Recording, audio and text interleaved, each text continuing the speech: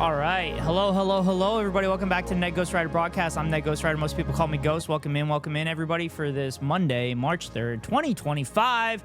How's everybody doing on this dreaded Monday? And what's up, BiteSync? Welcome in. Hope you're doing well. But hi, everyone. So, any updates from me? I confirmed my appointment for my ground school test tomorrow. So I got that going. Hi, Cringe Baby. Welcome in. So I have that tomorrow afternoon, which I'm going to have to drive 2.5 hours to go do. And I took the fourth and final practice exam. Fourth and final practice exam that my course offered, and it was really fucking hard, but I passed. So I passed 3 out of the 4 practice exams and passed the other one the FAA had. But after that last one that I just took, I'm a little shook right now. So I thought about just playing games this stream and just kind of turning my brain off, but there's too much shit to react to. There's too many videos to react to. So that's what we're going to do. This is the actual flying test? No, it's not the flying test. This is the knowledge test, the on-paper test. Yeah, this is the on-paper test that I will have to do. Saying just playing games while it rains, that's the best. I love when that happens. But yeah, so that's kind of where my thought process was, but there's a lot of decent videos to react to. Sure you'll pass, no problem. I hope so. Otherwise, that $175 is going right down the tube. So hopefully that doesn't happen. The $175 and the 2.5 hour drive that I'm going to have to make. But the good news is, what's up, Keiko? The good news is that I talked to my manager of my baseball team, and he set up that we're going to have batting practice tomorrow. So I'm going to at least be doing that tomorrow. But we'll see. Cozy Game Night, questioning why OnlyFans Models is getting involved in politics. She's hitting the conservative button to get more views. Pulled over by the police today for anti-terrorism check. Apparently it's normal here. Anti-terrorism check? They're just randomly checking for bombs? Are you sure it's normal? Oh, also Hassan got banned for pointing out that the GOP, if they're very against Medicaid and Medicare fraud, that maybe they should, punish someone within their own ranks. From Twitch, yes. Yeah. He was making a comment that if the GOP was really that worried about Medicaid fraud or Medicare fraud, they should probably prosecute the Florida Senator Rick Scott, because he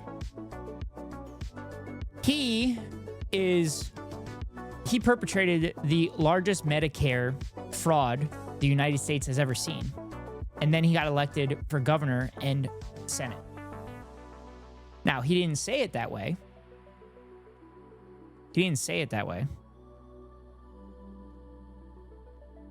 He heavily implied that they should use capital punishment on him because he would be violating the law with Medicare fraud. He didn't use capital punishment. He didn't use the words capital punishment. He used the K word. He used kill. Oh, you forgot to say in Minecraft and The Sims? No, Cringe Baby. It's not even that, you shouldn't have even had to say it. But people lost their fucking minds because there's a lot of people that hate Hassan. So they lost their minds. And Denim's had a pretty good take saying, I could understand Twitch clapping Hassan for a couple days so that people don't use the word kill willy-nilly. Oh, there was another plane that caught fire a few hours from me. Oh, really? Also, this plane stuff, it happens all the time. They're minor stuff for the most part, but now the national media is like hyper focusing on it.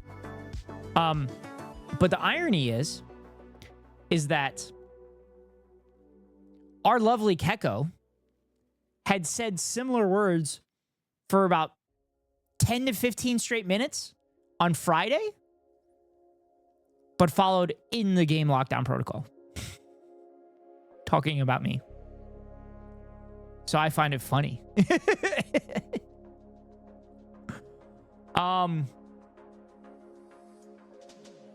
We can react to new stuff real quick.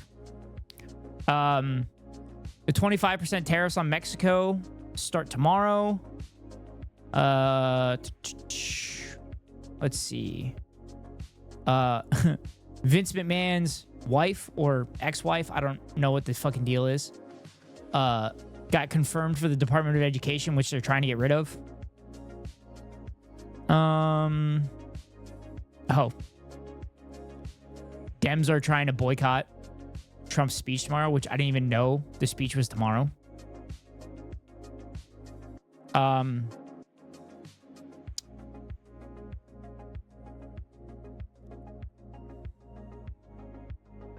don't know if I want to touch on this next thing I'm about to say,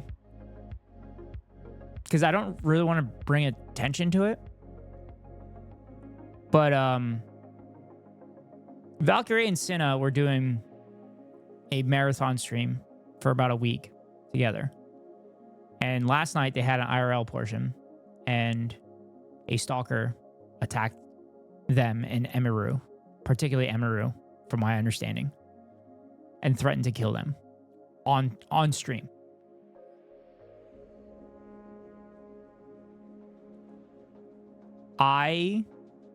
It is appalling that these ladies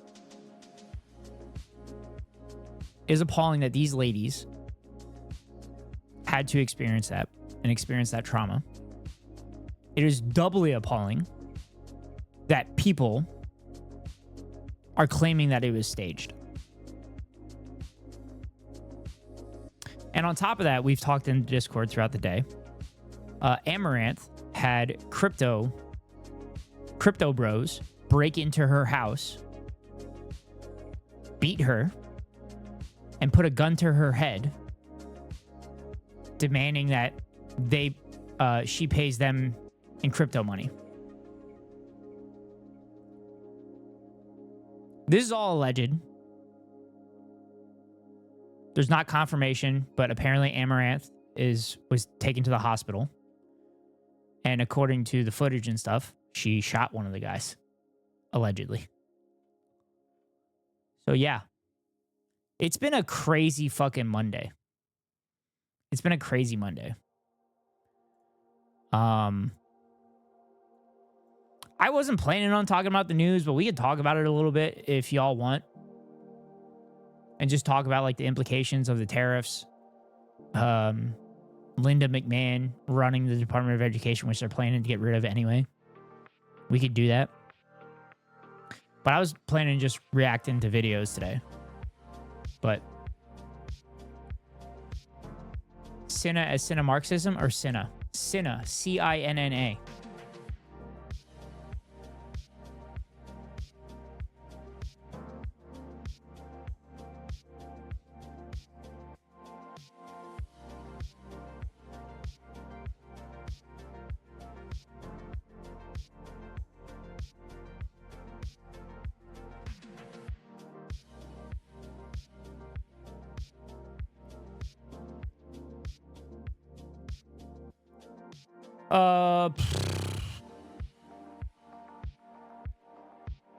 Hold on.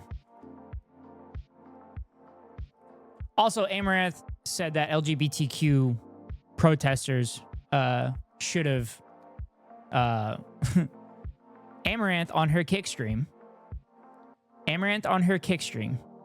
said that LGBTQ protesters should have burned in the LA fires. And then she also did Nazi apologia as well saying that the Nazis just went a bit too far.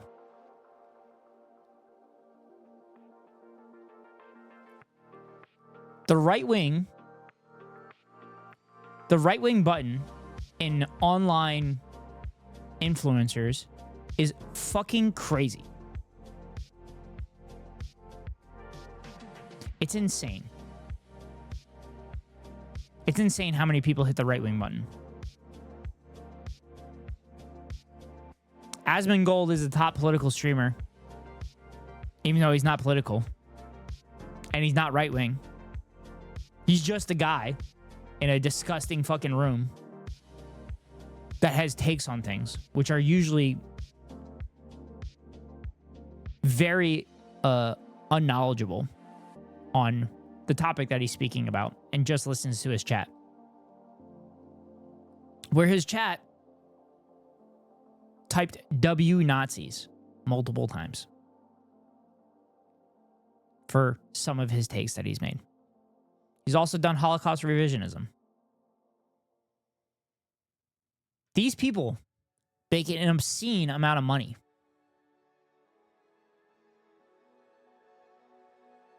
This is why I'm announcing my incel arc. I'm announcing my incel arc to get the bag, everybody. Once I get a house and everything, I'll come back to the left. But this is why I'm announcing my incel arc. We're doing it. We're going right wing. Give me the bag. Give me the bag, Turning Point USA. Give it to me. Give it to me, Daily Wire, Turning Point USA. You offered Steven Crowder $50 million. I'm a better propagandist than him.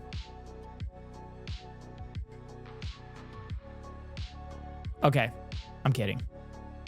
Katy Perry's going to spaces, if anyone cares about that. That's cool and all. But I don't think Katy Perry going to space is going to lower people's grocery prices.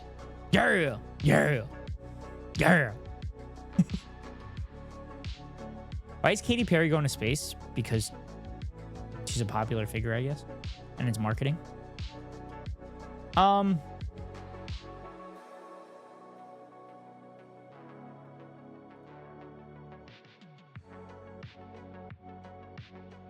So, let's start with Rey, Cinna, and Emiru getting attacked. So I try to avoid Dexero because Dexero is fucking clickbait and shit. So, oh my god, Gail King is going with her, Lamau, because Must asked her potbelly. Oprah's best friend, yeah, Oprah's best friend that got great multimedia jobs. Wait, Katy Perry's going to space on SpaceX? I didn't think SpaceX was sending people up yet. All right, let's talk about this.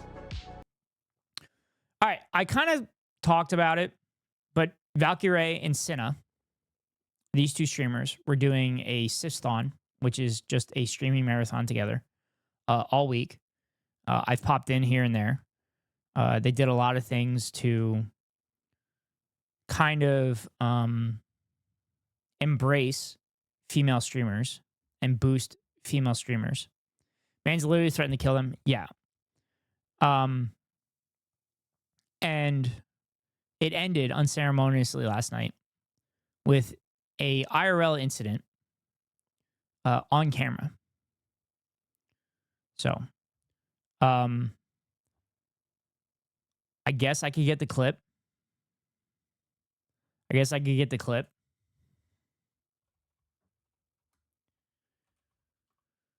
So you guys can understand the terror that they felt.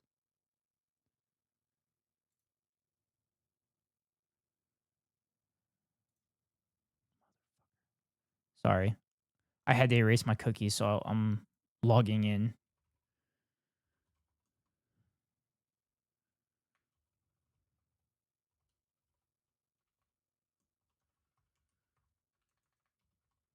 So I have to log into my Twitter account. Because you can't fucking look at anything unless you're logged in on Twitter. Thank you, Elon, you dick. All right, so here's the clip.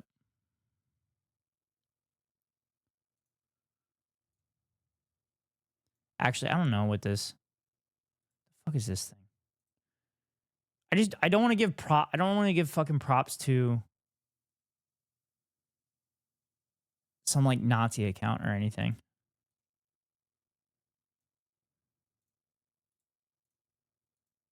Or like a crypto fascist account or something like that.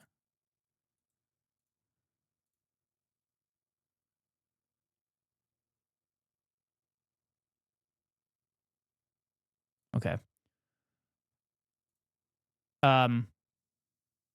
So here's a clip. Trigger warning, trigger warning, trigger warning. There is a stalker in this, and it is a little terrifying. So again, trigger warning, trigger warning, trigger warning. But here's the clip. I'll put it in the chat too.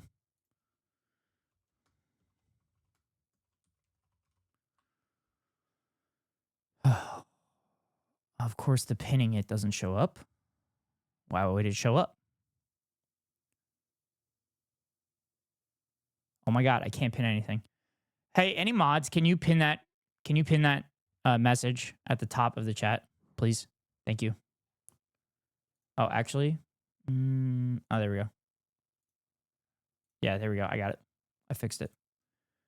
So anyway, here's the clip. Yes, please. Oh God. Oh God, yes, that is. Can I sing for a change? A change for the better, as you would say. Okay. And the change would be for her number. Oh. If you like it, can I get your number? I don't have a phone. I'm sorry. Wait, put your number in mine. I don't know how to use a phone. I'm sorry. Wait. So I'm gonna keep following her. So this is the dude. Following her. God, another one. No! You're gonna have to get in line. There's too many stalkers. So this dude asked Emiru for her number. Apparently, he didn't like that. That's not how you really rip. Classic men, am I right? That's not the wrist. Get behind me. Okay. So just casually saying no. Just trying not, because she's on camera, trying not to embarrass the guy. And I don't know if you saw, but the guy comes over here. Get behind me. Right there. Oh my God. Kendrick, Are we getting churros? Kendrick, add it into the list. Thanks for coming in, lady. Thank you so much. See you tomorrow, and take care. Wait, can we get churros or no? Yes, right here. Oh. You can also get them from the vendors. Ooh, it might be better with the vendors. I didn't. So I had not seen that first part. I hadn't seen that first part. I only saw basically from like this point on. I just heard about the first part. See any churro vendors though? Did you? There is one. You need, yeah. So I guess I was only seeing like the Twitch clips where it was only like 60 seconds long. You like these? Incognito time. Stand behind me. The proposal was cringe. Yeah. I don't like. I'm gonna keep following her. Yeah. Where's your little Glock? I mean the lighter. I'll beat him if I have to. Super cringe and I'm cringe, baby. No, I'll beat him. So here it is. This is the stuff that I saw.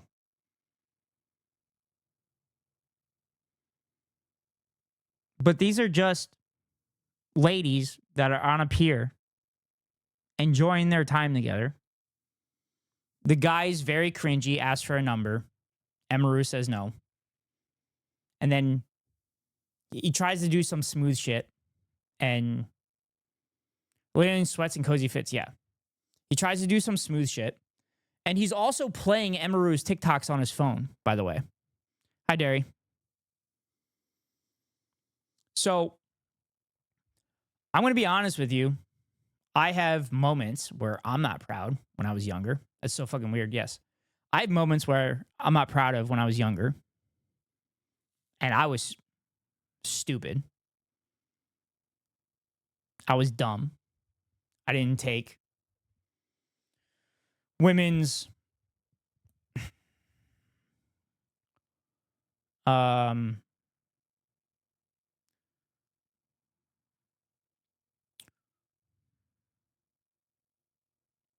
I don't know how to word this.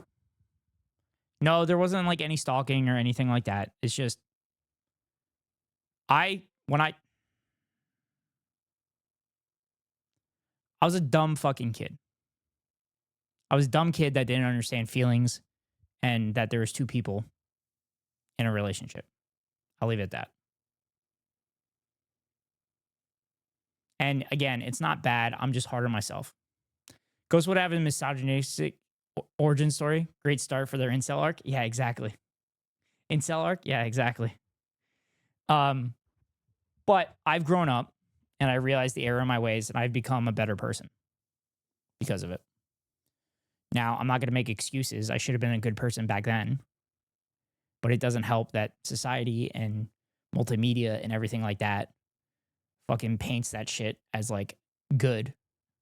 Like toxic masculinity and shit like that as good. That doesn't help things. But it took time for me to grow. Talking about the one that got away again? No, I'm not talking about that. No, I'm talking about way prior to that. But yeah, so going back to the clip, this guy didn't like no. That's good. I think we're just gonna go. Let's go. Oh, no, we're not.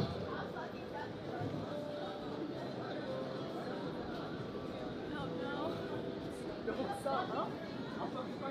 Hey, excuse me? No. Security? Emily, no. Hey, Stop. Whoa.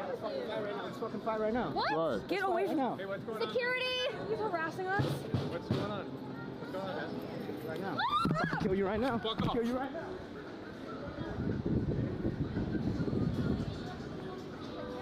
Security, please. Security.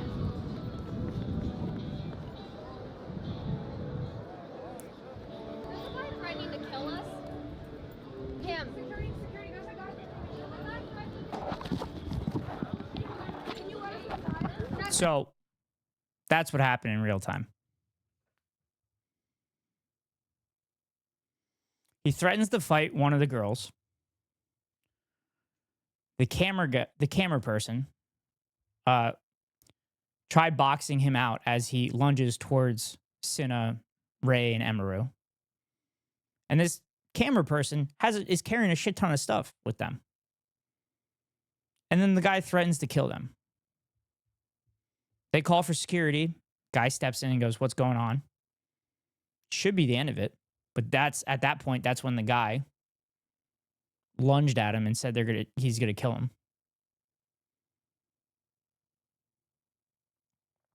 And everybody wonders why it's a good idea to push back on this right-wing narratives that it's women's fault that you're not getting laid. That it's not the fact that you're just not a good person and nobody wants to spend their time with you because you're not a good person. You can grow and become a better person. As someone who was not as good of a person as I should have been back in the day, I've grown and I've become a good person. I believe, anyway. But this is horrifying. And women experience this shit. Regular women experience this shit every fucking day. And the election of Donald Trump doesn't make things better. Because Donald Trump is a convicted rapist, multiple rapists, who argued in court that you can't rape your wife.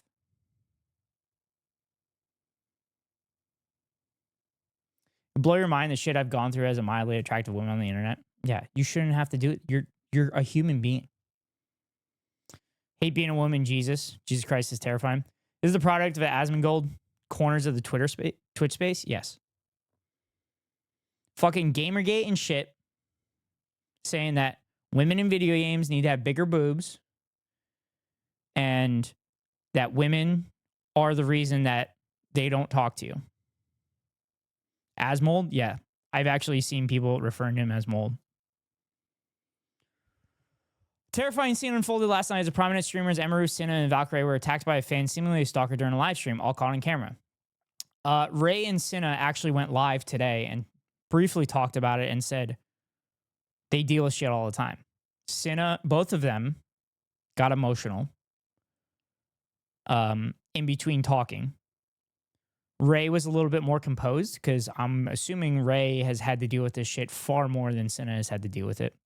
Emiru did not appear on it because Emiru was obviously the target of the fucking stalking. What's the situation in Asmongold? He's the dude that said that Palestinians are that Palestinians deserve to get like eradicated because they have backwards ways of thinking. But he's been misinformed about like Palestinians, how they don't treat gay people well and shit like that. He got banned for a week on Twitch for that. But he has gone down the right-wing pipeline very, very hard. And he continues to say he's not political, and he continues to say he's a centrist. But he is falling for every right-wing take. Every single right-wing take. Hook, line, and sinker. And then Hassan reaches out to him and has a conversation with him. So Hassan had the conversation with Asmongold after he said that about Palestinians and Asmongold realized the error of his ways. And he said so. He did his long apology video about it. And he also had friends that were Muslim as well that told him about things. But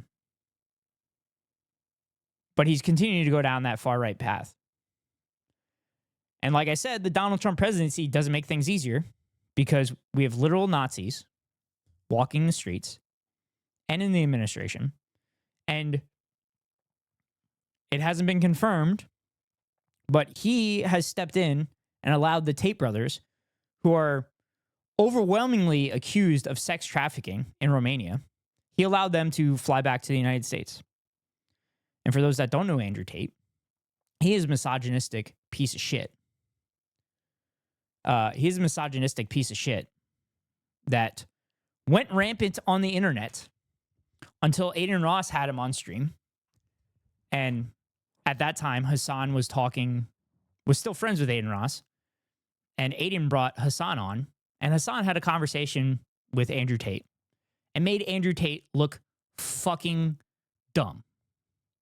And from that moment, Andrew Tate's life has snowballed. Everything has caught up to him. He got charges, and they arrested him when he was planning to flee the country because Aiden Ross leaked it. I was listening to my favorite podcast today. They were talking about how science and the government is being silenced and censored. Yep. So back to the incident. The incident took place on the boardwalk where a man who it turned out had apparently been following them for 30 minutes or so at one point previously asked for Emiru's number, ended up lunging at the women and threatened to kill them on the live stream. Apparently, they took a picture with this person earlier in the stream, and then they literally changed their clothes and then did that shit. The man has yet to be identified, but shown on camera apparently changed his outfit to follow the women after previously taking a photo with them. Given that this group of streamers have millions of fans, many have banded together to try and identify the man. It's unclear what the status of law enforcement's potential involvement in this is. Cinna and Ray, Valkyrae, also said that after their stream today, they were going down to the police station. And Ray said that she was going to do whatever it took to make sure that this person doesn't do this to anybody else. Valkyrae and Cinna have been doing stream marathon with guests and live events, but that has now been cut short by the incident. The two issued statements about the attack. We're all okay. We have been with the police. We decided we are done with the marathon and need time to process. Thank you all for the love and support this past week. We had so much fun and hope you all enjoyed. That and the marathon brunch stream we had planned tomorrow with friends will be rescheduled for sometime in the far future. Please send love to Emiru, Cinna, Rosie, and Emily. Everybody's in shock, but I'm so glad we were together. Hey, everyone, we were safe. Cinna says, hey, everyone, we were safe. Unfortunately, we had to end the marathon and need time to process what happened as we were shocked at the moment. I'm assuming they're saying we're still in shock. Thank you for all the love and support on our marathon. We love you all. To add, Rosie and Emily did everything they could to separate us, especially after the clip.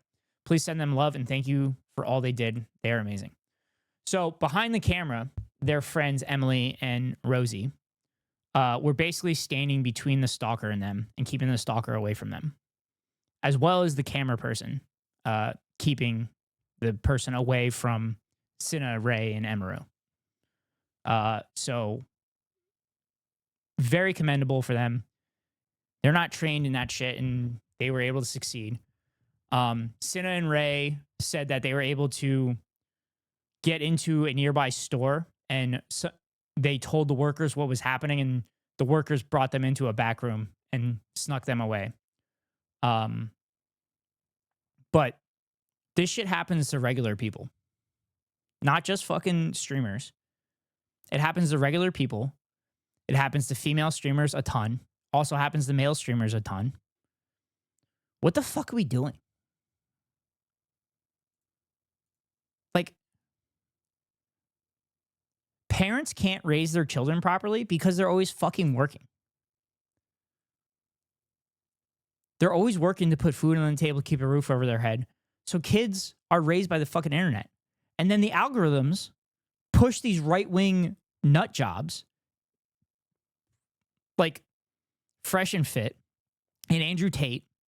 And then these younger people watch this shit and take every word for it. What the fuck are we doing? And then we elect the rapist in chief.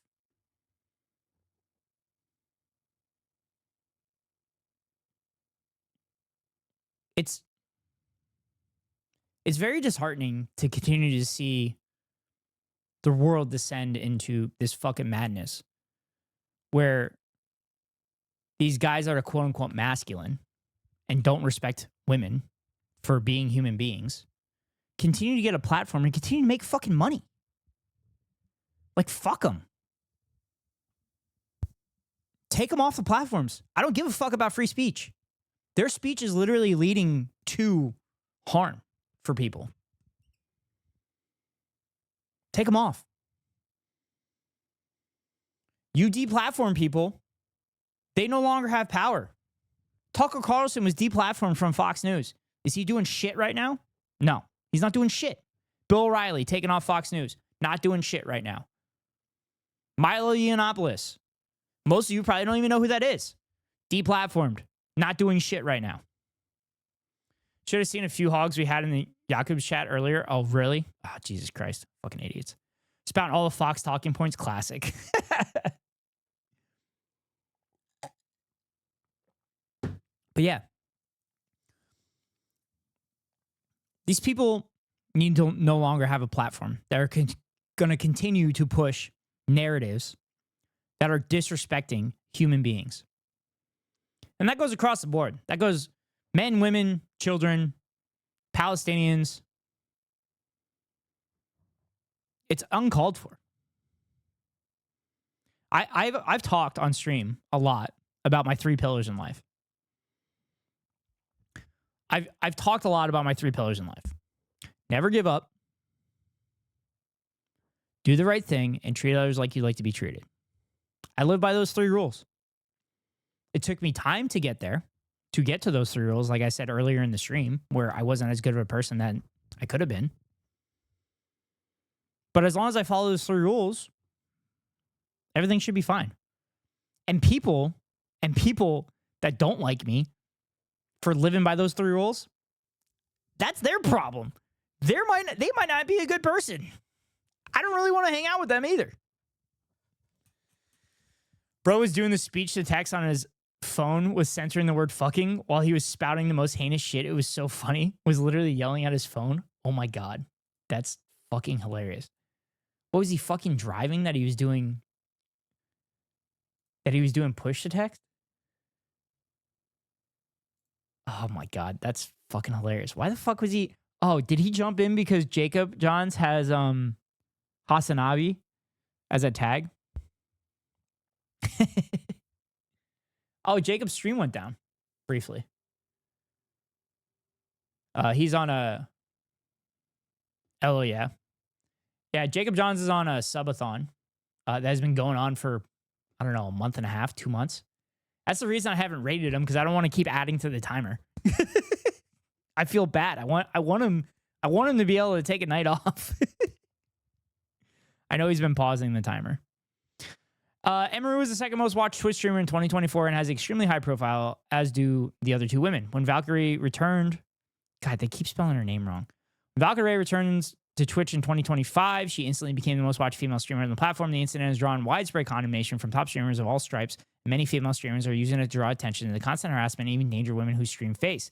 And it's been noted that only a small portion of the top streamers in the world at any given time are women. In this instant, these women. This is a huge part of the reason why. The incident was harrowing, and we'll see how it develops in time in terms of the perpetrator and what may be next for the women. So Denims is also a leftist streamer. I highly recommend following her and taking a look at her streams. I was watching her stream earlier, and she was talking about things. And obviously, as a female streamer, she fucking understands. You part your hair in the same style as Asmongold. I'm just trying to look as sexy as my hero. Perfect. Perfect clip. Perfect clip. I'm still working. Perfect clip for Denims. But I heard her insight. And like I said, she had a good take on Hassan being banned. But she had excellent takes on this incident. And that's actually where I watched the Ray and Cinna stream from today. And she explained that Pokey has to move, Pokey as in Pokimane, has to move fairly often. And if you don't know who Pokimane is, I don't know how you're on the Twitch platform and don't know who Pokimane is. But anyway, Pokimane has to move often. And every time she moves, she has to completely change the room that she's deciding to stream in the new place. Meaning, if she gets into a house and the walls are white, she has to repaint the walls. If she gets into the room having carpet, she has to either get new carpeting with new colors, or she rips up the carpet and puts hardwood flooring in. So she has to spend thousands of dollars. She has to spend thousands of dollars just to keep people from fucking stalking her. I have not seen this clip yet. To be honest, guys, I'm starting to feel like I hate women just a little bit, you know? Now that I have this microphone in my possession, to be honest, guys, I'm starting to feel like I hate women just a little bit, you know? Now that I have this microphone in my possession, I'm starting to feel like a little bit that Oh, she got the women good should be mic? in the kitchen, you know? I'm starting to think, hey, maybe women should be in the kitchen and maybe they should actually submit to men, you know? And actually, I think maybe you should just take away their right to vote, is what I'm thinking. What do you guys think? I think we should take away women's right to vote. To be honest, guys, I'm starting to feel like I hate women just a little bit.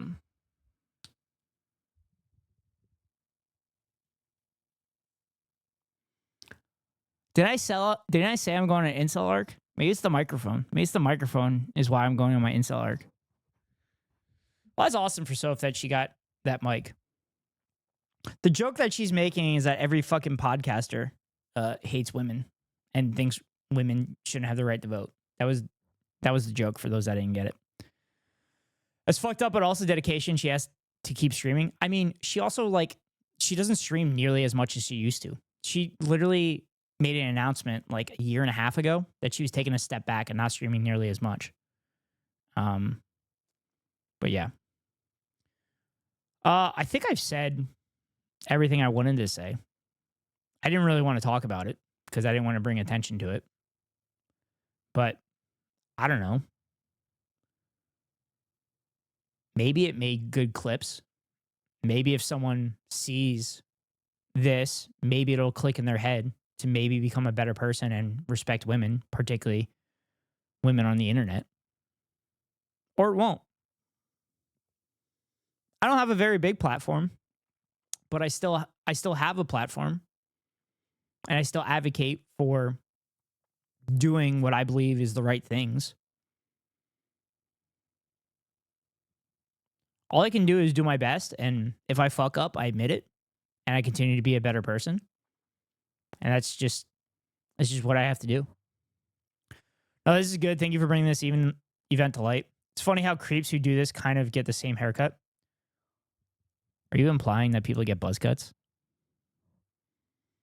That people get buzz cuts do this? You have a plat farm? I want some plat. Thank you, John. Thank you, John, for the comedic relief. Yeah. So that's my take on it. It's a fucking shame. It's a shame that women on the internet have to do this, whether it's a streamer or just a normal person. Because, like, obviously I only know those women through their streams, but they're all fucking cool. They're all really cool and have good takes on pretty much everything. And they fucking play video games. Not only do they play video games, they're really fucking good at video games.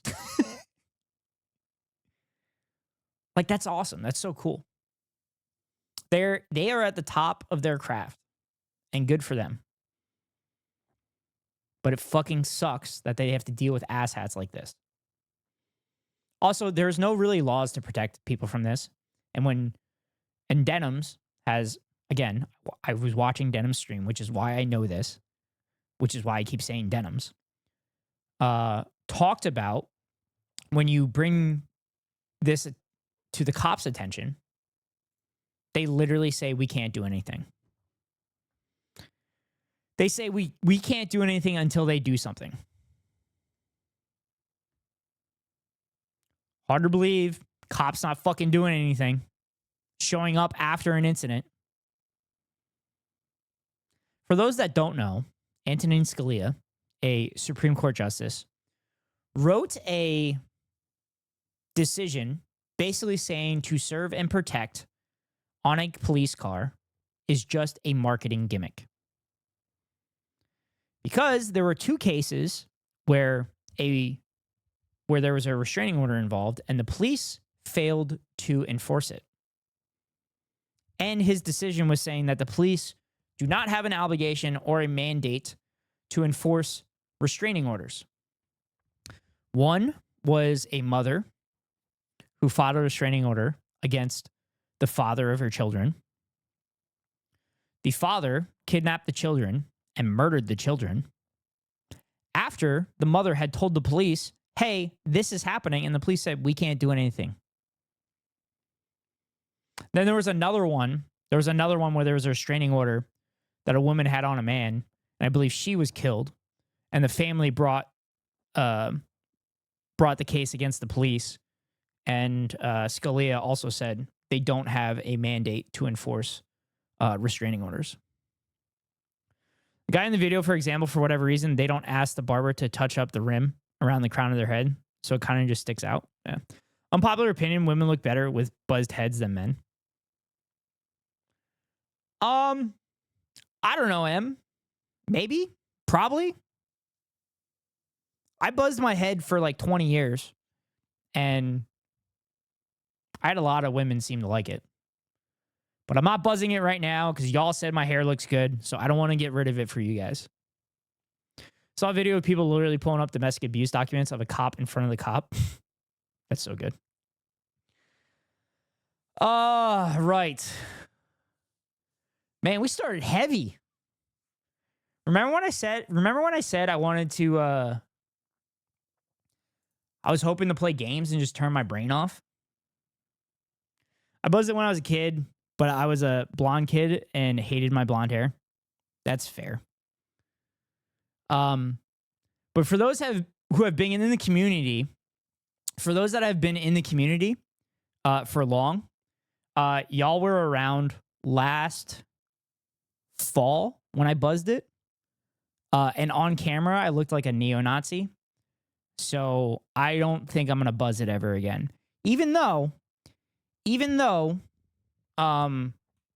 Even though if I buzz my hair, therefore looking like a neo-Nazi, we might trick some chuds to come in here, and I can either change their mind or I can create content. Or we could just dunk on Nazis too. That's fun too. Smile, 40% of all cops. Yeah, chat. Chat, go Google 40% cops.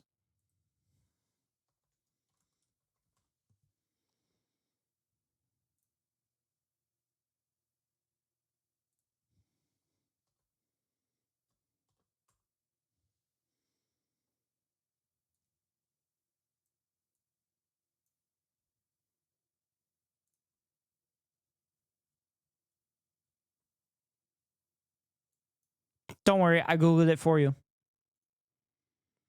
2 studies have found that at least 40% of police officer families experience domestic violence. In contrast to 10% of families in general population. That's crazy. That's crazy.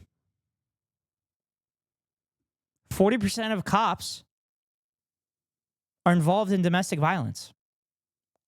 Huh. What's a big indicator for mass shooters? Can anybody in chat let me know? Well, isn't that statistically significant? Yes, it's very statistically significant. White? That's not what I was getting at, JD. White male? JD, that's not what I was saying. But yes, that's correct as well. Mass shooters are typically white male.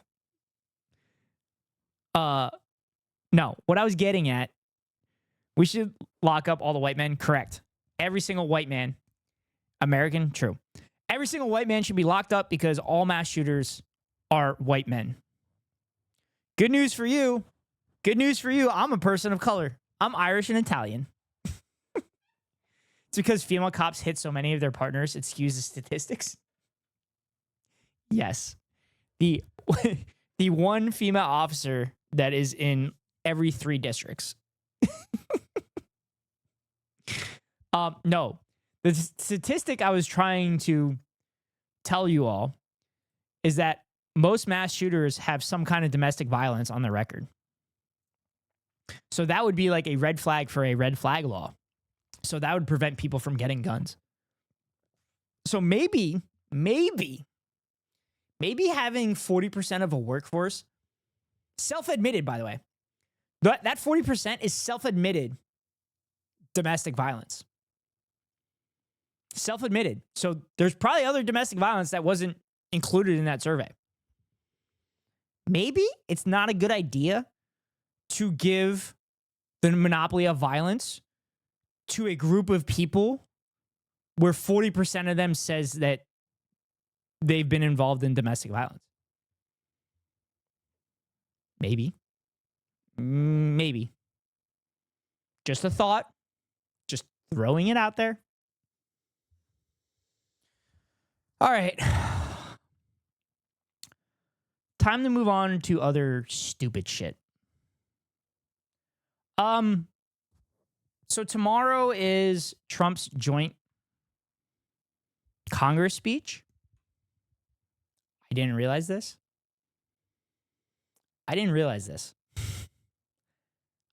I'm a political person and I didn't realize this. So tomorrow I have my exam till 4 o'clock. And then we're going to have batting practice till 6, which doesn't get me home till like 9.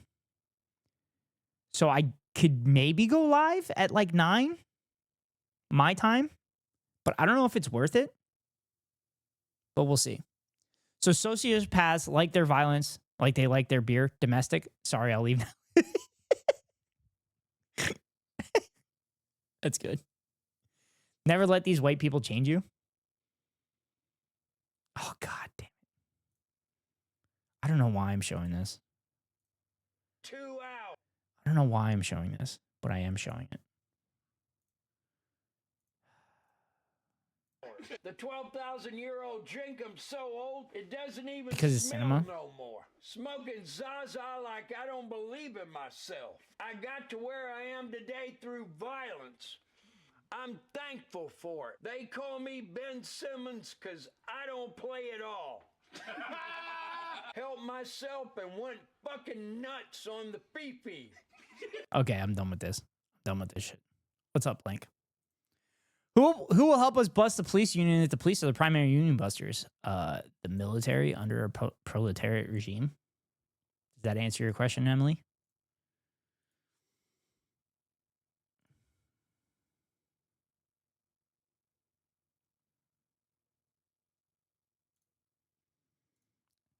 I cleared my history, so I have to fucking sign in again.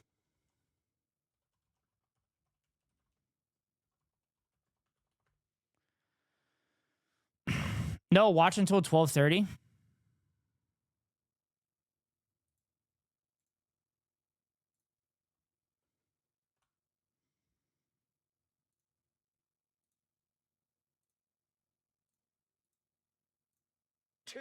hours. The 12,000-year-old Jenkum's so old, it doesn't even smell no more. Smoking Zaza like I don't believe in myself. I got to where I am today through violence.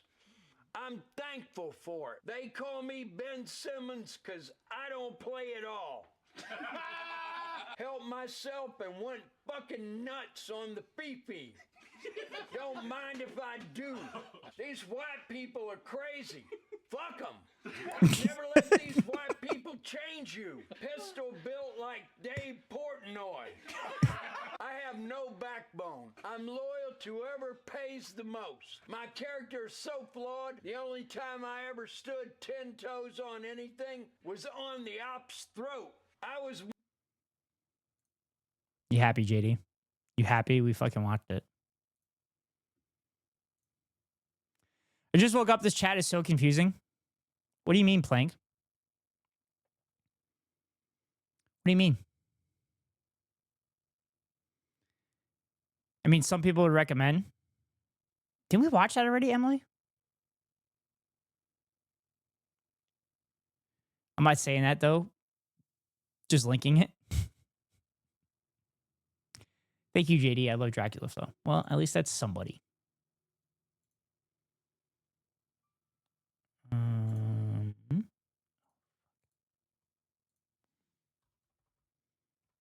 Logged into the wrong account.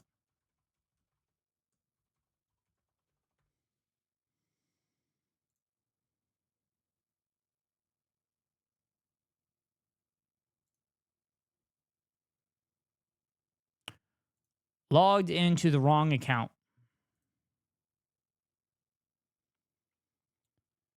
What is Cinema? What is Zaza? Well, Cinema is what that video was, according to JD.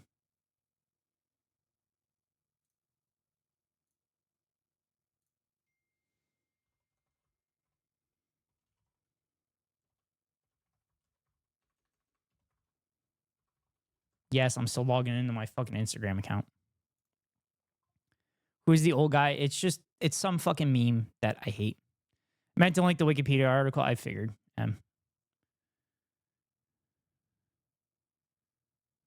Here, I'll help you out.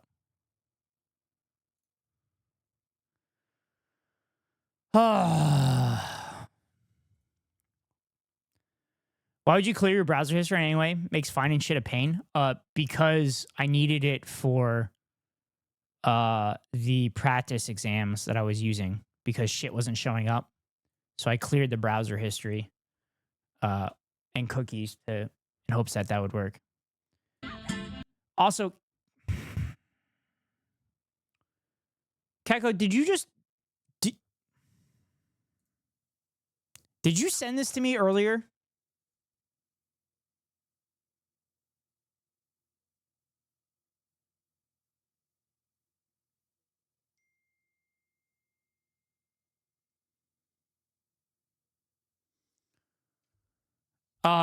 Did you send this to me? I shared it on my stories. Okay, that's where I saw it.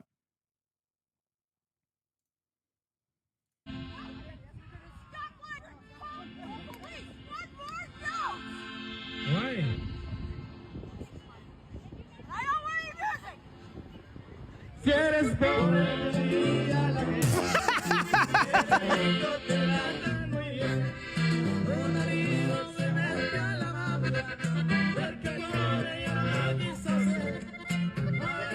Dude, come on. How did she not know that was gonna fucking happen? How did she not know that was gonna happen?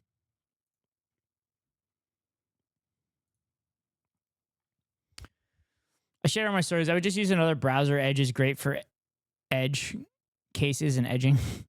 That took place in Mexico. That took place in Mexico? Wait, no way. There was an American flag in the beach. Why the fuck would there be an American flag in the beach?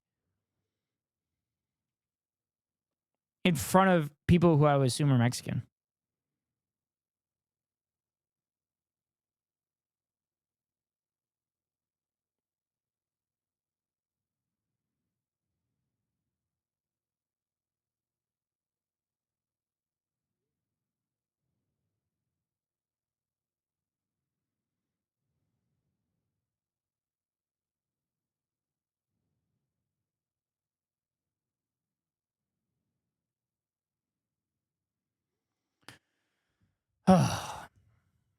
From Mexico is America.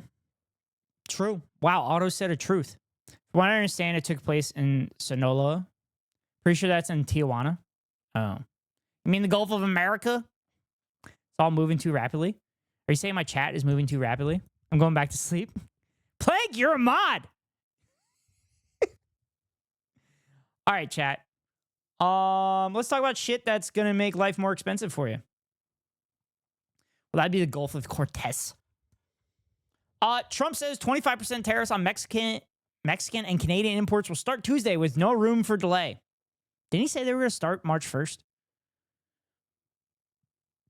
President Donald Trump said Monday that 25% tax imports from Mexico and Canada would start Tuesday, sparking renewed fears in the North American trade war that already showed signs of pushing up inflation and hindering growth. Tomorrow, tariffs 25% on Canada, 25% on Mexico, and that'll start, Trump told reporters in the Roosevelt Room, they're going to have a tariff. Trump said the tariffs are to force the two U.S. neighbors to step up their fight against fentanyl, trafficking, and stopping illegal immigration. But Trump has also indicated that he wants to eliminate the America's trade imbalances as well and push more factories to relocate in the United States. His comments quickly routed the U.S. stock market with S&P 500 index down 2%. 2%? Oh my God! It's a sign of political and economic risk that Trump feels compelled to take, given the possibility of higher inflation and possible demise for decades-long partnership with Mexico and Canada, as the tariffs would go into effect at 12:01 Tuesday, which is in 2 hours, chat. 2 hours. He got stopped. Build a wall and make Canada pay for it. Yeah. They're not talking about the Canadians that illegally crossed the border. That's what we need to talk about. Just like we need to talk about the top of the hour ad break. Because the top of every hour, we run a 3-minute ad to avoid pre-roll ads for any new viewers. If you want to avoid the ads, you can pay $5.99 for a subscription or get lucky and get gifted a sub. Or you can link your Amazon Prime account to your Twitch account and get a free monthly subscription from Daddy Bezos to your favorite streamer. Hopefully that's me. If it's not me, hopefully it's Keko. But here comes the 3-minute ad break now. Sorry, I kind of rushed that one. I realized that it was getting past the top of the hour, so I had to do it. Had to do it to him. But anyway, for those that are still around, we will continue. Yet the Trump administration remains confident that the tariffs are the best choice to boost U.S. manufacturing and attract foreign investment. Commerce Secretary Howard Lutnick said Monday that a computer chip maker, TSMC, had expanded its investment in the United States because of the possibility of separate 25% tariffs. If anybody has that video of Walter Masterson explaining to a Trump supporter, why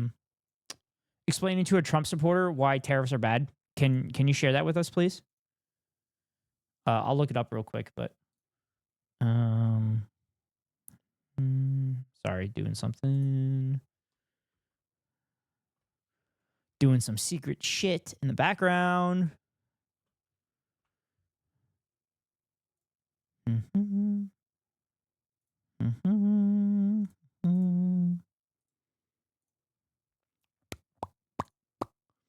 So in Gumby's stream, I made a funny comment. I popped in a Gumby stream. Gumby's been streaming for a bit now. 6 hours actually.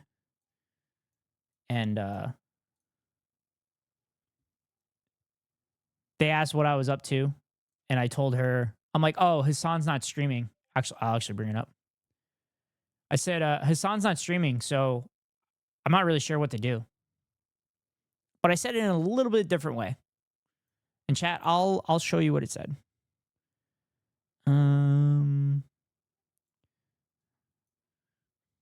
Hassan got banned? Yes. Hassan got banned. I said it earlier in the chat. Hassan got banned for telling the GOP if they actually gave a shit about, if they actually cared about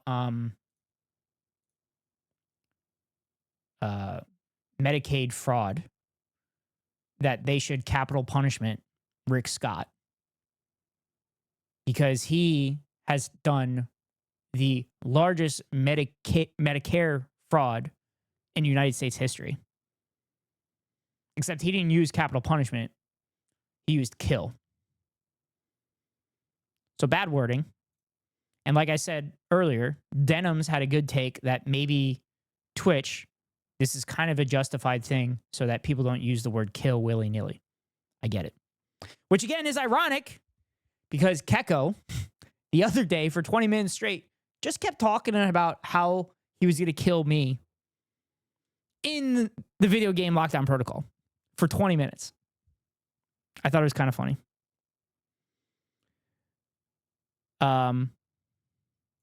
Let's see if I can find that moment and click it. So anyway, let me show you what I said in Gumby's chat because it was kind of funny.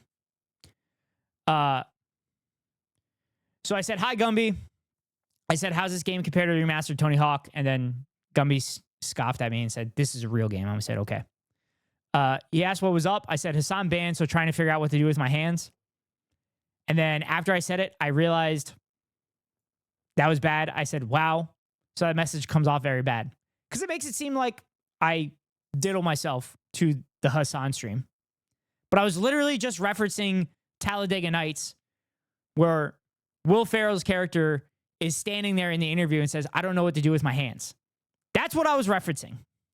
I wasn't referencing anything else. But it came off that way. So I thought I'd share that with you. I thought that was funny. All right, I got to find that Walter Matheson.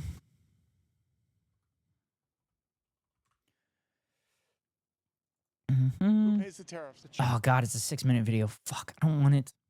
I wanted the short version of this. Okay.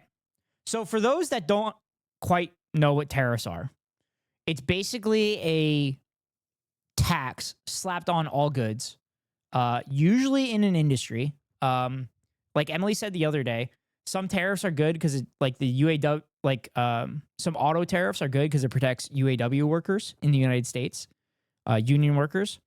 Protective tariffs aren't a bad thing. They can help like local industry as long as local industry is producing quality products. So the American auto industry is quality products, quality, quote unquote. But slapping a blanket tariff on everything is just going to make prices go up. You might say, oh, it's just Canada and Mexico. How important could that be? Oh, we also throw tariffs on China too. Guess who the 3 biggest trading partners for the United States are? Canada, Mexico, and China. So guess what that's going to do? Let's watch Walter Masterson Chinese government pays a tariff. No, they don't. Yes, they do. The how tariffs work. That is manufacturing that product. I just want it to be even. Instead of us paying 400% of tariffs. How you doing? Hey, good. I don't want. I want to. I'm an importer and an exporter. Yeah. For 20 years. Okay. When a product comes into the U.S., there's something called a tariff sheet. Okay.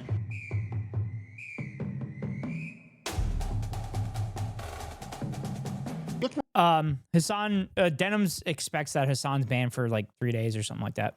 But like JD said, anywhere from 2 days to a week. That's how much fucked this world is. You get canceled for telling the truth. Yeah, and like the clip itself is very obviously he's not advocating for Rick Scott to be killed by anybody. He's not advocating for it. He's just saying if you're really against Medicaid fraud, then you should prosecute the biggest Medicare fraudster. But also denims and other Arabic streamers got banned for 30 fucking days for making a hummus joke. Just saying. Insight in the ideology behind Chinese leadership. Xi Jinping thought. He has a Prolo Wiki. Oh, okay. I thought it was Wikipedia, that he had a Wikipedia entry for that. What Trump is talking about, he's eliminating the income tax and possibly going through tariffs. And people are so quick to... Who pays the tariffs? What? Who pays the tariffs? Foreign countries pay the tariffs. Okay. And let's talk about... No, wait, we're talking about tariffs. So the product comes in from China, it gets on a ship, right, and then it comes in, and I'm the American manufacturer. I'm going to use that stuff from China. Who paid the tariff on it? The Chinese government pays a tariff. No, they don't. Yes, they do. You're thinking because you're paying more for that product. Because the Chinese product... It's going to be more expensive. It is. But look what's happening now, guys. Prolo Wiki has good I stuff. travel to China often. I travel to Europe often. You don't see like a Buick in China. But you see these Asian, you see these BMWs, Audi, and all that. Why do you think? I really need to... Because the Buick is an American vehicle. And China was in the midst of expanding its automobile fleet. So I would assume that China has significantly higher tariffs on American manufacturing, but also American vehicles are too fucking big. So that's probably another reason you don't see American vehicles in China. But the European vehicles have smaller streets in Europe, so their vehicles are smaller. There's a shit ton of BIs in China. BI? Buicks? BMWs? What you to understand is who is paying the tariff. The government that is manufacturing that product is all we're saying is this. Look, I just want it to be even. Instead of us paying 400% of tariffs. How you doing? Hey, good. I don't want to. I'm an importer and an exporter. Yeah. For 20 years. Okay. Buicks? When a product comes so the guy's not even fucking correct? Wait. So the guy's just straight up fucking lying? He's lying, saying that there's no Buicks and shit in China, but there's BMWs and shit, and he's just lying? Oh, God. Fucking moron. There are plenty of Teslas, too. Yeah. Yeah, I know that. But BYD cars look pretty fucking awesome. And I'm kind of mad that they don't have a distribution in the United States yet. Because I'm sick of having my swastika car, chat. I don't like having the swastika car. I mean, I like having an electric vehicle, but I don't like... I was honestly thinking about removing the Tesla emblem on my car. Just because I hate that motherfucker so much. To the US, there's something called a tariff sheet. Okay. I, as the buyer of that product, follow US law and pay the tariff. Some goods are tariff-free. But when I pay that tariff... Put an Autobot symbol. American taxpayer. Wait, the Autobots are the bad guys, though. The Autobots are the fascists. Oh. Yo, is there a sickle and hammer? Hammer and sickle? Yeah, is there a sickle and hammer insignia that I could put on it? That'd be cool. That'd be cool. Or a fist would work, too. Like a solidarity fist would be cool. Right? That tariff might be Decepticons 1%. are the baddies? Oh, okay. My bad. My bad. Thank you, Plank, for correcting me. Might be 7%. Okay. It might be 14%.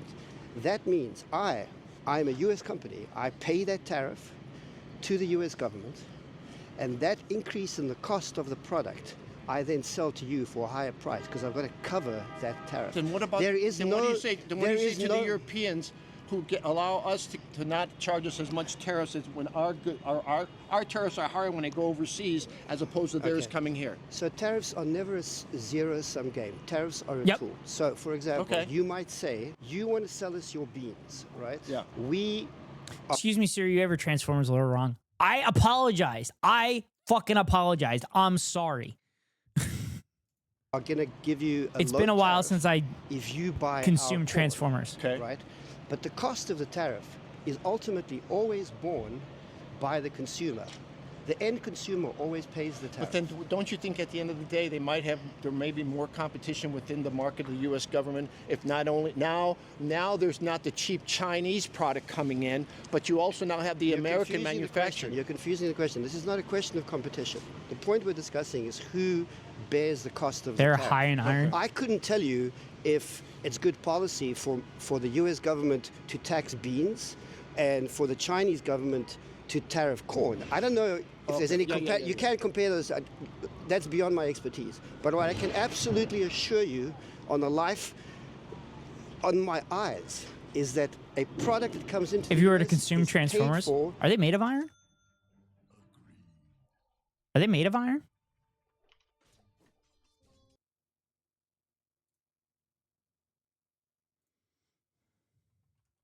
Are we sure they're made of iron?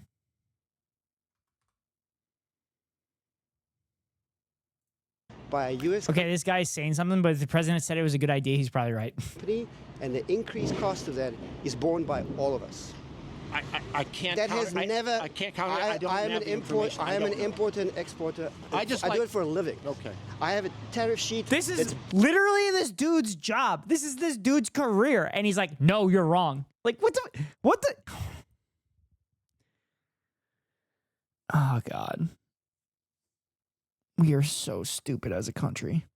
And we're getting rid of the Department of Education. What the fuck is happening? What is happening? bigger So than what's the 500 Bibles. Then what's the alternative? If at one point in our history, in our country's history, it was tariffs that paid for our economy. Tariffs don't pay for your. At one point in our history, when we had 5 people in this fucking country, yes, it was just tariffs brought in money for revenue that covered the 4-person military that the United States had at the time. Well, now the world has fucking changed. The world has changed. And there's a lot more money involved with the government, such as building and maintaining infrastructure, which is why we needed to create income taxes, which Abraham Lincoln, the person that is the founder of your party, was the person to start income taxes during the Civil War. Okay, Mr. Importer Exporter, where did you import that beanie from? Your mother. Got him. But they did. We didn't have income taxes before. Before income taxes, the country survived by tariffs. That was before we had municipal infrastructure. Correct. I mean, we did not have. And also, too, Thank like, you. Well, Thank you, Walter. The competition argument that American products are going to be in the marketplace a little more is, I think, kind of bullshit, because the reason we get so much from China is because their labor laws are so poor and they can afford to pay people like shit for. I don't like that talking point nowadays. Yeah, they have more lax labor laws. Definitely. But they also give way more back to their people than not. What's this clip that Keiko gave me? I was supposed to be the one to kill Ghost by shooting him. Gary doing the ass sounds like Cartman getting hurt, yeah. If I ever see Ghost again, in the game lockdown protocol, I'm going to shoot Meg Ghost Rider in the head with a gun until it's dead. Or I'm going to get a knife and plunge it into his body until he's dead. In the game lockdown protocol. Jeff, we love. You saved it onto your desktop and you didn't. You could. Oh, you're not at home. Never mind. Yeah. Emily's sharing a lot of links. I haven't gotten to them. Working on it.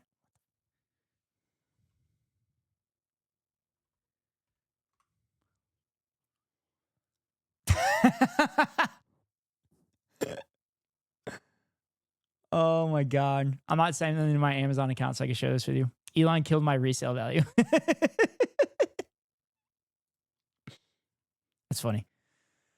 We need to tariff the EU ASAP. They're taking our military industrial complex jobs. I'm at work. Yeah, I know. Someone should have warned those Algonquin or whatever, just liquidate those 5 people. Did I miss anything else? Emily shared a YouTube. All right, let's finish what this shit person's quality saying. products. If you want American goods in circulation, they're already going to cost more because we have better labor laws and we take care of our workers. So if you want American products in the marketplace made cheaper through tariffs, you're going to have to really screw American workers, pay them less, give them less benefits, no health care. Like, it's not a good idea to have, 100%. Wait. Capitalists are saying, wait, let this guy cook. Let this guy cook. We don't have to give healthcare any benefits or anything. We don't have to give him healthcare or anything like that. Let this guy cook. Let's listen. Let's do what this guy's saying. American-made products because it'll be so expensive, and you're already complaining about high prices. I don't think the effort is suggesting that it's only 100%. What they're saying is make it a even playing field. My understanding is that the tariff is lopsided. Your understanding is incorrect. Your understanding is fucking wrong. Your understanding is fucking wrong. It's not a zero-sum game. This is why education is so important in the United States. Because you get these fucking morons that went to school during the Reagan era where Reagan has literally started taking all education funding away. And then this guy's on the street confidently spouting incorrect shit. To benefit other countries as opposed to ours. The suggestion is just to bring it up to make it equal. That's it. You're framing this in a way that doesn't make any sense. Tariffs is not about equalization. Yeah, right? Companies wouldn't have to provide any health care if we had Medicare for all. Yep, and they would actually save money if they had Medicare for all because they would only pay a certain amount in taxes and then wouldn't have to pay health care premiums for their workers, for the lucky workers that their companies pay for health care premiums. They're about access to the marketplace. Okay. So you cannot say, like, for example, a company in the US may feel that a certain technology from a different country is advantageous. They can sell it here at a profit, right? That doesn't mean that the US government or some Chinese or German or Australian company has some kind of like equalization calculus that they're engaging. Oh, because we're sending our products there, therefore it's good that we're bringing it. That's not how tariffs work. That's not how tariffs work. But the trade relationship between two countries, tariffs come into play with the trade relationships between countries. That's why you have free trade agreements, right? Right.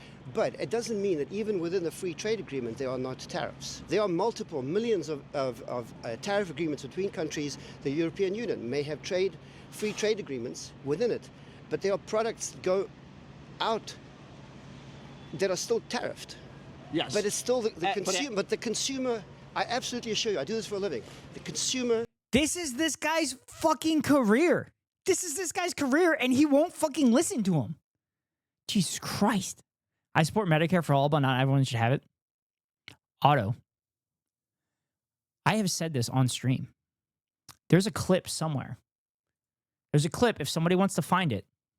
I think it was like a week and a half ago, where I literally said that I believe Nazis should get Medicare. I hate Nazis. They are the worst people in all of history. But I still believe that they should get healthcare. It always amazes me how confident these guys are. Yeah, well, they just fucking try to act like Trump.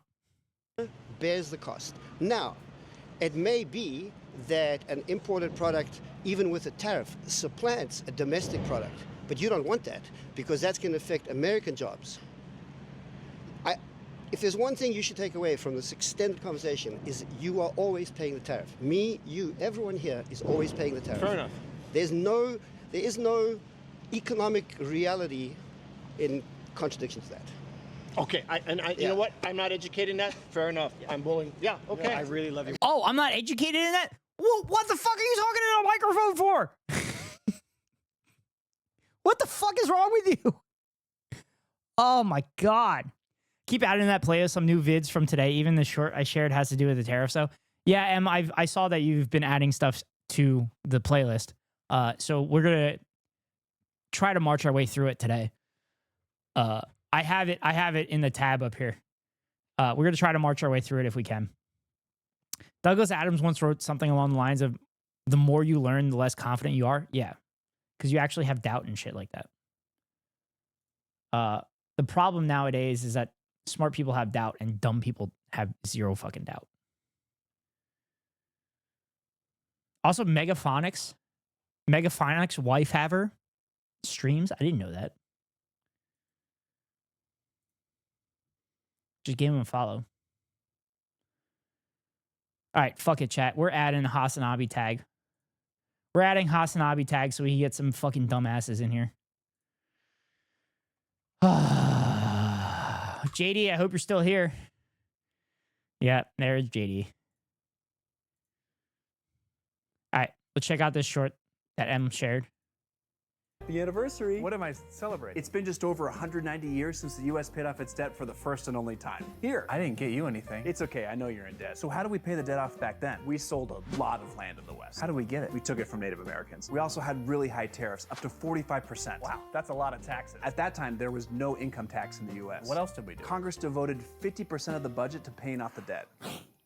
Happy anniversary again. Another cake? It's been 188 years since the country went back into debt because selling off land created a real estate bubble and closing the national bank led to reckless spending and borrowing, amongst other policies put in place by then President Jackson. Make a wish.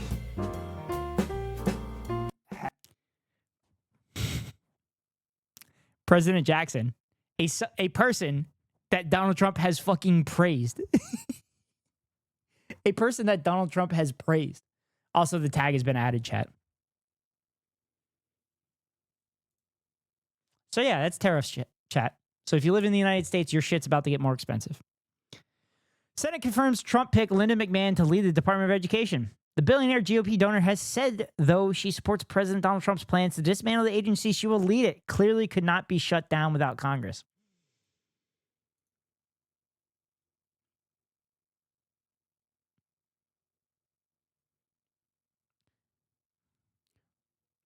We're appointing, another tag has hit the tower. We're appointing a person to lead an agency where our commander-in-chief wants to get rid of. What the fuck is going on? These people don't want your children to be educated because they know if your children aren't educated, they'll realize they're getting fucked. So they want poor children to not be educated so that they can continue to exploit them and exploit the value that they create. So that them and their kids that come after them can continue to profit off your labor. That's what it is.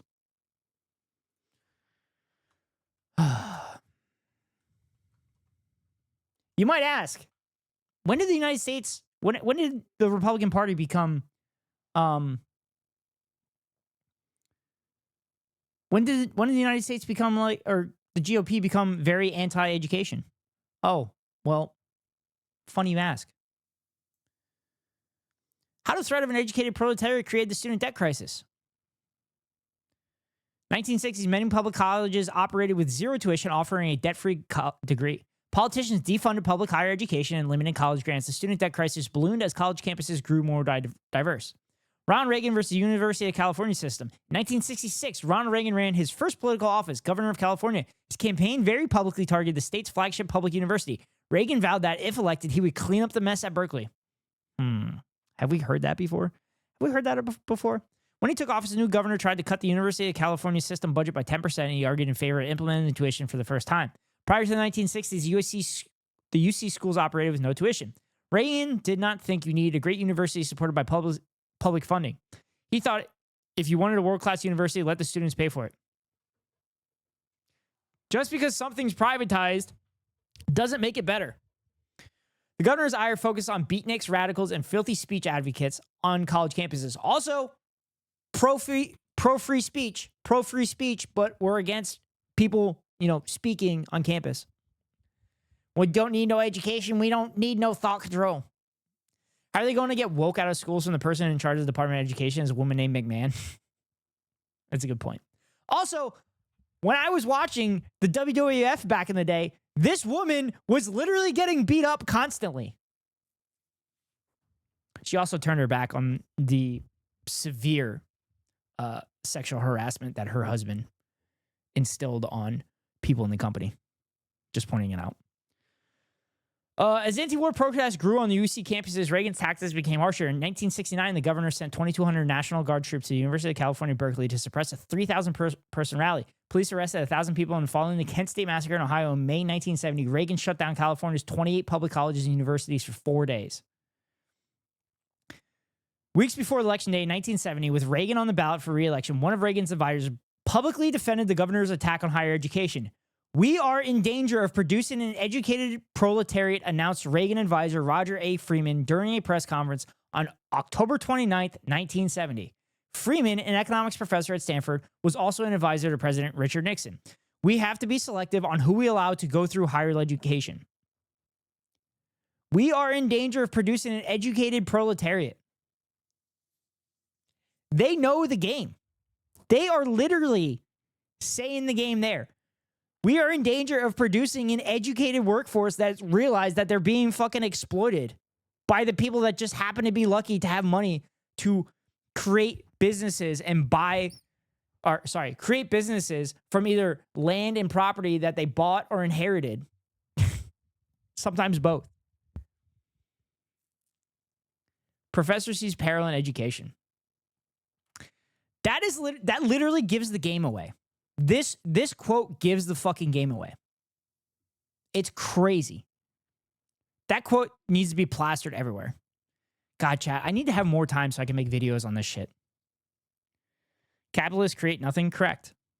They create nothing. That's why I stopped myself. They don't create businesses. They just slap their fucking name on it and exploit people. Yeah. So that's where this dismantling of the education system, public education system, comes from. And then obviously everybody knows that Reagan won in 1980. Democratic boycott builds against Trump's speech to Congress. I'm pretty sure Bernie Sanders is going to be giving a speech, a rebuttal to whatever Trump's speech is. Also, the Democratic Party selected some nobody to give a rebuttal. But, here it is. Senator Patty Murray, one of the most senior Democrats in the Senate, will not attend Trump's speech. Oh, no, that's not it. Neither will Ron Wyden, who will instead host an online town hall. Democrats on Capitol Hill are split out who best handles Trump's first big address to Congress as a second term. They have a guest list that they hope will showcase what they argue are the harms of Trump's first months in office, but other Democrats told us last week they saw no reason to participate in the speech. There are some Democrats that are like, oh, we're going to bring in a federal employee that the Doge department fired. That's going to show them. No, it's not. It's not going to do shit. God, I fucking hate liberals. They don't do fucking anything. They're awful. It's so annoying. Yeah. So that's that from like the news articles. But for those, I was talking about Bernie Sanders earlier, and he had a rally in Nebraska, Omaha, Nebraska, I believe, where the original venue had too many people, so they had an overflow room. The first overflow room was too small, so they created a second overflow room. And one of the overflow rooms was bigger than the main venue itself. So whatever Bernie's doing is what people should be doing, is what politicians should be doing.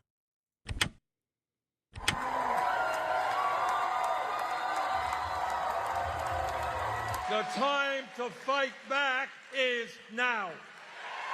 A lot of Americans, for a good reason, are feeling a little aimless right now. A lot of pent-up frustration around what the Trump administration is doing, and the Democratic Party isn't doing a whole lot to fight back against it. Cue Bernie Sanders, who held several events over the weekend for good reason. I'll get to what that reason is. But massive crowd showed, which I gotta say is, for me, not surprising because it's Bernie Sanders, but typically we're holding events outside of a campaign, outside of a primary, there's no election going on, and having this many people show up is wild. But before I get to a couple of clips and why Bernie is doing this and his attempt to organize voters, I want to remind you, in case you forgot, or maybe you never saw this, this is an incredible map. This is from 2019. going into the 2020 primary, candidates with the most individual donors. Bernie Sanders, this map comes up every now and then on social media. I love this fucking map. This map is amazing. He's going to say it.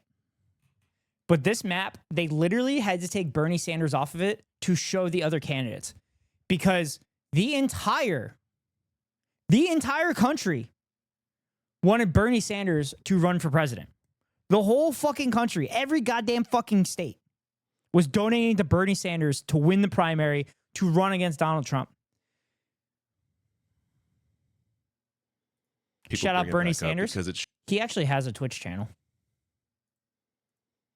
He has a Twitch channel.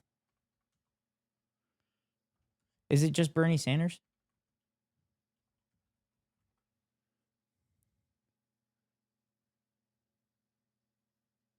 What?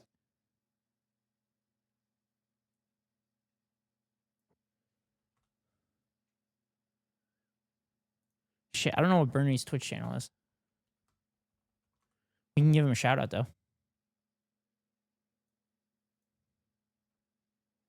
Bernie is far right. Yeah, he is. He's far more correct than everybody else. DNC rigged the primaries. I will die on that hill. Yeah, they rigged the primaries in both years. So I wasn't politically active in the 2016 primaries. I was actually a Hillary supporter. I was like, oh yeah, her husband like got rid of the national debt, or not rid of the national debt, but got rid of the deficit and was actually making money. Like maybe she'll learn from him and it'll be the same thing. And then like the primary went on. And then at that point, when people were like pointing out like Bernie Sanders' policies to me, I'm like, oh, these Bernie Sanders policies are like pretty good. Sucker. Plank. I was a dumb fucking college kid. Shout out Bernie Sanders. I don't know if he has any clips, but oh shit, he has clips.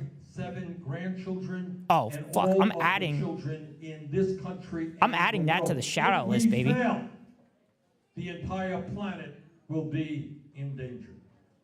So I am asking you to engage with us in an unprecedented effort, not just to win the election, but to transform this country and make our great country, a country that we love, a country. Adding Bernie Sanders to the shout out list for this channel. Find Vermont on the map and tell me it's not far right. It's to the east, but it's technically still in the Western Hemisphere. There's no right or left in maps, Otto. Shows you so much. Bernie Sanders with support all across the country.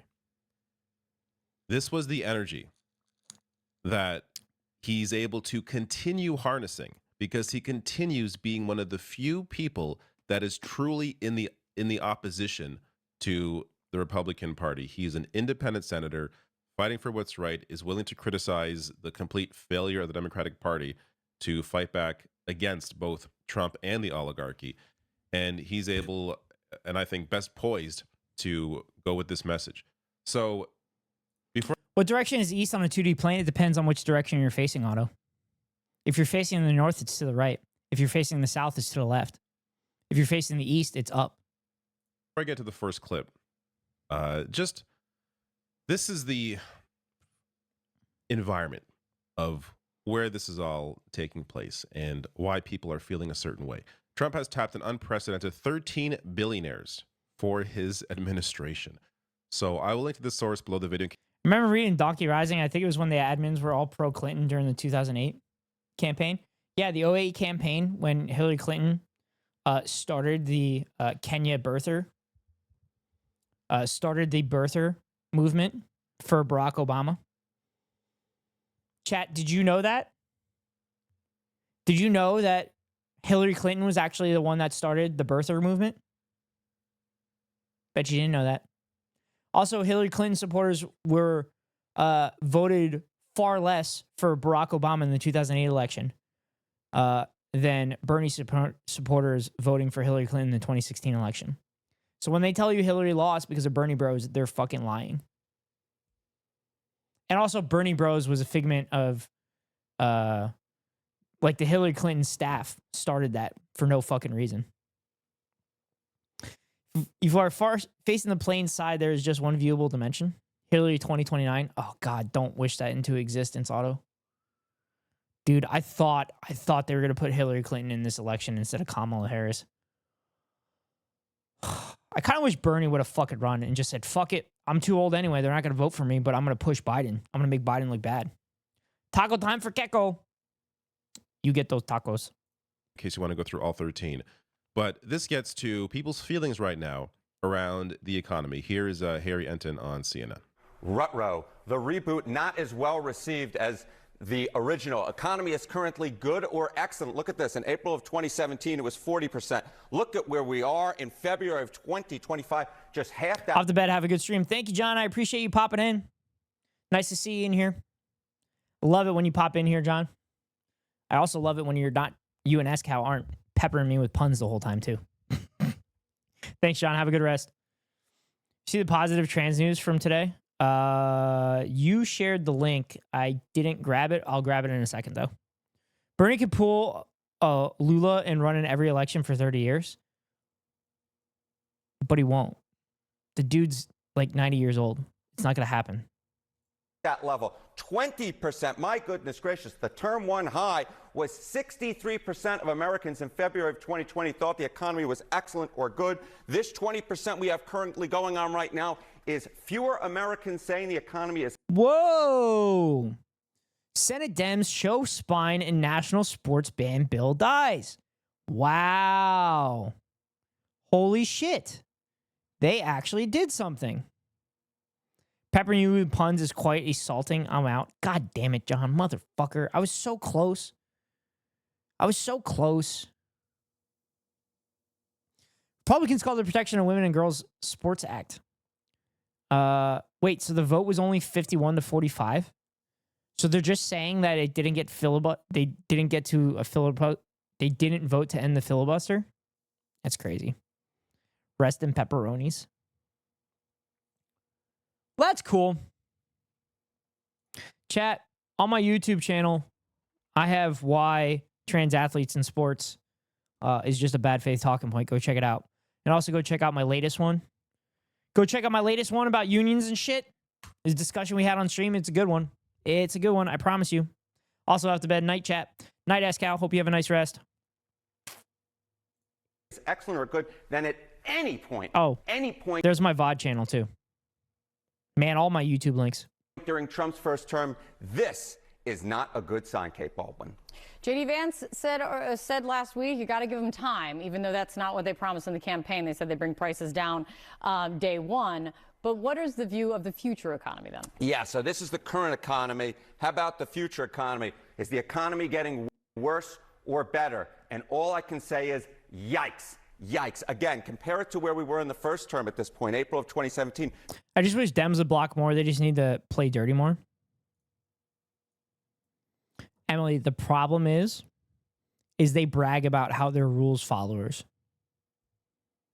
So if you have that expectation on them, I hate to break it to you. 53%, the majority said it was getting better. How about now in February of 2025? The majority say it's getting worse. 59% compared to just... Use the rules of the Senate and Congress to make passing anything an annoying slog. But the problem is, Emily, is they would then be annoyed because they would have to actually do work. They don't like doing work. Every politician doesn't like doing work.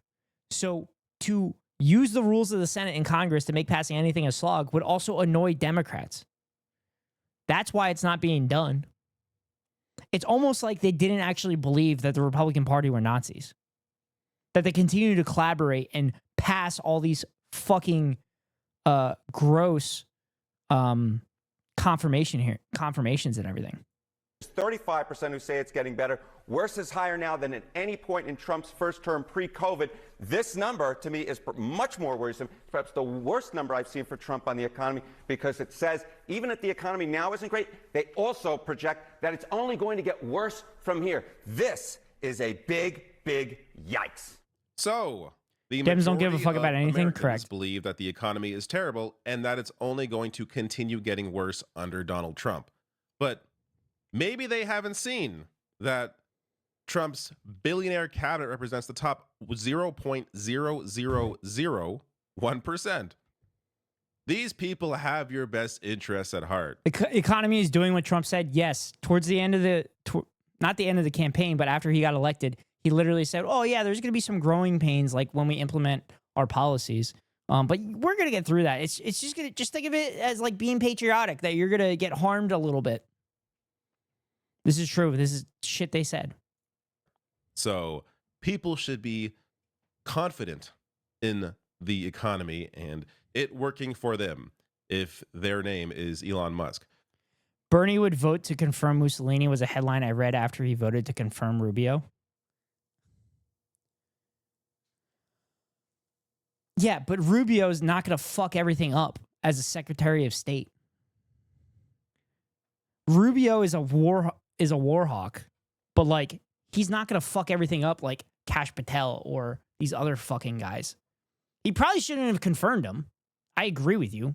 He shouldn't have fucking confirmed him. But Bernie's also been on the Senate for, what, over a decade now with Marco Rubio, and he literally had to have face-to-face discussions with him. Rubio is a competent Nazi. I don't think he's a Nazi. I think he tries to be a Nazi. I don't think he's a full-blown Nazi, though. Only 4 years of growing pains, chat? Yeah. Hegseth versus Hillary in 28. Oh, God. Not one of these noob Nazis? True. True. He's the slow burn Nazi. God, I love Trump. So he's so cool. The collective net worth of Trump's top appointees is reportedly estimated to exceed $460 billion, including Elon Musk's $400 billion net worth. Even without Musk, Trump's cabinet and top appointees in 2025 Huge by penis far Trump? exceeds Yeah. the wealth of previous cabinets, including his previous cabinet and previous record holder, which was worth $3.2 billion. President Biden's cabinet collectively was worth $118 million. So I want to be clear. This is still an issue, but there's a massive difference here between Elon is the smart and he supports Trump, so I level think of they're doing the right thing. billionaires that are in Trump's cabinet. That's what and every the dumbass says. multimillionaires in. That's what every dumbass says, but if you actually sit and listen to Elon Musk, you'd realize he's fucking stupid. He's very dumb. He hasn't even finished a college degree. Not that I'm saying finishing a college degree makes you smart or you have to finish a college degree to be smart. Elon Musk is a fucking con artist. They're both geniuses? Yeah, sure. Now, you cannot point to a Republican that is not a Nazi. If you supported Hitler, no matter your reasoning, history, right, for calling you a Nazi? Yes. No, I agree, Emily, I agree with you. I'm looking at it from like an individualist standpoint. But yes, everything that spineless Rubio has supported basically makes him a Nazi. Chat, there's a joke that goes around saying, do you know what the everyday civilian Germans that were in Germany during World War II and didn't do anything to stop the Nazis' rise to power? You know what historians call them? Nazis. Have you seen him on Rogan? He pauses, think. Genius, yes. He pauses. He pauses to think. In a Democratic cabinet. Both are still wrong. There should be more representation of the working class of unions. Union leaders should really be the ones leading the charge. But it's beyond terrible what Trump and his cabinet are doing. That's where Bernie Sanders comes in. So this is his fighting oligarchy tour. Where we go from here. So he went to Omaha, Nebraska, Iowa City, Iowa. I'll get to a clip in a second. Genius. But here's some images. He said on Twitter here, I want to thank the overflow crowds who came out in Iowa City to stand up. Oh, it was Iowa City. I'm sorry. I thought it was Omaha. My bad. I mean, there were Germans who opposed the Nazis. They just got sent to the concentration camp or self-exiled. Yes. First people sent to the concentration camps were trade unionists, socialists, and communists. Remember that, chat. Trumpism. Together we must say no to I'll oligarchy. see y'all in the camps. No to authoritarianism, no to massive cuts in Medicaid, and no to huge tax breaks for billionaires. Check out this crowd. And then the overflow crowd, which is a little wild that there is even an overflow crowd. So let me get to a clip. Bring your This sleeping one is bag. from Nebraska. But I'm going to get some more data around just how crazy these crowds were in a second. Trumpism Which means that Nazism isn't the blood of Germany. It's just genetics. Plank, I know you're making a joke, but it's not true. will not be defeated by politicians inside the D.C. Beltway. That is not going to happen. It will be defeated by millions of Americans in Nebraska, in Iowa, in Vermont, and all over this country.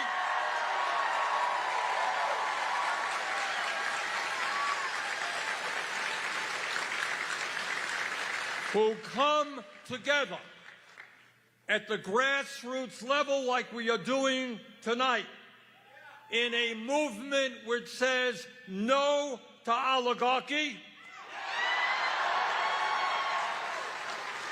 no to authoritarianism, no to kleptocracy, no to massive cuts in programs that the working class desperately needs. Some Nazi supporters went to the camps too. Yeah, if they identified as the people that went to the camps. First, they came for the communists. I did not speak out because I was not a communist. Then they came for the socialists, but I did not speak out because I was not a socialist. Then they came for the trade unionists, and I did not speak out because I was not a trade unionist. Then they came for the Jews, but I did not speak out because I was not a Jew. Then they came for me, and there was no one left to speak out for me. Never again, chat. Remember, never again. Iowa, the savior of democracy? Yeah. The 98% fucking white that elected Stephen King for, I don't even know fucking how long, who straight up admitted that Nazis would be part of the current Republican Party. Dudes that wrote that poem originally supported the Nazis? Yeah. There were Jewish people that supported the Nazis too. Just like there's Latin American people that support Trump. Just like there's federal workers that support Trump. But King was such a good author, how could we not? Sorry, Steve King, not Stephen King, Otto. And no to huge tax breaks for the billionaires and the 1%. So you see there, Bernie acknowledges that this is not going to be stopped by people within Congress, but it will be stopped by a movement of regular people who stand together. And he goes on, as I'll get to later, to sort of give an idea or discuss an avenue for where at least these people should go. And you can, as I'll discuss later, you can kind of see what he's trying to help create. But Faz Shakir, who has worked with Bernie for years. AFD 20%. That's how it started. Yep. I know. All I'm saying, I know. I'm aware. Just like this Nazi regime started with 38% for Trump. The Nazis actually came to power with 39% of the seats. Says this is a first in many ways. We had two different large flow crowds in Iowa City. One of those overflows was so large that it was bigger than the original theater he came to speak at. So, again, I know I'm harping on these crowds, but it's not an election. There's not a primary going on. This is just people coming together that want to see Bernie Sanders, but there AFD is Americans for Democracy? I don't think so. Energy that people are trying to find so. a place to put. And this is potentially the start of where that energy can go. So Craig Phelps on Twitter writes, Bernie Sanders in Iowa City is the most searched term in Iowa over the past 48 hours. In the past 7 days, people in Nebraska, Alaska, and Wyoming round out the top 5 regions searching oligarchy. So this is a video from Omaha, Nebraska of Bernie coming out. Oh, he did go to Omaha too. Energy here.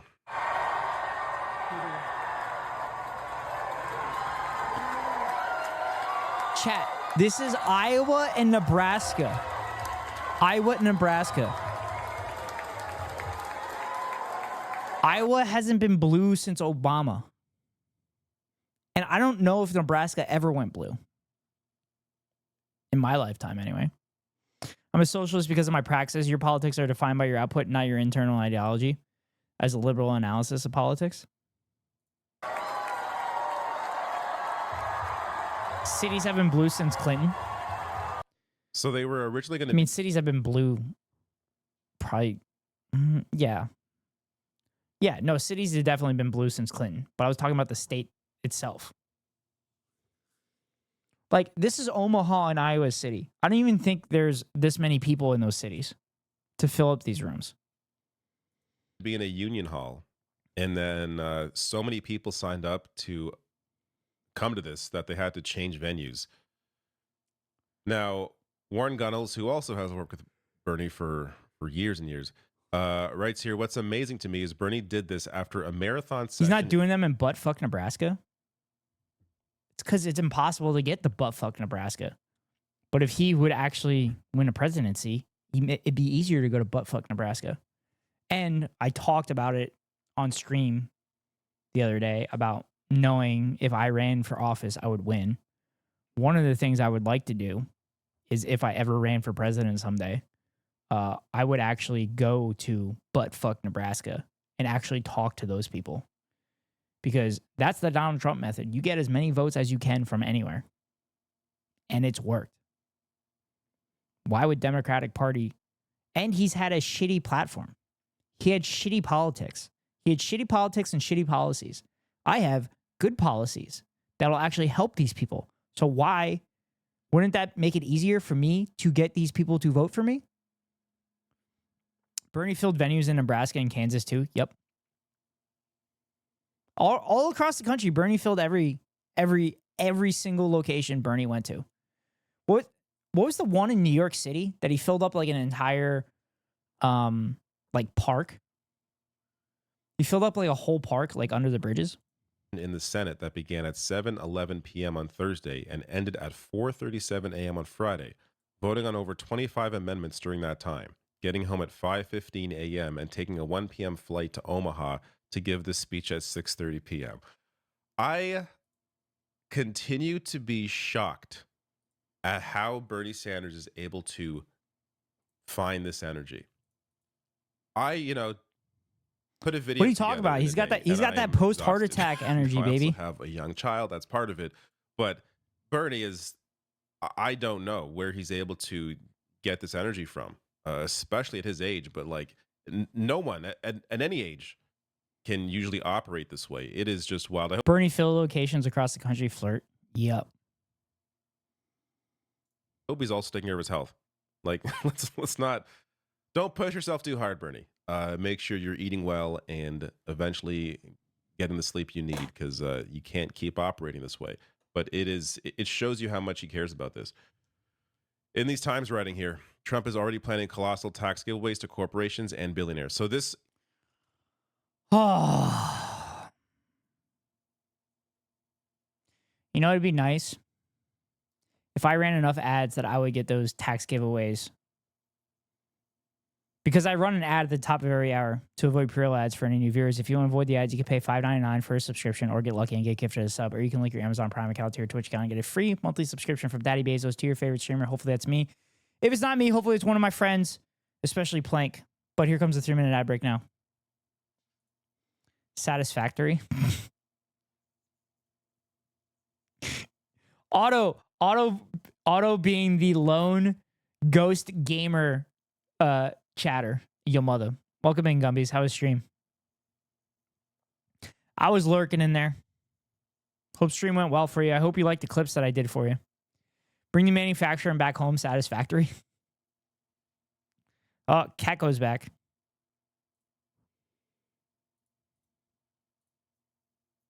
Here's that obnoxious video of Elon. Ugh. Why are you doing this to us?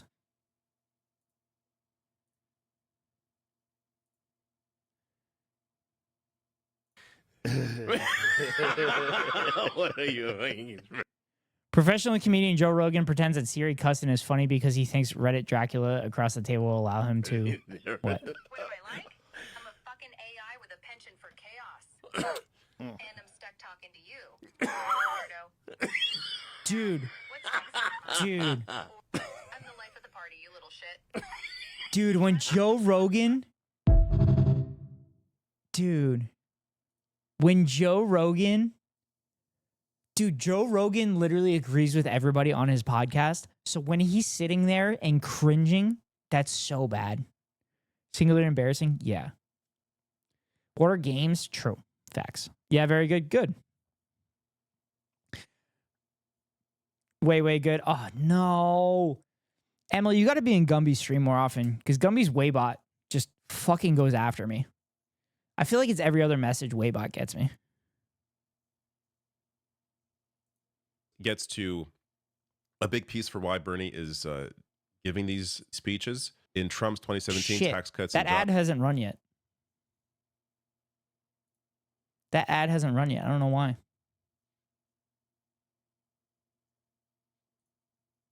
Fucking Twitch. Doing Twitch shit. There we go. Now it's running. Jobs Act, the laws delivered a tax cut for the richest 0.1% of Americans. That was 277 times larger than the one teachers and firefighters got, nearly doubling billionaire wealth in this country and spiking inequality. Meanwhile, corporations got a 40% discount on their taxes, which they used to send record stock buybacks to their wealthy shareholders and pad their profits while they overcharged consumers on everything from gas to groceries. And that worked so well for them that they plan to do this again. So Republicans plan to give the richest Americans a chat. One of the things that polled very bad for Donald Trump in the 2020 election was his 2017 tax cuts. And guess what Kamala Harris refused to talk about? Donald Trump's 2017 tax cuts. Yet another fumble by the Kamala Harris campaign. Literally one of the best things that you could say against Donald Trump in the 2020 campaign they didn't fucking talk about. I think Joe Biden talked about it, but Kamala Harris did not talk about it. A fresh round of individual tax breaks, slash the corporate tax rate yet again, and cut taxes on capital gains and dividends, which would let their Wall Street friends keep even more of their winnings when they sell a stock or are showered with dividends. I don't understand how empty you have to be as a person for this to drive you. Imagine already having all the money in the world, all the money you wouldn't be able to even spend it in a lifetime. I apologize to Mexico for what I've done to Wei. Keko, you know it'd be funny? It'd be funny if this stream does happen to take off. We'll have thousands of people using Wei as much as you do. Does that terrify you, Keko? Does that terrify you? 100 million lifetimes. But you want to continue doing it again. You need more and more and more and more. While on the other side of that, budget cuts for programs that Americans who are nowhere near your sort of wealth and power and privilege. Way in the stream title? You want to cut That's programs not gonna happen. that they I'm not need gonna to do it. survive. So, of course, including things like Medicaid and SNAP, which helps more than 42. Actually, you know what? At 50 subs, the 50 sub goal, I'll put Wei in my title for a month. Y'all wanted a 50 sub goal. There it is. That's it. 50 sub goal. I will put Wei in the title. Minimum one word will be Wei in the title for 50 subs for a month. So I originally wanted to start a podcast with my best friends who are Latino called Ay Wei. It would start with us all going Ay Wei. They never started streaming, so I just started to say it ironically. Then it became what it is now. Not negs on Waybot. Actually, you know what it will do? I'll implement Waybot. No, I can't. I don't feel like doing that. No, we'll do. I thought you were supposed to karaoke for 50. No, Pyro. 150 is karaoke. 100 is mukbang. 150 is karaoke. 200 is a shirtless stream. Fuck it. Yeah, 50 subs. I'll do Waybot.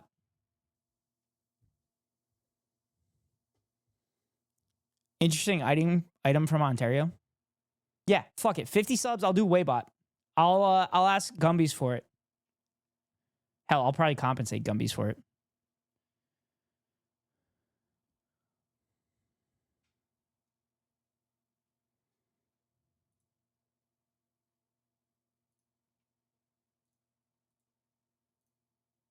million families afford the groceries. This gets to Bernie Sanders, why he's here, Whoa, and what he whoa, wants. this is crazy. This is nuts. Major break in Premier of Ontario to shut off power to 1.5 million customers in New York, Michigan, and Minnesota. Whoa, that's nuts. Dude, are people going to freeze? Contract. Are people going to freeze? Oh, God, our electric's going to go up now. That we have with the U.S. We are the largest purchaser of alcohol in the world. We buy over 3,600 products from 35 states. I talked to the governor of Kentucky and Mitch McConnell. Don't touch our bourbon. I'm going after absolutely everything. And I don't want to. We keep the lights on to 1.5 million homes in manufacturing in New York, in Michigan, and in Minnesota. If he wants to destroy our economy and our families, I will shut down the electricity going down to the U.S. And I'm telling you, we will do it. Hot damn. It's unfortunate. I would rather ship you more electricity, ship you more critical minerals. I want to ship you more energy, more potash to keep your farmers going. Canada said they were going to do that a while ago if the tariffs were going to happen. I didn't realize they were going to shut power down. I mean, the United States is connected to it. So our power plants would just have to make up for that 1.5 million, which is, you know, more fossil fuel emissions and shit like that. And uranium that you I'm just afraid that Latino people will come on stream and ask you guys to explain this way thing, and then you all will have to explain how the whole meme happened. Or I can make a command on Fossilbot that explains way. We could do that, Keko. And just do exclamation point way. use for your nuclear power, it comes through Actually, from you know what Saskatchewan. we'll do? I'll implement Waybot. No, I can't. I don't feel like doing that. No, we'll do. Don't take way away from me. It's all I have. I thought you were supposed to karaoke for 50. No, Pyro. 150 is karaoke. 100 is mukbang. 150 is karaoke. 200 is a shirtless stream. Fuck it. Yeah, 50 subs. I'll do Waybot. Keko. Way is not the only thing that you have. You also have this. City plus America. New York plus Bush. 9/11! I got 9/11! I got 9/11! I got 9/11! We did 9/11! We did 9/11! No! Don't clip that! Don't clip that! Do not clip that! Do not clip that! Oh, it's so good every time. I built a whole life around saying it ironically and out of context is all I have in this life. On over to Ontario, and it's going to be a massive, massive problem. I'm telling you, we love the Canadians love Americans. I love the U.S. Everyone does. And not one American friend. When I lived there for 20 years, I've talked to all of them. Hardcore Republicans are saying this is the biggest mistake President Trump has done, and we're And telling people they're not mame, as in no mame's way, in American English. against it. And I've yet to find one that supports him. Interesting. Voters, specifically in these areas, to do. So what we got right now is Republican leadership, as we speak, are working on... Is it scary for Krabs and Lab? No, it isn't. Keko, all American power plants are connected to one grid except for Texas. So if that electricity is shut down to those 1.5 million Americans, the American power plants then take over that, which then increases our electric prices. They're going to have power, or they should, even though, oh, well, then never mind. Yeah, they're going to have power, except our infrastructure is dog shit, so maybe our shit will fall apart. But as a Latin descendant, I can tell that we get the meme. On this bill, massive tax breaks for the rich, paid for by cuts to Medicaid, education, housing, and the programs that working people need. Now, it turns out could result in brownouts. In the Yeah, it probably House of will. Representatives, there is right now a reality where Republicans have a very, very slim majority. Republicans have, as I recall, 218 members. Democrats have 215. They have a 3-vote majority. That is not much. Hell yeah, I love browning out. I'm doing it right now. 2 Republicans go to the Speaker of the House and say, Mr. Speaker, no way am I going to betray my constituents. No way am I going to make massive cuts in Medicaid and other programs to give tax breaks to billionaires. Tell him, Bernie. If 2 Get him, Bernie. Republicans do it, that terrible bill We talked about is pooping up defeated. this past week. And what I am asking True. you to do is make sure that your congressman, Mr. Bacon, is one of those 2 Republicans. All right, I'm almost going to get to the link in a second here showing you. Okay. I where- will say this about Bernie is he does have a great amount of applause lines, but in between the applause lines, he does have like boring ass shit. It's not easy to give a fucking political speech that is a banger after banger after banger after banger, and he likes to make sure that policy is involved in his speeches. So that's why there's like boring shit in it. But there's just some moments that you're just like, Where he wants a lot of these people to sign up, and there's something in there that I find interesting. But this is the point of these specific events, is to target these voters in these Republican districts to put pressure on their representatives. So one of them mentioned there was Bacon, Representative Bacon. The other is Representative Miller Meeks. And the intention is to ensure this bill doesn't go through. Now, they're going to have to contend with the fact that Charles Koch has launched a $20 million campaign backing Trump's tax breaks. So they're going to try and argue that this is actually good for people, that it's great to give even more money to massive corporations and billionaires and cut programs that that regular people are using. It's a great idea. So, and this is how they fool people for decades at this point. I mean, the amount of money and time through avenues like Fox News, AM radio, since, you know, the 1980s, this is what has slowly turned conservatives into these complete lunatics who have a hard time even understanding what reality is, because they have been so conditioned to believe this trash that at some point these billionaires are going to help us. And oh yeah, it's the Democrats that are the elites, only them, not, you know, the billionaire cabinet that Trump has. It is just insane. But imagine someone with Bernie politics with more Riz. You rang, Emily?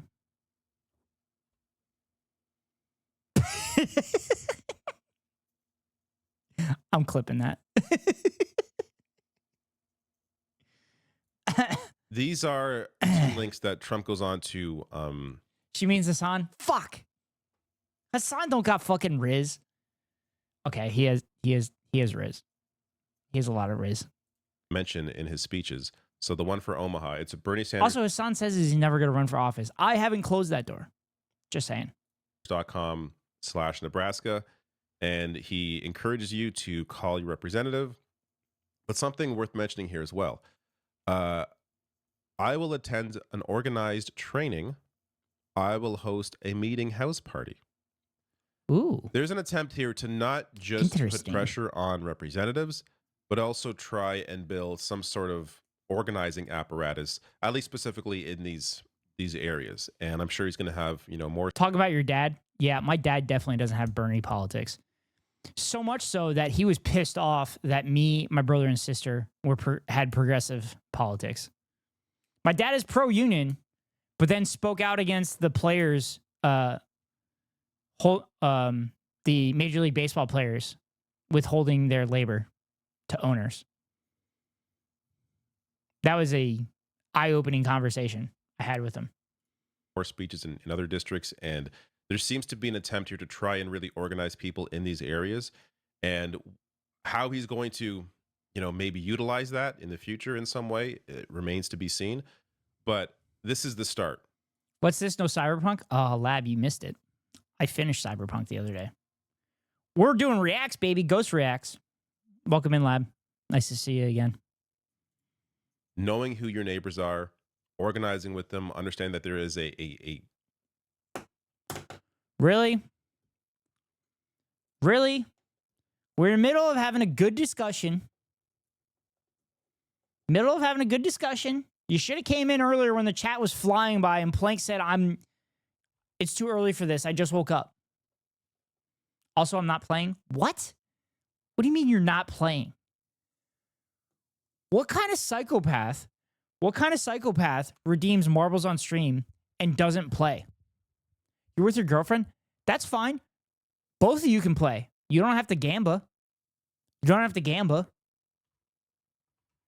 But what kind of dick redeems marbles on stream and then runs away?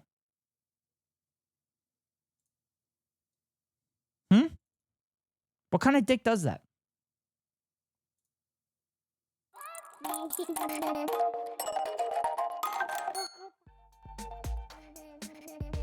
All right.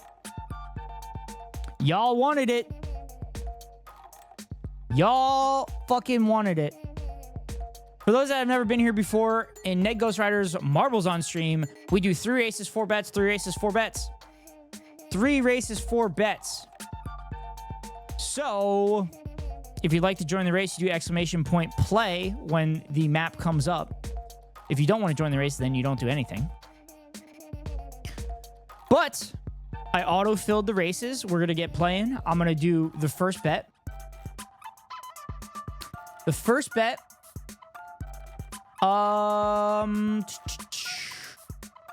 See, does the winner have an underscore in their name?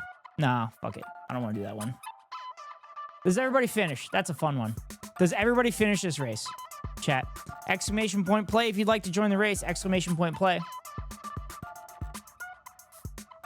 Play if you'd like to join the race. ! Play. Get your bets in. 50 seconds left. Manu is here. Manu is here for marbles. This is a first in a couple weeks.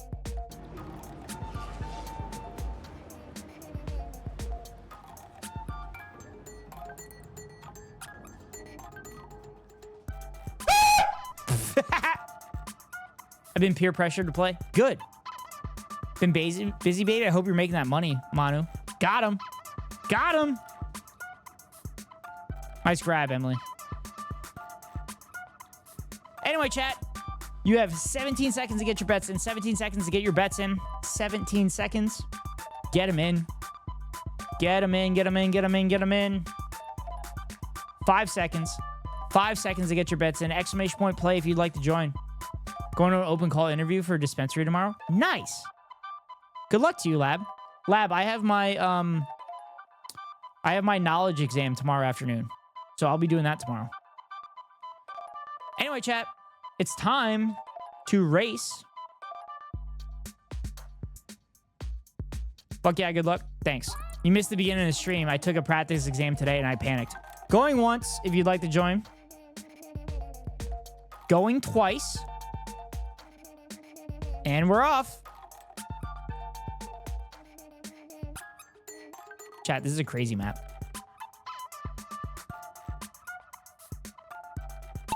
Also, I decided I will just host if it comes down to the last 3 weeks of the unemployment. That's fair. And we're off. Mono's down through the tubes. You should still, while you're hosting though, you should still keep looking for that dispensary job stuff. Mono's in first. Mono hits the speed burst. Emily takes the lead. Dumbplate also bypasses Emily. Dumbplate gets held up. Pyro once again continuing their winning ways. Labyrinth Master in second. Ghost in third. Where'd Pyro go? Where'd Pyro go? Pyro's right there. Pyro's right there. Pyro's expanding their lead. I could definitely get another host position, no problem. Of course, I never stop looking for dispensary. I don't want to be a host. Yeah.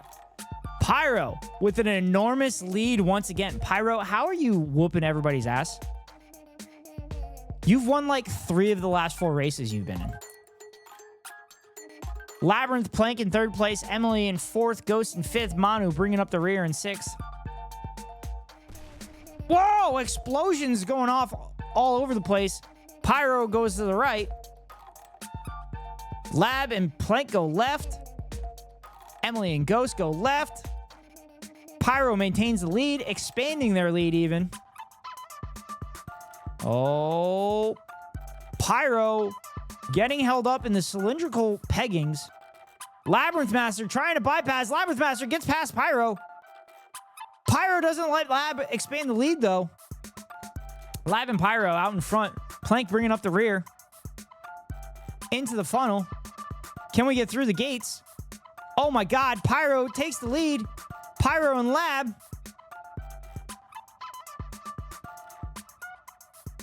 Ooh. Into the final stage of the map. Labyrinth in the lead. Pyro in second. Manu in fourth. Ghost in... Sorry. Manu in third. Ghost in fourth. After they got through the peggings. Lab and Pyro slipping down the stairs. It's neck and neck with Lab and Pyro. Who's going to get past the pegging? Who's going to avoid the pegging? Pyro avoids the pegging. Pyro avoids the pegging. Hits the speed burst. Gets hold up. Pyro on the spiral staircase. Will it be enough? Or will Labyrinth make the lead? Or will Labyrinth shrink down the lead? We're going into the sieve. Will the sieve be the thing that holds Pyro from winning again? Oh, Lab gets through first, and Lab is your victor. Lab is your winner. All right, chat. Now we watch to see if Emily is going to finish the race. We go to see if Emily's going to finish the race. Emily's got 45 seconds to finish. Will Emily do it?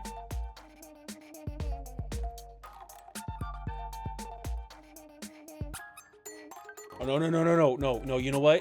We're throwing some Louboutins with this. We're going to break it up with some Louboutins. Louboutins? Yes, ma'am. Yes, ma'am. Yes, ma'am. Will Emily finish or yes, Emily miss the sieve? Yes, ma'am. Oh! I don't have enough time. Oh my god. This is a disaster. Oh! Does Emily get through and finish? Oh, Emily just finishes in time. Yes, Everybody ma'am. finished the race. Everybody climaxed. Here we go. Watch me. All eyes on me. right. All eyes on Keiko. All eyes on Hot. Excellent. Absolutely. Oh. All right, chat. On to the next map. Goodness gracious. Oh my Next goodness. map, next bet. Oh my goodness gracious. All right. Will the winner be following more than 6 months? Refollows don't count. Refollows don't count. Will the winner of the race be following the Ned Ghost Rider broadcast for more than 6 months? Yes or no?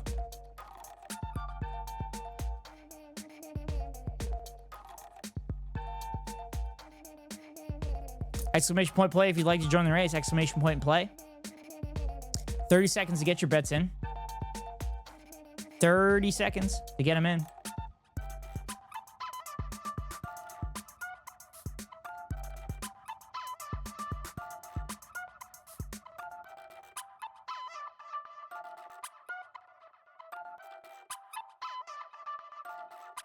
Ten seconds, chat. 10 seconds. Less than 10 seconds. Exclamation point play if you'd like to join the race. Bets are final. Going once. Exclamation point play if you'd like to join in at the last minute.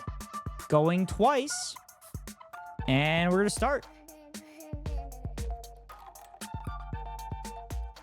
Oh, Lab got in at the last second.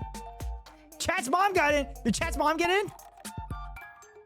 Oh, Chat's mom didn't get in. Damn. Lab got in at the very, very last second somehow. Ghost is out in front. Chat's mom's just going to have to wait. Most people go left. Manu and Plank go right. And Labyrinth Master, they are blazing their own trail. Ghost has the lead, expands the lead. Bite Sync is trying to hang on. Emily bypasses Bite Sync.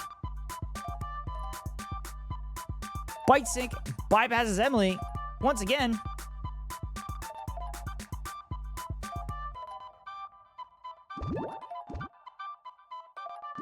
Ghost Rider, 4th place. Bite Sync in the lead. Into the funnel, drop it on down. Emily with a little bounce before going through the pegging. Pyro bypasses most of the pegging, so does Emily. Bite Sync goes left. Ghost goes left. Pyro is in the lead once again. Labyrinth Master is off the board. So is Dumplank. Manu is now bringing up the rear. Pyro is trying to expand their lead on Emily, but Emily will not give up. What can I say of what all the pegging? Apparently. That's probably why you got in front so much, because you just don't get pegged. Pyro goes left. Emily goes right. Pyro is having a pretty clean run through the Serpentine. Oh, Emily gets held up, and Pyro expands the lead. Pyro is off the board. Emily stays on the board. Oh, it's anybody's race at this point. Ghost is off the board. Oh, man. Bite Sync and Emily. Bite Sync and Emily. Bite Sync has the lead. Emily gets held up. Sweet release. Oh, my God. Who's going to drop down the holes first? And into the Plinko. It's going to be Bite Sync. Bite Sync hits the Plinko. Bite Sync is out. Emily is out as well. I don't think Emily's going to be able to shrink down Bite Sync's lead. Manu in 3rd place. All right, we saw the last race. People got held up just before the finish. Is it going to happen again?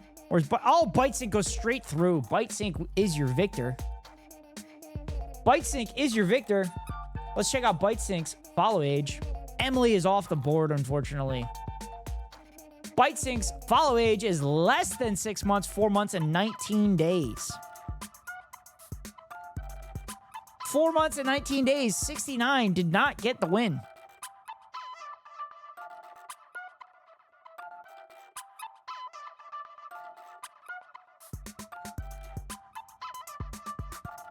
All right. On to the final race and the final bet. Who will win this race? Just lost 3K. Well, should have bet better, Manu. Anyway, chat, that's the standings. Bite Sync, Manu, Emily, Ghost, Pyro, Dumplank, and Labyrinth Master. Let's go to the next race.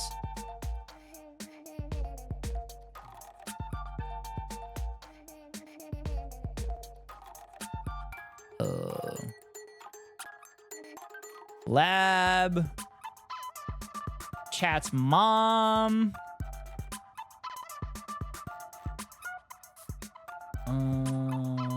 Manu. Am I missing anybody? Ghost, Bite Sync, Pyro, Emily, Lab, Chat's mom, Manu, Plank. I think that's everybody. Oh, Keko too. I don't think Keko's in here though. Anyway, chat, bet is in. Who's going to win the race? Who will win the race, chat? Who's it going to be? Who's it going to be? Exclamation point play if you'd like to join the race. Exclamation point play. Exclamation point play if you'd like to join the race. You have 40 seconds to get your bets in. 40 seconds to get them in. You could win a lot of money in this race, or you could lose a lot of money.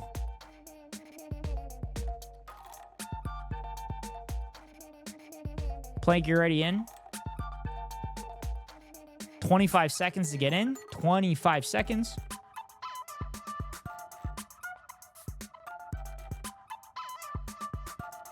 $15 seconds to get your bets in. Who's going to win, chat? Who's it going to be? I think Chat's mom. Chat's mom might have this one. Chat's mom might have this one because I'll be with Chat's mom later. Got him. Sorry. I'm channeling my inner Hasanabi since Hassan is banned for an indefinite amount of time. Anyway, the bets are in. Going once to join the race. Going twice.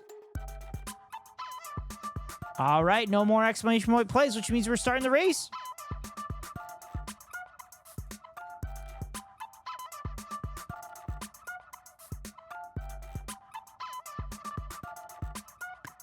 And we're off.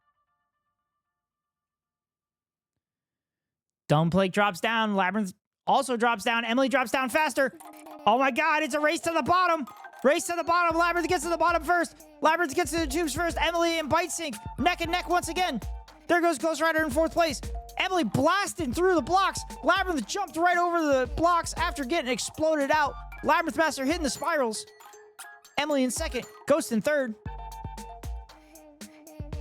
I'll be with Chat Stepmom later. Nice. Nice. Labyrinth Master maintains the lead. Emily and Ghost neck and neck. Labyrinth gets pegged. Emily and Ghost get pegged immediately out of the gate. Emily's in 1st place. Ghost is in 2nd. Emily hits the blocks. Ghost hits the blocks too, but Labyrinth Master squeaks on by. Chat's mom gets pegged hard out the gate and is off the board. Well, that shows my predicting skills. Chat's mom is ejected after the immense pegging. Labyrinth Master slowly working their way through the pegging. Bite Sync bypasses most of it. Gets a little hung up, but Labyrinth Master is hitting the cylindrical pegging. Labyrinth Master is now held up. It's only a matter of time before you all get pegged. Emily is in the lead. Emily gets pegged the least. Labyrinth Master is in 2nd. Bite Sync is in 3rd. Going through a sequence of cylindrical rollers. Where they stop, nobody knows. Bite Sync appears to have the lead, but we're seeing a lot of people jump out in front. Is Bite Sync going to maintain it? Bite Sync is your victor. Bite Sync's your winner, everybody. Yeah, well, I'll be sleeping with Chat's mom later. Nice. Got him. Got him. Wow, everybody. Just waiting on Pyro and Dumbplank. Pyro. I guess you're never going to win again. Anyway, chat, Bite Sync is your winner. Bite Sync is your champion for this race. Anyway, chat, on to the final bet. Who wins the Grand Prix? Who's it going to be? Who wins the Grand Prix? If you paid attention, this is an easy bet. If you paid attention, this is an easy bet. You got 1 minute. 1 minute to get your bets in. Who wins the Grand Prix? It happens. Bite won 2 races first. I'm betting on Neg. Are you sure Bite won 2 races? Are we positive? Also, each of the races have different points accrued to it. So some places are worth more than other places. Just remember that.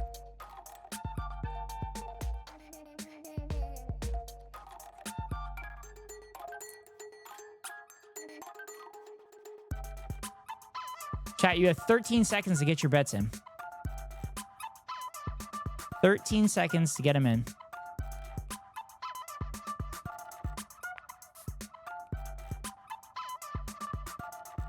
All right, the bets are in.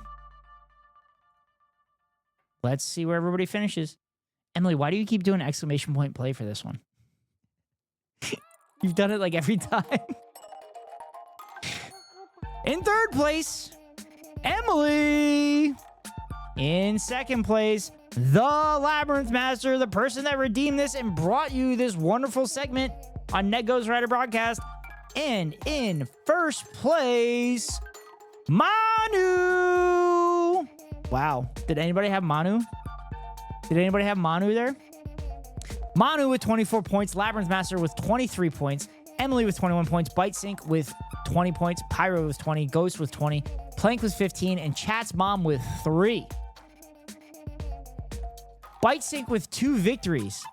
and did not get the win. Wow. Y'all need to pay attention more. Y'all need to pay attention to the points distribution a bit more. Just like I tell y'all, you need to pay attention to the money distribution. Didn't see that coming. Oh God, we don't want to see chatters coming. We don't want to see that. Anyway, chat, it's time to get back into what we were talking about. I think we were done talking about Bernie Sanders. And I think it's time to move on to the next. I think it's time to move on to the next video. Casually explained the political compass. Casually explained the political compass.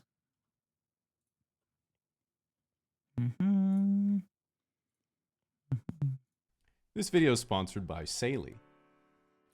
Although there are almost 350 million Americans, there are really only 2 political parties, and despite what the name would imply, neither one's very fun at all. This political division means you don't get any nuance in policy, and instead you either vote on which person you hate the least, or just pick 1 or 2 things you absolutely don't want someone to mess up, and then you compromise anyway. While most people are not too familiar with the political compass, they have heard the term left and right. You might have seen a spectrum like this in civics class, and they taught you some vague theory about reactionaries versus radicals, or social reform versus conservatism, but this is pretty meaningless to most people. In reality, when someone asks if you're on the left or right in America, what they want to know is how many digits of the pride flag you've memorized.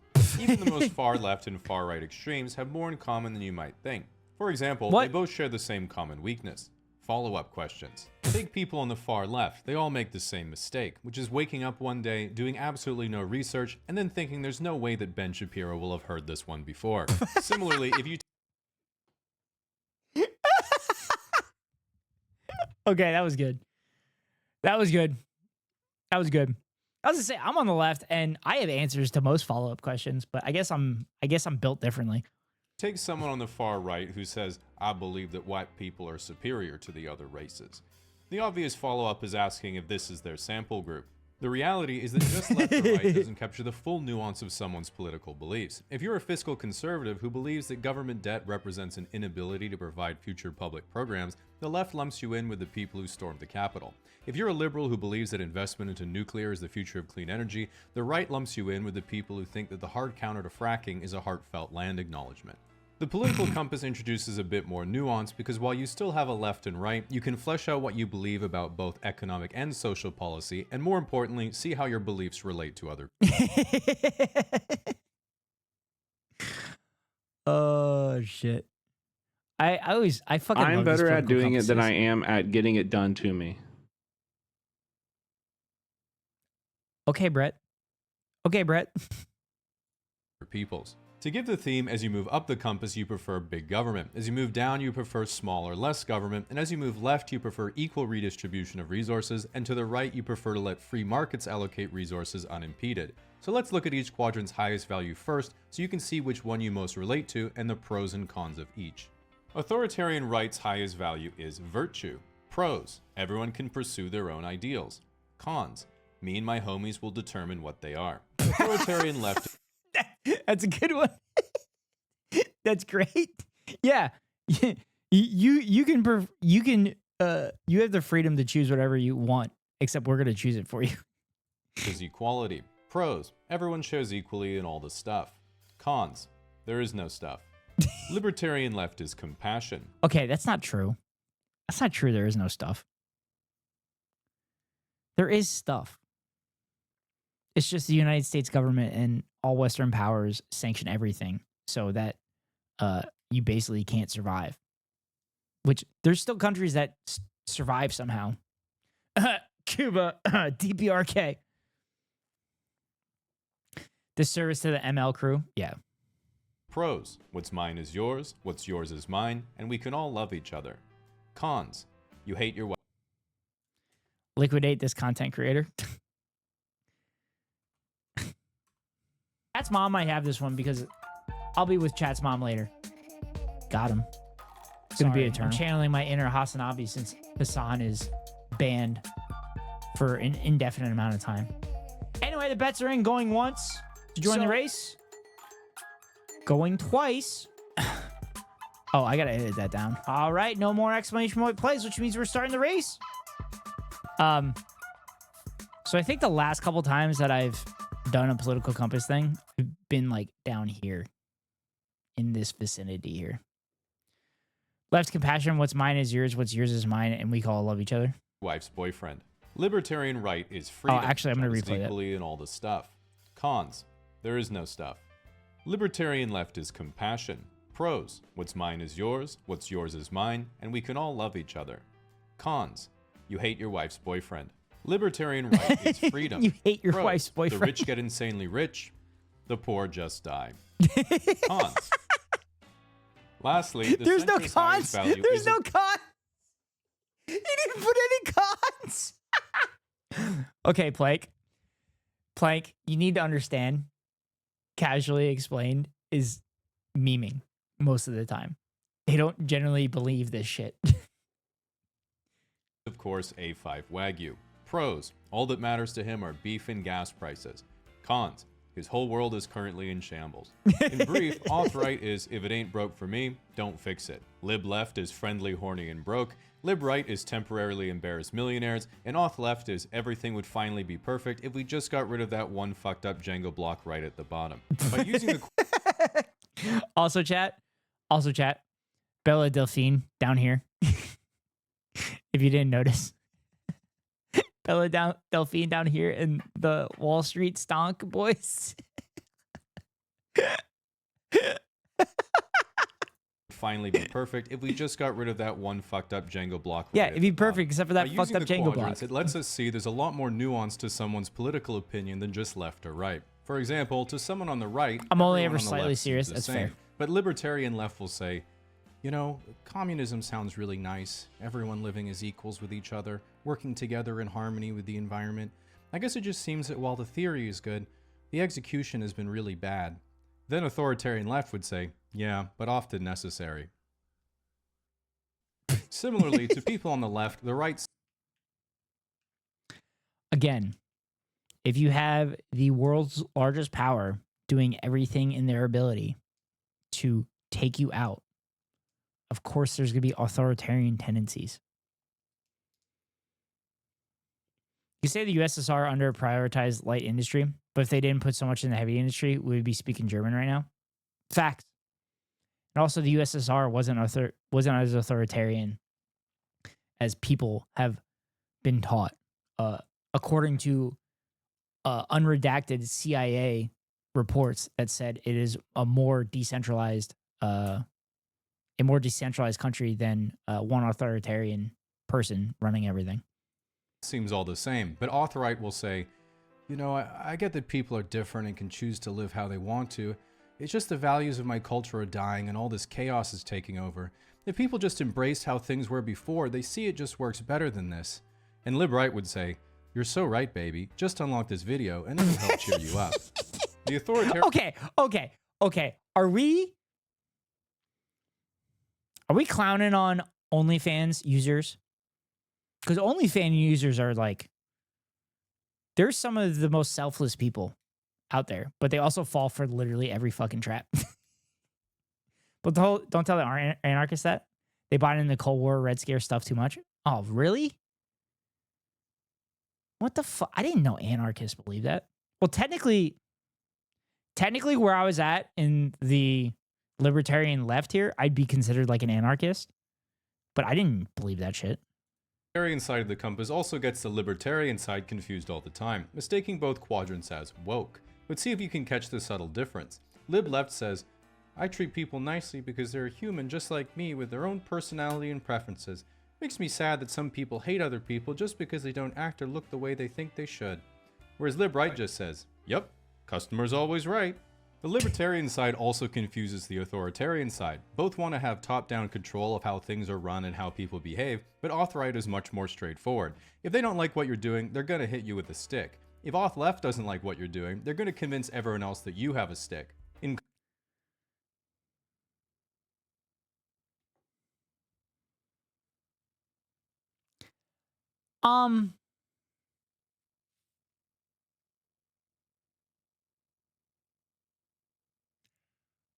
I don't think I agree that the Zuck is off left.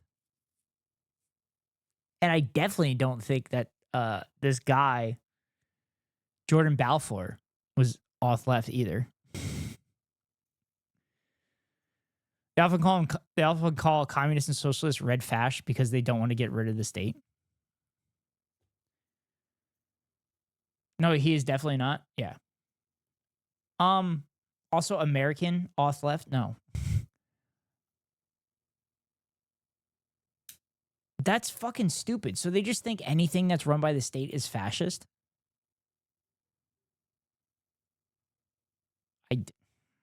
Whatever. Leftist infighting. We don't need that shit. Oh, fucking stupid people. In contrast, if lib left's life isn't going so well, they just adapt, complain, download Hinge, and wait for an inheritance. Whereas if lib right's life is Download Hinge. Chat, I deleted my Bumble and Tinder profiles the other day. Not because I found somebody, but because like Tinder and Bumble's not working in this area. Which is kind of ironic because I'm going to an area where there's like a shit ton more people. So I should use it. Isn't going so well, they say, no, there is a way to fight the system. Which is of course the nasal strip, buying an online marketing course, and becoming a men's motivational speaker. Because an individual's beliefs radically shape how they... I'm sorry, I need to replay that again. It's okay, the Red Guard will still save the anarchists when they're in trouble. I deleted these apps long ago. I didn't. I still felt like there was hope. Hinge and wait for an inheritance. Whereas if lib right's life isn't going so well, they say, no, there is a way to fight the system. Which is of course the nasal strip, buying an online marketing course, and becoming a men's motivational speaker. Because an individual's beliefs radically shape how they relate to other people, another way of understanding the compass is through how each views their ideal romantic relationship compared to how their relationships actually play out in reality. Auth-Right's ideal relationship is the classic nuclear family. Nice house just outside of town, stay-at-home wife, good job, couple of kids, and a dog. The relationship Auth-Right actually gets is their third failing marriage and fourth pair of tack glasses. Or they're a virgin in their early 20s with an anime girl as their ex-profile, and their main hobbies using AI to generate anthropomorphic female fighter jets. In either case, they plan to fix their life with a one-way plane ticket to Thailand and become each other's customer. Auth-Left's ideal relationship is with Hassan Piker. The relationship Auth-Left actually gets is with Hassan Piker's chair. Live left...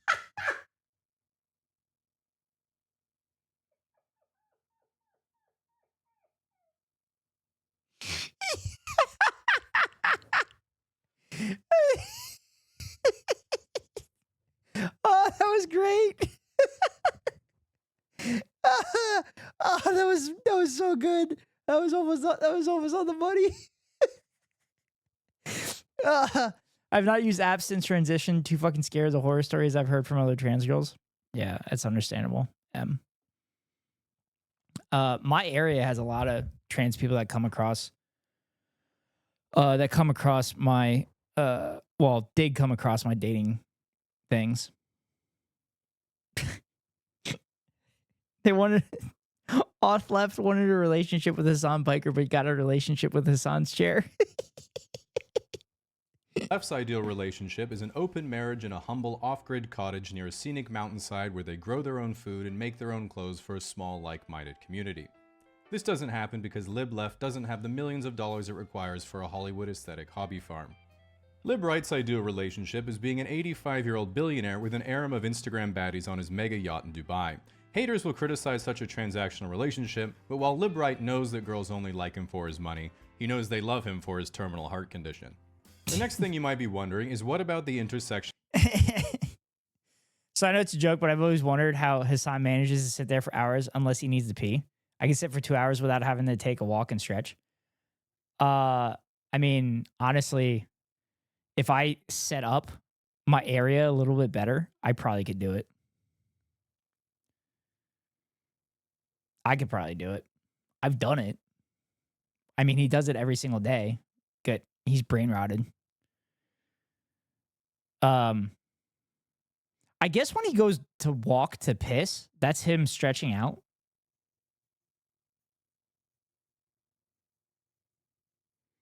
Because he also has all his drinks in his fridge that's like right there. between the quadrants. This is pretty simple because it's usually where the rubber actually meets the road in real life.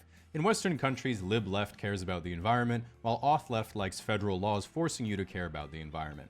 Center left is what happens when you're on your third wadded up paper straw at the movie theater and you realize that maybe some sea turtles need to die so you can live. Well, you might be thinking, okay, I'm sort of getting this compass. I've gone 8+ hours without leaving a spot because it's absorbed in video games. I think I've done that too. Me back, welcome back, cringe baby. Yeah, true. If you ever match with a trans person, try not to come across too supportive. Just treat them like any other girl and never try to justify your straightness to them.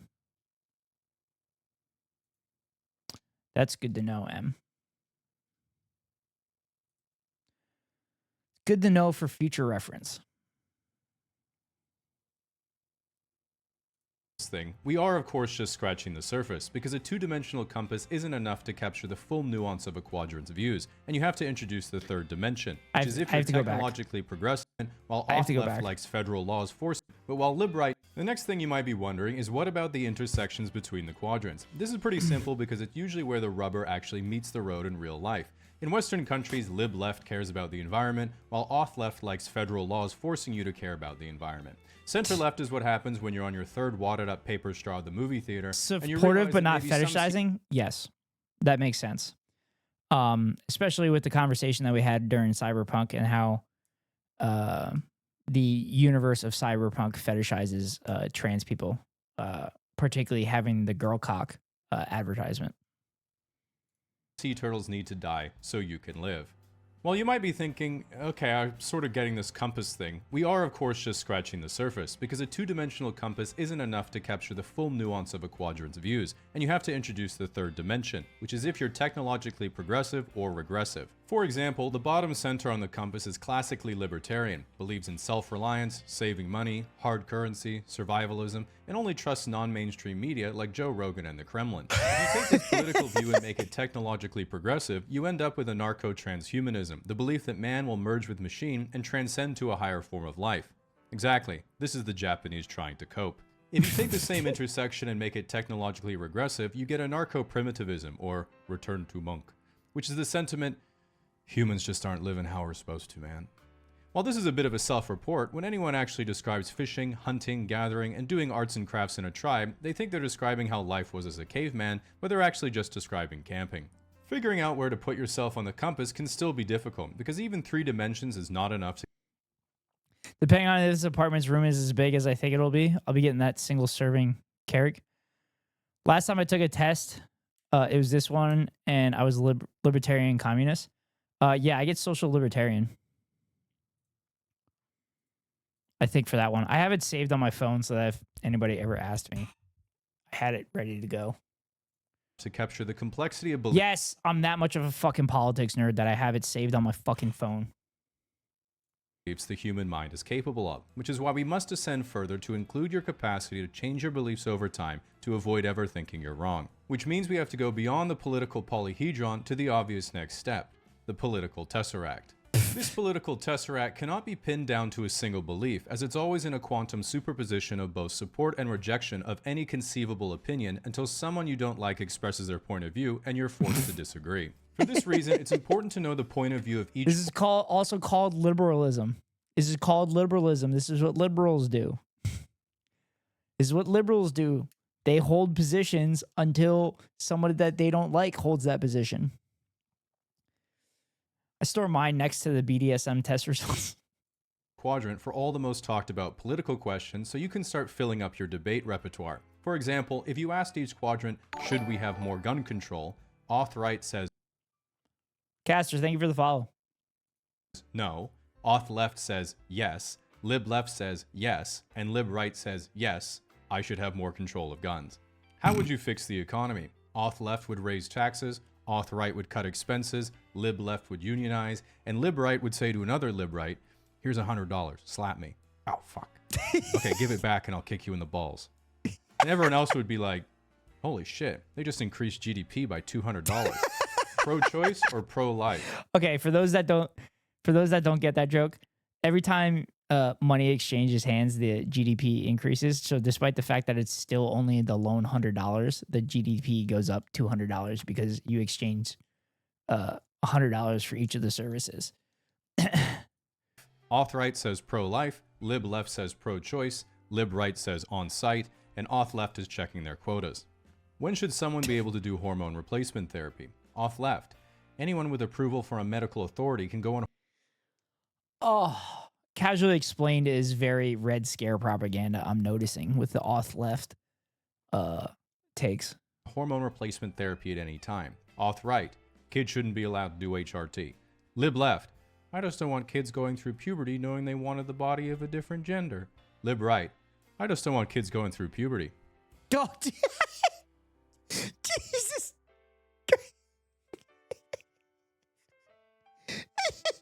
What do you think of... It's so good. It's so good. It's so true. Oh my God, that's so good because it's so true because actual libertarians constantly fucking argue that age of consent shouldn't actually exist. And Rothschild, their dear leader of their ideology, not Rothschild, Rothbard, believes that you should be able to sell your kids into slavery if you're a parent. About free speech. Lib-right says no one should be punished for voicing their opinion. Lib-left's community note points out how other people treat you for your opinion is part of their freedom of speech. Auth-right revokes your blue checkmark for violating their terms of service, and auth-left has taken down your post for spreading harmful misinformation. The centrist then walks into the room and says, You better take your medication, Elon. You're arguing with yourself again. You might look at the political compass and think, man, it's crazy that people believe in so many stupid ideologies when there's really only one that's actually correct. Which is why before you wage war in the comment section, you need to know the ultimate trap card of each quadrant to make sure you don't fall into an unwinnable argument and instead probe their weakness to appear more correct. Lib-left's trap card is the moral high ground. Their weakness is, how's your relationship with your parents? Auth-left's trap card is pretending to be lib-left. Their weakness is trigger words, like America is a decent country, or Mazel Tov. Lib-right's trap card is the success of free market. Wait. Is he saying that... Is he saying that auth-left are fucking anti-Semitic? What the fuck? This YouTuber is critical centrist? Yeah. Obviously hates the libertarians and shit like that. But, goddamn. I hate this guy. I mean, I usually like this guy, but I think he's just making the fucking jokes to trigger everybody. I just took a DNA test. Turns out I'm 100% being sold to the highest bidder because the DNA companies sell your data. Yeah, that's why I don't do a DNA test. Market capitalism. Their weakness is how much tax have you paid in capital gains. Auth-right's trap card is their collection of cherry-picked crime statistics. Their weakness is undermining their credibility with questions like dinosaurs. Were they real or just the shape of nuggets? This scares auth-right because they know what you're going to ask the shape of next. Alright, you should be well prepared to go into battle. If this video offended you, just remember there's nothing you can do about it because YouTube removed dislikes ages ago. If you try to leave a negative comment, you will face the full wrath of my terms and conditions. Only positive feedback will get a cute heart. And most importantly, this video is brought to you by Saley. As an American, you might be thinking, ethical reacts. I really want to move to Canada. But being unable to read Celsius or the metric system, communication would of course be impossible, and there'd be no way for you to get a local SIM. Have you seen the new Boy? Yeah, I caught a bunch of it on Central Committee's stream. I saw you put it on the playlist. I'll work my way to it. I'm not gonna go directly through the playlist. I'll probably jump around the playlist a little bit. Card for your phone. What can you do about it? Well, with Saley, you can download an eSIM onto your phone, giving you data coverage in over 180 different countries, meaning you can significantly reduce or entirely eliminate roaming fees, and you can get a global or regional plan if you plan on visiting multiple countries. This is especially helpful because not only can you avoid getting scammed or having Joke's on you, fucker, I watched it through a stream. to talk to people in general, you don't run the risk of losing your original SIM card from supposed to back watch home. it alongside of it, My last one is Plank. currently in Peru. My friend Jimmy is That's going why I on a post work the trip link. next week, and the only reason I didn't recommend Saley to him is because he's going to Spain, so he's going to get his phone stolen anyway. If you'd like to give Saley a try, you can scan the QR code on your phone, download the Saley app, and use the code CASUALLY at checkout for a 15% discount.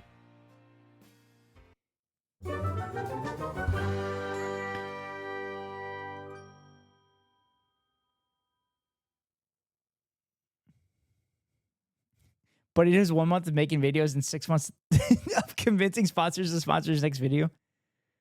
Casually explain political tesseract. Should we have more gun control? Yeah, I should totally have more control of guns. Abroad in Japan made their own white label eSIM company just for Japan. Oh, really? I used a different one when I went to Japan. Yeah. I think Casually Explained had a bit of misinformation and auth left, but I think they fucking nailed most of the other stuff. They really, really hate. Welcome in, Raiders! Look, too much. Just a little bit. Go back left. Left. Look down. Look down. Stay there. Perfect. All right, go up just a little bit and go to your left. Okay, I'm glad your other left. Your other left. That's right. Your other left. That's right. That's... Yes. All right, now. Keep going. Welcome in, Raiders. Welcome in. For those that don't know who I am, I'm Ned Ghost Rider. Most people call me Ghost. Welcome in.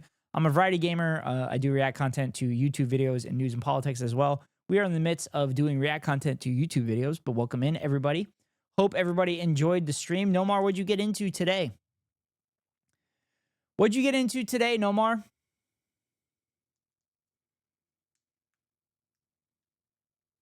Monster Hunter Wilds? How was stream? Yeah, that's right. I went to watch Nomar, then immediately got dropped here. Nice. Thank you for the follow, Byzantine boy. Welcome in. That game kind of looks pretty cool. Chat's mom might have this one because I'll be with Chat's mom later. Got him. Sorry, I'm channeling my inner Hasanabi since Hassan is banned. I don't know why it did that. That's fine. Emily just going grabbing clips from everybody's stream. Oh. Hey, what's up? That's a surprise tool for later. Is it? Hey, what? Oh, I was a genius in his video clip. I don't know my left from my right. What's your political leaning? I'm only asking because I'm new to the channel. I'm a leftist. You should watch my YouTube channel and you'll get an idea. But welcome in, Caster. Yeah. So now we get into yeah, we'll watch Adam Conover now. Adam Conover does fucking incredible movies or incredible videos. Very, very pro-unionist. Very pro-union, very, very good, very knowledgeable, and really knows their shit. Adam Conover's great, yes. Have the sleeps. For anybody that's rated in, if you have to rate and run, I understand. But feel free to stick around. Hope you enjoy the rest of the stream. And if you do have to rate and run and go to bed, hope you get a good night's rest. So things are getting pretty fucked up in America right now, and a lot of people are genuinely frightened about it. We have an unelected billionaire burning down the government. He's an OG in the space, yes. His Adam Ruins Everything video was very, very good. Also, when he was on College Humor, I think I didn't like the character that he played, if I remember correctly.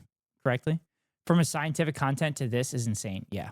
Like it's a Cybertruck that caught fire after hitting a pothole. Our new Secretary of Health and Human Services is Beelzebub, the Demon Lord of Pestilence. Excuse me, I mean it's Robert F. Kennedy Jr., the Demon Lord of Pestilence. G-word is very good. There's the ramping up of violent treatment of refugees and immigrants, and the coordinated effort to remove trans people and people of color, or even the discussion of them, from public life. And the Democrats are like, what do we do? Do we record a podcast about it? Do we send another fundraising text? Let's be really clear about what we're facing right now. Adam Ruins Politics should be this title. He probably can't use Adam Ruins because it's probably owned by True TV. Otherwise, he probably would do that. His new show, The G Word? Is that his new show or does he have another one? True TV barely exists? Yeah, but it exists in legality. And they have way more money than Adam Conover, so they'll sue the shit out of him. Our government has been taken over by an anti-science, anti-democratic... Don't you fact check me? Well, welcome in, Bosnian boy, because that's what we do in this channel. What if you call him disingenuous Donald? That's worse than some of the nicknames that Donald Trump has made. overtly racist authoritarian movement led by the richest and most powerful people in the world, and no one is doing shit about it. I mean, how does that make you feel? It makes me feel hopeless. Like, I should tune out, stop reading the news entirely, and go back to watching White Lotus. Hey, at least on that show, the racist rich people are fictional. You know, I still haven't watched that show yet. I want to. Side positive takeaway guy, and it's hard to find one here because fact act. I don't know what nobody means. is coming to save us. The brutal truth is, we are going to have to save ourselves. As depressing. Glad I followed this at OG night for me. Yeah, welcome in, Bosnian boy. Hopefully, see you in the future. A prospect as that is, and you know, it may sound impossible, but I promise you that it is not. There are concrete ways that 100%. I had a roommate in grad school that was Bosnian. He was like 6'7". He was really tall and a really good computer programmer.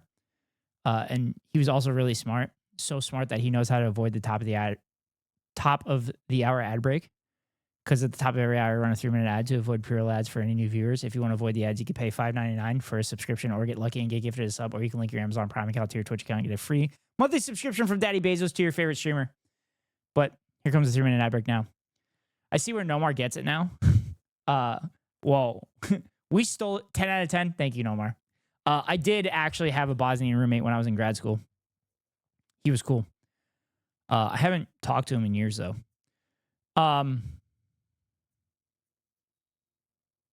What the fuck else was I going to say? They get it from me. Yes, we get it from Chat's mom. Was he a dick? At times, he liked pushing my buttons. He liked pushing my buttons on shit. But other than that, he was pretty cool. Sorry, dude. Nah, it's fine. He was good. He was very adamant that Kanye was a lyrical genius. But he held true that Kendrick, you probably deserved it. Maybe. But he held true that Kendrick was the best rapper. But he defended Kanye for a very long time. But he made graduation. He defended Kanye for a very long time. I'm like, can you admit that Kanye as a person is a dumbass? But he could also be, quote unquote, a lyrical genius. And he finally admitted that. I kind of would like to reach out to him now and ask him what his thoughts on Kanye are now. You can fight back, and none of them involve sending $5 to a spineless my people, I'm sorry, or posting to your Instagram story, or burying your He head survived genocide? No, literally. Like, he literally escaped the country during the conflict and came to the States. Yes. And that was a conversation that we had. That was kind of the start of my radicalization, because we had a conversation, and he's like, dude, the United States supported, like, the wrong side in that war. I'm like, I don't know, maybe. And I'm like, I don't know, Clinton did okay stuff and blah, blah, blah. He's like, no, they supported the wrong side. I'm like, okay, I don't know enough about it, but I believe you. So that was actually the start of my radicalization. Parents were in it, dad was in it. Yeah. Kanye is a dumbass, bad person, great producer. Oh, Bosnian boy, thank you for the resubscribe. Resubscribe? Resubscribe? Did you get gifted a sub? Oh, you subscribed for 2 months. Wait, you were gifted a sub? Oh, interesting. You were gifted a sub without... Wait, you were gifted a sub without being... without following the stream? That's cool. But welcome in. Thank you for the sub. Listen, I was AFK for Twitch in a minute. Welcome to the bots.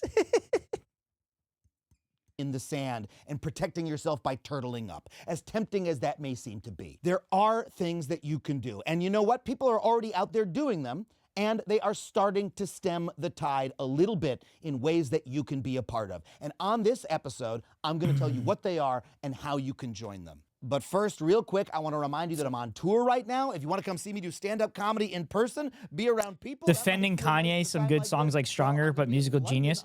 Well, Stronger, he stole it from Daft Punk. He specifically said lyrical genius. And again, this was 9 to 10 years ago. So this is before Kanye went full Nazi. Support this channel directly and all the videos we bring you week in, week out about all these important topics and what you can do about them. Head to patreon.com/AdamConover. So let's recap just a tiny teaspoon of the avalanche of bullshit we're facing. After taking office, Trump gave the keys to the federal government to the world's richest man and his band of horribly nicknamed teen hackers. Mad klepto, some would say? There are just too many things to make fun of about this kid. Sweatshorts and a blazer. His nickname is Big Balls, and his grandpa apparently loved Putin. I can't even write jokes. Emily, thank you for the gifted sub to Caroline Kwan. Okay. Maybe Caroline will be in here at some point. Maybe Caroline Kwan will get in here at some point, despite the fact that we literally stream it at the exact same time. Also, we got a hype train, everybody. We got a hype train going. I hear she's a secret fan. Emily should be your manager. Well, Emily's been bringing in clips and making and watching them the entire stream as a VIP, not even as a mod. But Emily, thank you so much for the gifted sub to Caroline Kwan. Maybe Scuff Streamer, Emily #1. Maybe Caroline will come in here someday. About him, it's lib comedy hack. Send him to the Daily Show. They'll make quick work of him there. So Big Balls has your social security number and his baby. Can we overthrow the streamer chat? I do recommend that the chatters do form a union. I recommend that. I always recommend that. Little Balls Elon is busy gutting the exact agencies that were investigating his many potential crimes, such as the Department of Labor, which was investigating Musk's companies for racial and sexual harassment and retaliatory firings and even workplace electrocution, the Consumer Financial Protection Bureau, which was getting ready to regulate X's mobile payment service, the EPA, which is investigating supposedly environmentally friendly Tesla for violating the Clean Air Act, and even the USDA, which was investigating Elon's company Neuralink for animal abuse. You know, personally, I can't think. This is weird. All the companies that Elon Musk was running was getting investigated, and now the investigations just seem to disappear. I would give Hassan, but I mean, technically you could. But I feel like that's a waste of subscription. Fossabot is a far better thing to gift a sub to. Because then if Fossabot is subscribed, then all my little fun messages, like particularly when I run the top of the hour ad break, it has the emotes in it. If you're looking for suggestions. But Hassan actually doesn't watch Twitch too. So I feel like that would be a waste of a sub, personally speaking. But Caroline's definitely going to come in here. Think of anything more evil than destroying the federal government just so you can keep torturing animals, but I feel like Elon can top that by next Tuesday. 100% the entire maybe. Trump administration seems intent. Fossabot needs to pay for her own sub. Well, Fossabot's not going to get a sub until I get to partner. So until I get to partner, Fossabot's not going to get a sub. Not going to be able to pay for their own sub. On destroying only the good things that the government does while supersizing all of the bullshit. Just in the past few weeks, the Trump administration has fired thousands of nonpartisan civil servants who are in charge of things like life-saving research. Fossabot a strong-ass bitch, woman. We don't know the gender of Fossabot at all. On cancer and heart disease, making schools safer, preventing bird flu, in order to keep the price of those precious eggs low. This is a good video. Guarding the fucking nukes. And yeah, they're now scrambling to get some of those people back, but they can't find Neurodivergent them because 100% Elon though. deleted their fucking emails. I thought we all wanted to live in a country where cancer wasn't a death sentence, eggs aren't $10 a dozen, and nukes aren't regularly stolen by bandits. But I guess I was wrong. That is gonna happen now. And Elon isn't the only fail son lackey fucking America up right. Adam Conover gives me great nostalgia. Are you saying College Humor nostalgia? Watch him instead of Stephen Colbert. That's because Colbert went lib. Colbert went lib and isn't as based as Adam is. right now. Which is why RFK Adam will never be able to get a job on like a network show because he's way too quote unquote radicalized. Jr. is already ordering the CDC to stop promoting life-saving vaccines. And, you know, there can be a lot of misinformation around vaccines. So you know what I did? I used our sponsor, Ground News, to find the source. Oh my God, ad segue, ethical reacts, ethical reacts. Links to articles about him. Ground News even gives each publisher ratings for factuality and political bias, so I could find a headline that was rated as center and high factuality. And I was also able to scroll down and find similar articles from other sources. All right, thank you for the hype train, everybody. Thank you, thank you, Bosnian boy, and thank you, Emily, for the gifted sub. Perspectives on big, complicated stories, and you can use. Fun fact: they will sell you the rope. Viewers can get 40% correct. Off this amazing user. Except they attribute that incorrectly to someone. They don't know who actually said it, from what I understand. Choo, damn right. Funded service if you use my special code. Just go to groundnews.com/factually. And you know, having a way to sift through the news really helps because it just keeps getting fucking worse. Yep. Especially for trans. Which is why I have failed to do political content the last several weeks and just played Cyberpunk, which is the dystopian future that we're headed. And queer Americans who have every reason to be really frightened right now because they are being persecuted by their own federal government. Trans Americans have already reported Cyberpunk better gender anyway. markers being forcibly changed on federal documents like passports, which could prevent them from traveling or lead to harassment from officials. And schools are being investigated Centralization by in Trump's news. Department of Education for the sin of having an all-gender restroom. Did you let a non-binary kid pee? You're going to jail in Trump's America. And Trump doesn't just hate pronouns. He's centralization or normalization. I'd argue that normalization is the reason that we are as fucked as we are because we normalize all the crazy shit that the Republican Party has done the last 30 years. Centralization, as in like a state media, as much as I would like that to happen, I don't think that's a good idea. There's a reason why half of the trans people I know IRL owns guns now. Makes sense. I've thought about getting guns myself. Actually, just had a conversation with the Unhinged Friday crew after stream on Friday, telling them I'm thinking about getting guns and adding to my arsenal because I definitely have guns here. So if anybody's trying to come at me, banning the whole damn dictionary. Researchers at the National Science Foundation have we been should told ban by them. their government. I agree. Like Asia does. I agree. I agree. I live in an area where there's a lot of fascists, Bosnian boy. I live in an area where there's a lot of fascists. But you know we're not a collective? True. We're a bunch of individuals. Hyper-individualism. I'm in Florida. Woof. Woof. Neg flexes after mentioning guns. Well, it's just like when Hassan talks about his home defense, he's saying that he has a moat and shit around his house and everything.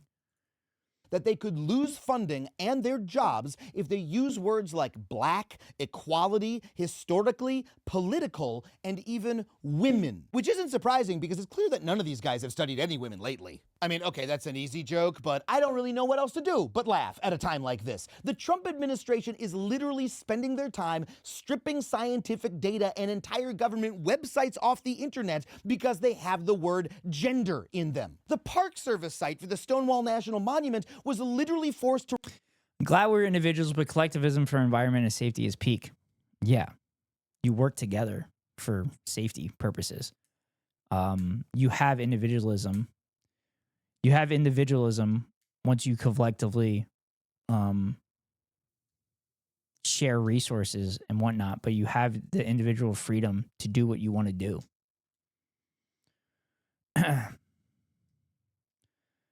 Hassan has an attack dog, you know? That is true. I think my previous message was flagged for review by Automod because I used an M-dash. Fuck my neurodivergent self desire to use proper grammar. Hold on, let me check.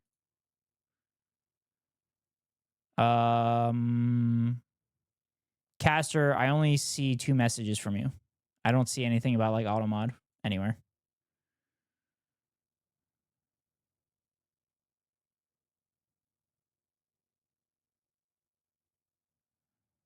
Yeah, Caster, I don't see anything with an auto mod. So it might not have gone through at all. Yeah, I don't see anything.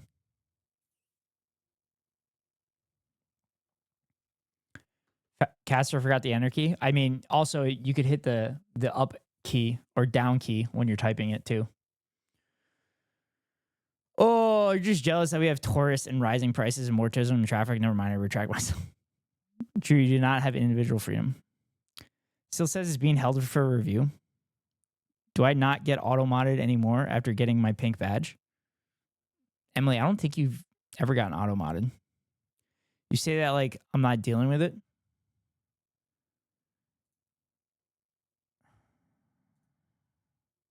I don't have anything in the auto mod queue, Caster, so I don't know what to tell you. I just looked at it. Unless Plank did something. And Plank's the only mod, I believe, currently here.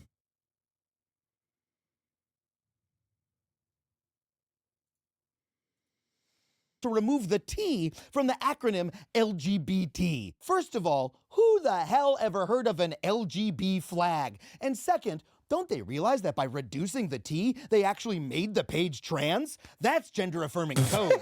And yes, I did ask my trans friend Sammy if that joke made sense, and they said, sort of. So the Trump administration is banning words and trying to erase people who they don't like from existence. That's not just fascist, it's Orwellian. I just proudly subscribe to your YouTube channel. Can't wait to binge your content.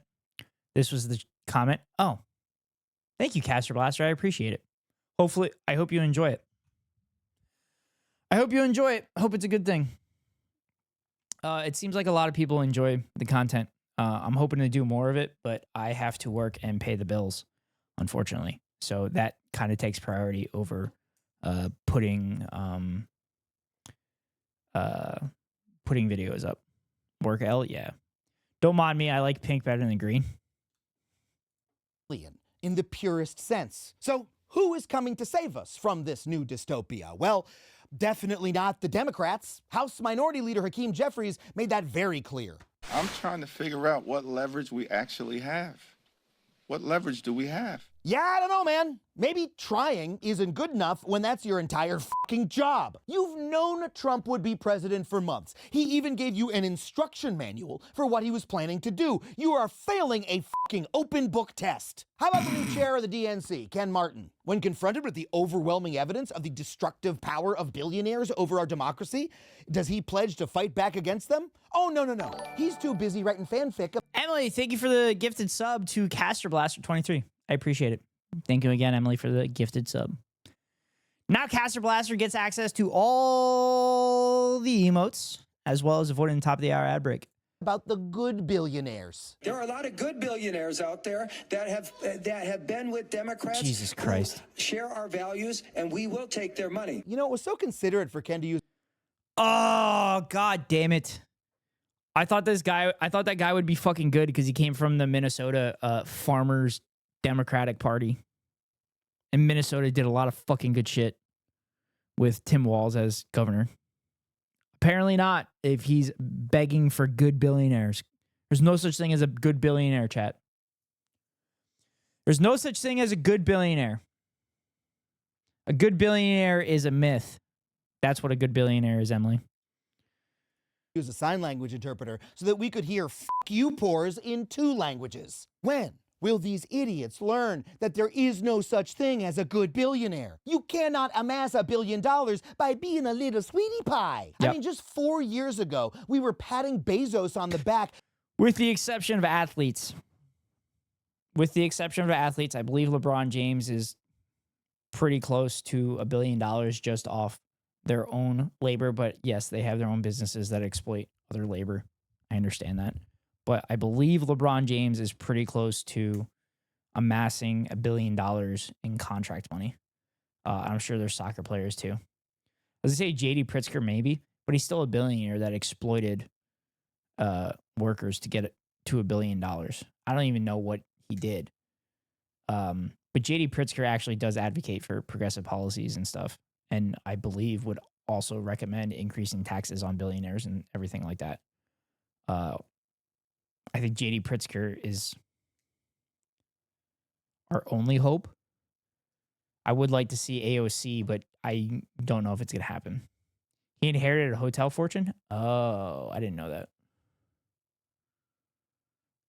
I mean, I'm sure he's going to end up giving his money back before he passes away, but while he's alive and still a billionaire, you're still a billionaire. For talking shit about Trump, but now that it's politically expedient, he's palling it up at Mar-a-Lago. At this point, I'm just waiting for George Soros to put on a MAGA hat and show up at a Ted Nugent concert. You know, the Democrats' main strategy seems to be to point out over and over again that what Trump is doing is unconstitutional. But hey, newsflash, f***os, that doesn't matter if nobody is enforcing the Constitution. The Constitution is not a set of magical laws that automatically bind our actions. It's just a goddamn piece of paper written by a bunch of dead dudes in wigs who naively thought that Congress would stop an out-of-control president to protect their own power. But you know what? They didn't anticipate that Congress would be so excited to be cucked. I've been asked so many times, aren't you uncomfortable with this? No, I'm not. Let me translate. That's Republican speak for, yes, Daddy, please f*** me harder. And that leaves, of course, our last resort, the courts. Adam's going hard. I wouldn't count on them saving us either, because even if the right-wing justices Trump jammed through somehow grow a spine and stand up for the Constitution, they have no way to enforce their rulings, because the law enforcement officers are, guess what, controlled by Trump. That means that Trump could simply ignore the court rulings, as Vance has already hinted he will, which means that the courts are incentivized not to rule against Trump at all, because if they do and then he ignores them, it makes them look weak. Far better to keep pretending to be strong and do jack shit. Oh, look at you big strong boys. Very important in your serious robes. So there is no other branch of government, no jacked billionaire zaddy, no political strongman. Unelected fucking wizards. Unelected wizards are on the Supreme Court. Unelected fucking wizards. Some would argue grand wizards because they're fucking racist. The supermajority on there. We are going to have to save ourselves. And I know that sucks to hear because you got other shit to do. You have rent to pay and kids to raise and a Kendrick Drake feud that's way more fun to read about than this shit.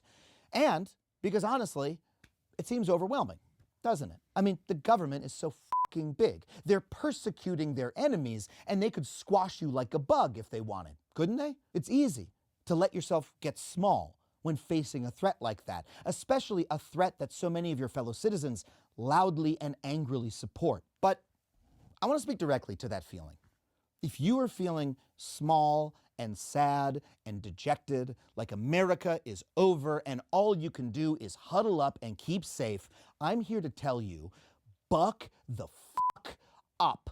Average people have been getting squashed by bullies like Trump and Musk since the founding of this country. And the only way we ever stopped them was by kicking their asses. But we didn't do that by keeping small and staying safe and playing Stardew Valley while we waited for our next chance to vote in 4 years. We did it by fucking shit up. You know, for far too long in America, we've believed... Okay. Adam may or may not be cooking right here. He may or may not be cooking, and I may or may not agree with everything that he's saying. I have the answer in my head. I have the answer in my head. But y'all will have to figure out what that answer is. Because I probably shouldn't answer that. The lie that the only way you can affect change in this country is to vote for the politicians and donate to their campaigns and post on one of the billionaires' dumbass websites. But they came up with that lie to distract us from the fact that we, the people, are political actors just like they are and that we have power. And that power lies in refusing to be quiet and instead being unignorably fucking loud. So, look, queer and trans people are facing threats to their safety. Yes. But not for the first time. For most of American history, they have faced immense discrimination, not just from the government, but from a bigoted public. But gay rights weren't won by being quiet and waiting for the storm to pass. They were won because queer people bravely risked their safety, their jobs, and their entire lives to come out and live as themselves with pride, and to turn that pride into a fucking parade, long before it was socially acceptable enough to be sponsored by Chase Bank. They refused to be quiet. Instead, they were themselves loudly and publicly, and they won. And those same tactics can win again, because those are the tactics that always... He's driven me to read. We're leftists. We don't read. We're leftists. We don't read. I feel like you're going to go big, man. Keep promoting yourself. I follow your YouTube channel. Thanks, man. I appreciate it, Bosnian boy. But the goal is not to go big. If it happens, it happens. The goal is to make the world a better place. I try to advocate for the things that I believe in. I try to beat back bad faith talking points. And if people happen to agree with me and happen to promote me, then then it happens. Ideally, it'd be great if this is what I did full time, but I'm not relying on that. If it does become something I do full time, then I can advocate more. I can create more YouTube content. I could stream more and do all this stuff. But like I said, it's not about getting big. It's about making the world a better place. So I'm so sorry you had to go through that. Seem genuine. Thanks, Bosnian boy. I do my best. So I don't know. I hope you get it. Thank you, Bosnian boy.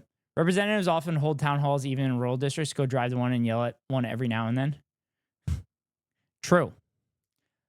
But also, make sure you show them the check, the George Soros check that you're paid with when you go to these town halls. Win in this country. You know, as I covered in a past video on unions, working class people used to be worked to death in this country by the millionaires and billionaires who ran the economy. And they were literally shot in the street by their own government when they fought back. But they did not let that stop them. They fought together collectively, they found their power, and after decades of struggle, they put in place the 40-hour work week and worker protections that all of us enjoy today. This is the same story time and time again for the women's rights movement, the African American civil rights movement, people with less power banding together, being unignorable, and forcing those with more power to bend to their will. Let them cook, let them cook, one more of these stories that I think should be told a lot more often. One of the greatest civil rights victories in American history was won by disabled activists who brought business to a grinding halt with a 25-day sit-in to force the Carter administration to sign Section 504, a law that protects disabled people's rights to public education. Now imagine if you were one of those people. Do you think it wasn't fucking scary to roll a wheelchair into a government building, one without a goddamn ramp, and demand to be heard? No. These are people who were told by our entire society that they're weak, that they're powerless, that they had to hide themselves away. And they said, no, fuck that. Here we fucking are. We demand you give us what we want. And they won. Winning comes from taking risks, from being loud, from being yourself, and by doing it together. And in fact, that is how the right wing has won all of their victories, by showing up en masse over and over again and screaming like fucking assholes until they got what they wanted. And that is what you are going to do too. So here is how you are going to fight back. First, you're going to find a... Chat, I'd like to think that my videos on my YouTube channel do actually push people into action, like Adam is doing so here. I hope it does, or I hope it at least informs people where they do go into action later down the line. Goddamn, Adam's very fucking good at motivating people. People always forget that any rights given for the welfare of people was never handed them because he said please. Yeah, correct. I talked about this about a week ago or so. I said, if you look at all civil and human rights that have been handed down over the last couple hundred years, It hasn't come easy at all. It's come very, very hard. Human rights and civil rights and labor rights are all those regulations to ensure those rights have been written in blood. Is just the fact of history that you can't vote to get your human rights, that it has to be boots on the ground to advocate for those rights. And that's where we're at. This is the crossroads we're at. We either sit on our ass and let the billionaires tell us that everything's okay and that everything's going to be fine, or we stand up to them and said, nah, fuck you. You only exist because of us, because of the value that we create. Which side are you on, chat? Which side are you going to be on? It's crazy the Stonewall website removed references to trans people, especially since trans women of color played a pivotal role at every stage, including at Stonewall. Yeah, didn't the entire Stonewall riots start from a trans person throwing a brick? Oh, shit, chat. I'm sorry. Fuck. I didn't want to run that. God damn it. I was trying to clip it and I clicked on the ad button by accident. I'm sorry, chat. Fuck. My bad. Shit. Good thing you're all sub now. It's been like this since the 60s and prior. Yeah, I mean, prior to the 60s, you have the labor movement leading into the FDR election, and labor militancy basically telling non-subs say something. Yes. You had labor militancy leading up to FDR's election, where they basically told owners like, hey, we're only working 8 hours a day. If you don't like it, we're going to burn down your factory. So again, that's historically speaking, and simply putting it, that's what happened. And then those owners either capitulated to the labor unions, or Big Daddy Uncle Sam sent either the police or the military in there to break things up. And guess what? The labor union won, which is why we have 40-hour work weeks and we have the weekend. And we have, well, I guess we don't have PTO or anything like that, but we have the weekends and 40-hour work weeks. So, group that you can join. It could be a church, it could be a rights organization, or it could be a local Magic the Gathering meetup that gets spicy about politics after one too many Mountain Dews. Get your ass to a meeting and talk with like-minded people about what you're going to do next. And then go with them together to a town hall meeting or the steps of your senator's office or a street corner in the middle of your city and get fucking loud. And you know why I know this will work? Because it already is. Republicans across the country are confronting angry mobs at their own town halls. Republican Congressman Rich McCormick was recently confronted with this from average Georgians.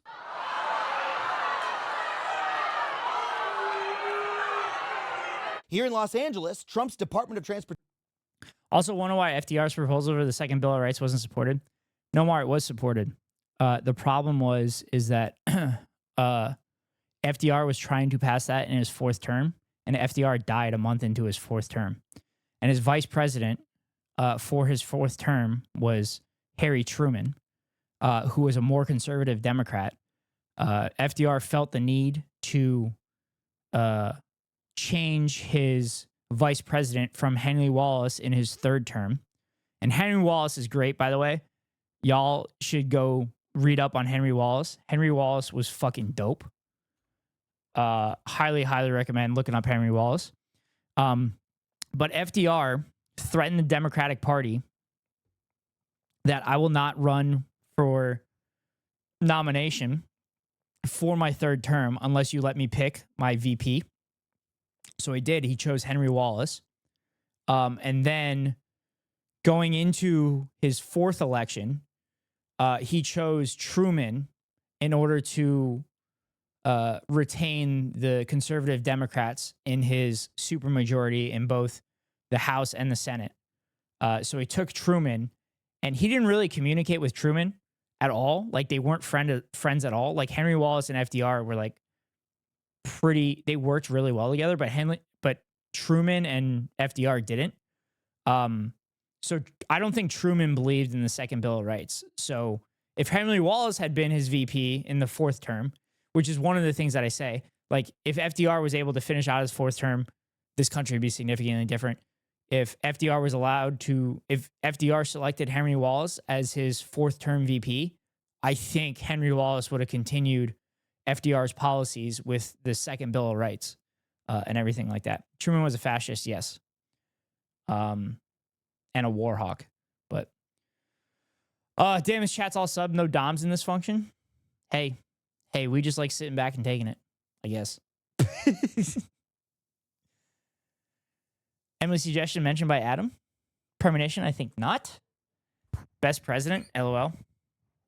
FDR was significantly the best president. I mean, all presidents are war criminals, but FDR was significantly the best president. Truman? No, okay, Truman sucked. Yep, sarcasm, my quotes. My bad. Okay, just checking. Yeah, Truman sucked. Truman started us down this fucking war industrial complex path because he felt the need to look big compared to the Soviets. And it probably also, I mean, Patton and MacArthur was kind of psychopathic. He wanted to continue the war into China and Russia after World War II. And we found out the other day that Patton literally said, we fought the wrong side in World War II. He wanted to play Risk IRL, low key. Yeah, he definitely did. Yeah, MacArthur was a psychopath. Transportation Secretary and former Road Rules contestant Sean Duffy hoped to triumphantly announce how he was killing high-speed rail, but instead, the good citizens of LA gave him this.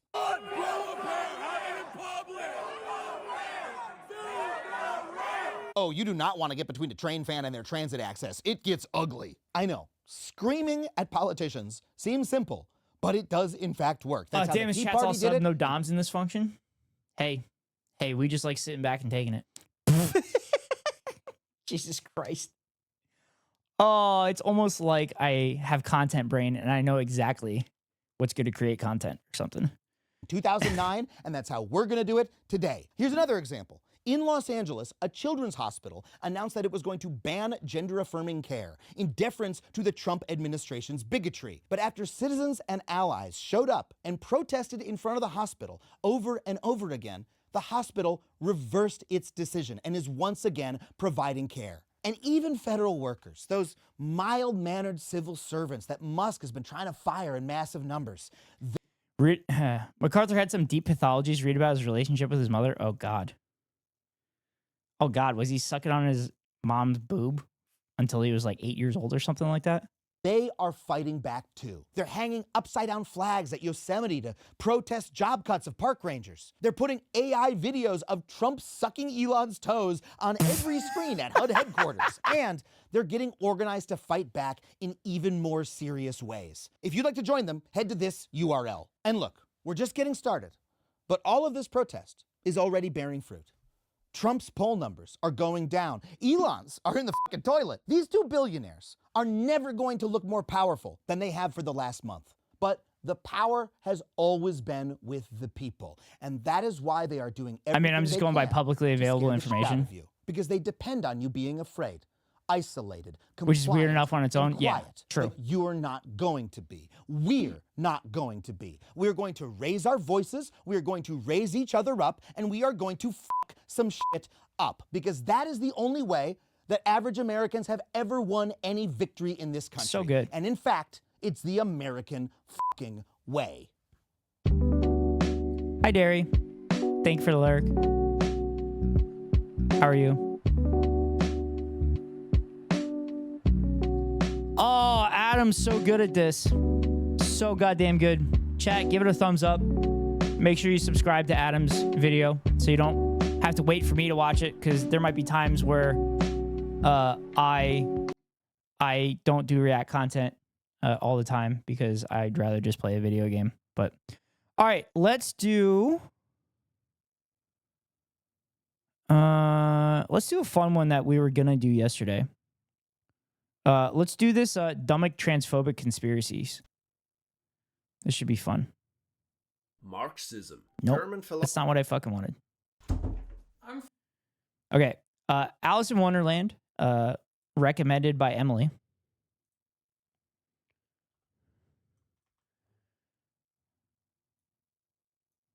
Alice in Wonderland, recommended by Emily. The dumbest transphobic conspiracies. This should be a fun react. It's me. I burn babies. I serve Chat. them up on a platter to my trans cult. I'm the one they've been talking about all this Chat, time. I'm gonna The fill my best water. I'll be thing, right back. I'm untouchable. Because the second they try to take action against me, all of their kids will desperately try to stop them. That's right. I've turned all of their kids trans in a preemptive strike. Kaboom! Take that, blunk one. Nice name, loser. Did your mum pick it out for you? Ha! Kia ora, guys, girls, and pals. I'm Alice Wonderland, your favorite Kiwi trans girl, and we all know about these folks.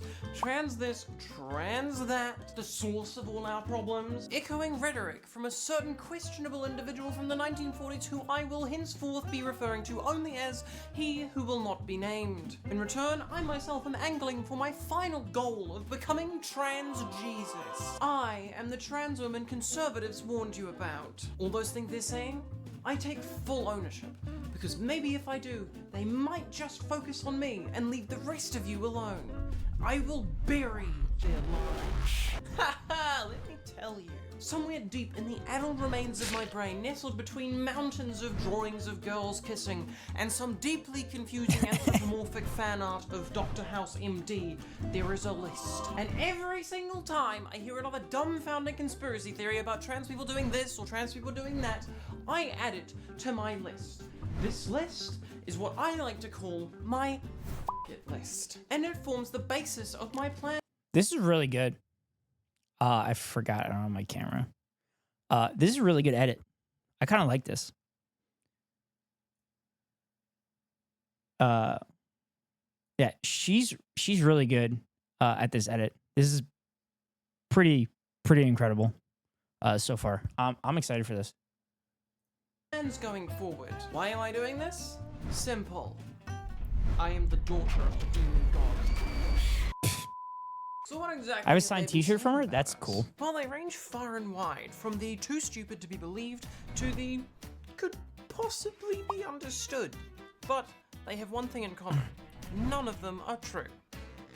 Or at least they weren't until I came along. What have we got? Let's find out what they're saying. And we're gonna do it with the help of my f***it list. That's the wrong side of it. F***it list. This bizarre and quite possibly senile old man seems to think that we're putting chemicals in the water to turn the frickin' frogs gay. I don't like gay people. I don't like them putting chemicals in the water that turn the friggin' frogs gay. Now, I don't know if that's... Chat, fun fact. Every time Alex Jones would go on some unhinged rant about the dumbest shit, he would immediately start hawking some fucking bullshit, some bullshit product that he was selling.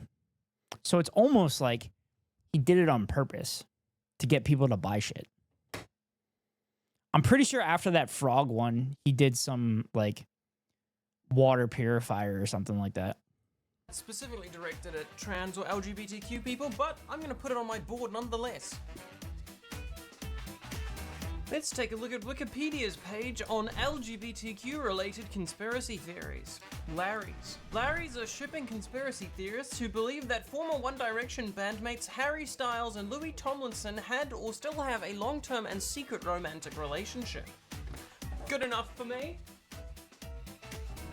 White genocide. Alice just went full YouTube recently too. Oh, good for her. That's awesome. I love hearing base content creators being able to do it full time. Because we need everybody. We need everybody to push back on this fascist bullshit. Which is what I would love to do. But I'm fighting the good fight while I'm at work and pushing back on fascist bullshit that my guests talk about. And I fucking push back and be like, nah, dude, you fell for misinformation. Conspiracy theory. I'm not doing that one. Now, here we go. LGBTQ chemicals conspiracy theory. Gay frogs redirects here. The latest fear for Kansas schools. CRT is turning our children gay.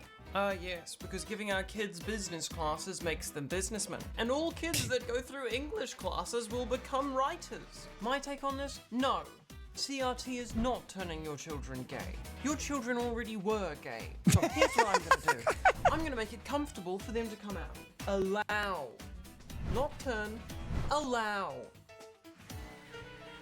Kids to be gay. Gay agenda, rooted in the belief that LGBTQ activists seek to recruit heterosexuals into a homosexual lifestyle. I'll do that. Homosexual seduction is... Okay, I'll make a comment about that. It's not really anecdotal, but from what I understand, there are gay people. I guess it's probably a fetishization where they like want to be the one that makes a straight person have a gay interaction or maybe turn them gay. I'm not saying all of them. Maybe it's fantastical. But I'm aware that there are gay people that try that shit. Is the pseudo-scientific conspiracy theory which suggests homosexuality is spread through intergenerational sex. Well, now I've got to develop a method that makes that even possible. Okay. Litter boxes in schools hoax. Now this is one close to my heart. Starting in 2021, a false rumor alleged that certain North American schools were providing litter boxes in bathrooms for students who identify as cats. I seriously can't believe anyone... Dude, I was at work and my fucking group was talking about this shit. And there was 4 or 5 of them that were talking about it. And I had to fucking push them. I had to push back on it and say like, no, you're fucking stupid. I didn't say that part. I said, no, that's disinformation. This is what the actual information is on. And the actual information is that a teacher had kitty litter in her emergency materials so that the kids could go to the bathroom if they were locked into their classroom for too long during a shooting incident. You know, it's more common dudes that think they could turn lesbian straight. I was one of them at one point. I was one of those guys. I was going to say that that's probably more common, but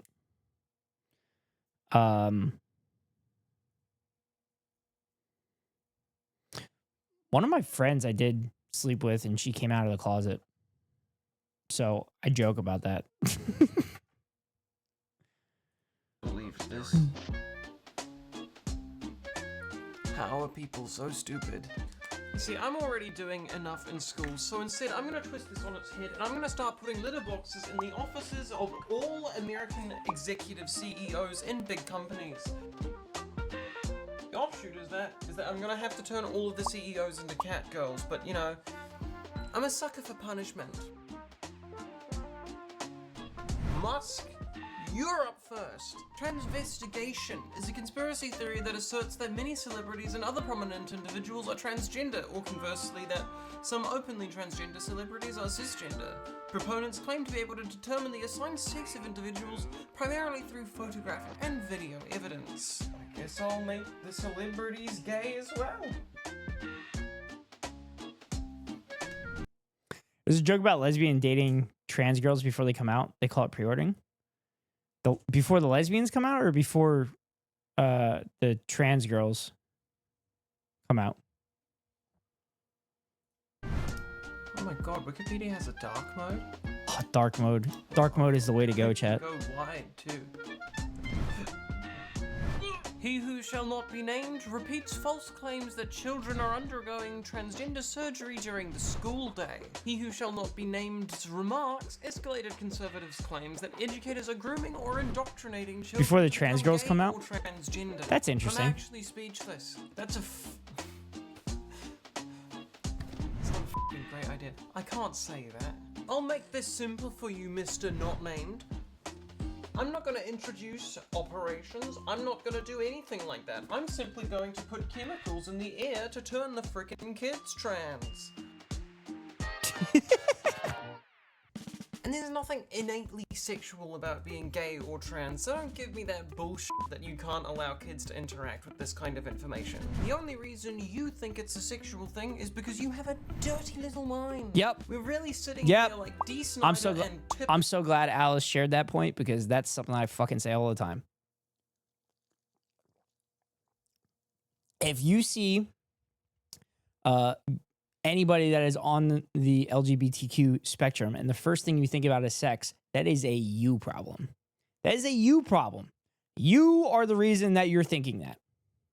Not them. They're just existing. Also, every time you see a heterosexual couple, do you think about sex all the time? No, you don't. But you do for LGBTQ people, probably because you fetishize them, one.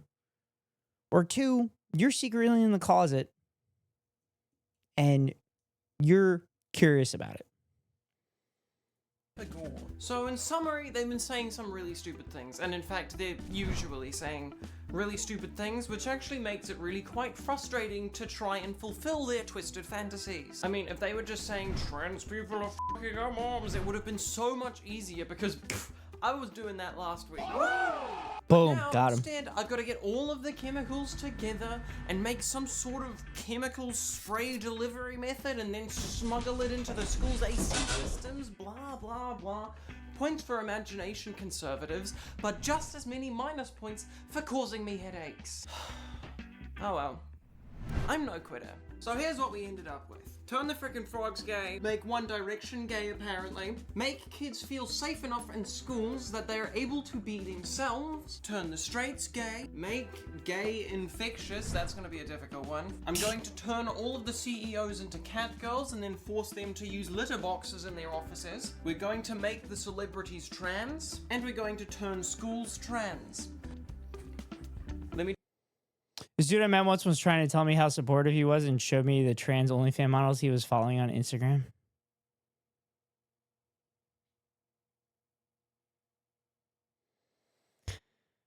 I mean, in his mind, he's being supportive. Just like chatters are supportive of the top of the hour ad breaks. But I already ran an ad, so I'm not going to run one now. But I thought it would be a fun transition to do. So, yeah. We do a little bit of brainstorming. Several months later. Can you tell it's been 3 months? I'm wearing the same outfit for continuity because I thought it's been 3 months. So how are we doing? Turn the frickin' frogs gay. Well, my plan has developed. Simple enough, I've bought up several chemical companies over in America and I've started to accidentally spill chemicals around all of the major waterways where frogs live in America. So far, we've seen an increase of 10% in frogs gay sex. Now that may not seem like a lot, but think about the sheer amount of sex frogs have in general, and we're talking like millions of extra gay sexes every year. One Direction gay. Well, this was a bit of a faux pas on my part because One Direction was kind of always gay. Our frogs! No! No, our frogs! At least that's what all the kids in my middle school called it. Allow kids to be gay. In all American schools, I have developed something revolutionary, a technology I like to call a support group, where kids can get hugs if they need them. That's literally it. That's all you need to do. Kids will be gay if they are already gay. All you can do is make them not feel like death about it. Turning the straights gay. I haven't had much luck on Emily is Alice based in UK. I know she said she flew over to the United States as the joke. But and I'm pretty awful with accents, but it sounds kind of like UK-ish. But I might be wrong. Turning the straights gay. On this one. The problem I'm dealing with is that there is nothing gayer than straight guys. Facts. I mean, New Zealand? Straight Oh, New Zealand. Oh, she's even more based. guys just go around slapping each other's asses, and if you try and join in, they'll just laugh. Like, Facts. There's where am nothing I gayer than supposed to being a start? straight male. Requires more thought. Make gay infectious. I actually started working on this one several years ago in a little known lab in a little known place called Wuhan, China. I don't think I'm allowed to make that joke. A lot of people died.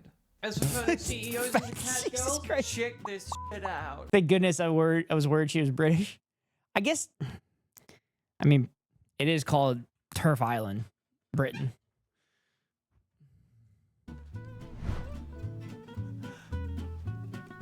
I would show you the videos I have of them pooping in their litter boxes, but I'm actually not allowed to show that on YouTube. That is fetish content. But if you want to see it, you can check out my OnlyFans, link in the description. Making the celebrities trans? Who do you think transed Elliot Page?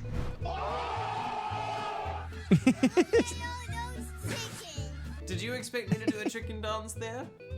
Because I didn't. Turn schools trans? Same deal as the frogs, really. So I suppose in summary, all those things that conservatives are scared about queer people doing, it's not the major queer population. It's literally just me. It's just me. I'm a sole actor. I'm doing it all entirely on my own. So all of you conservatives watching, you should be angry at me and just leave the rest of the queer community alone. Stressful last day. Who we watching? It's pinned, Keko. A little bit. I've got a degradation kink. Anyway, Alice in Wonderland. I'm hungover as fuck. This is the time where Alice gets to talk about her life. The video's over. This is just for the people that care, because I'm awesome. Yeah. I went to my first ever festival last weekend and it was so good. My first festival as a girl and also just my first festival ever in general. We went to Electric Avenue in Christchurch, New Zealand. It was a 2-day affair. We got up to all sorts of crazy dumb bullshit. It was so much fun, so much mayhem, so much good music, so much energy, and I had a really good time, and I am so hungover. I got back on... the last day of the event was Saturday night. I'm recording this on Tuesday afternoon, so it's been like at least 3 days, and I'm still recovering. Ow. But yeah, You're still hungover? Lots of dancing Damn. to music. My friend and I went on the Ferris wheel. I learned that I'm actually strong enough to put people on my shoulders during concerts, and it's really fun. So I'm gonna do that more often now. If you want to sit on my shoulders during a concert, you can send an email. Don't. Please don't. I've got enough shit in that inbox already.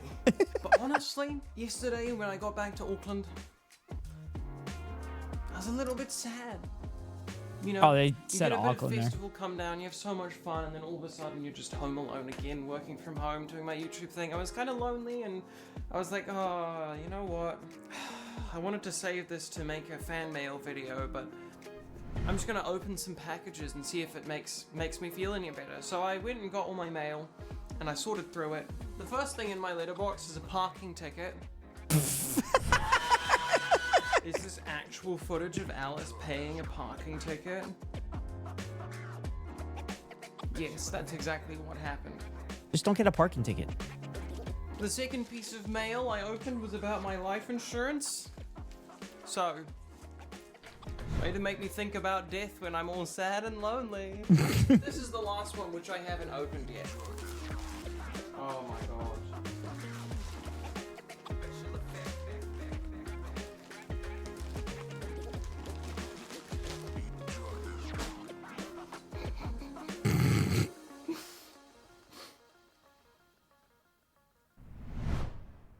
I've just spent the last 3 videos ranting about blowhighs.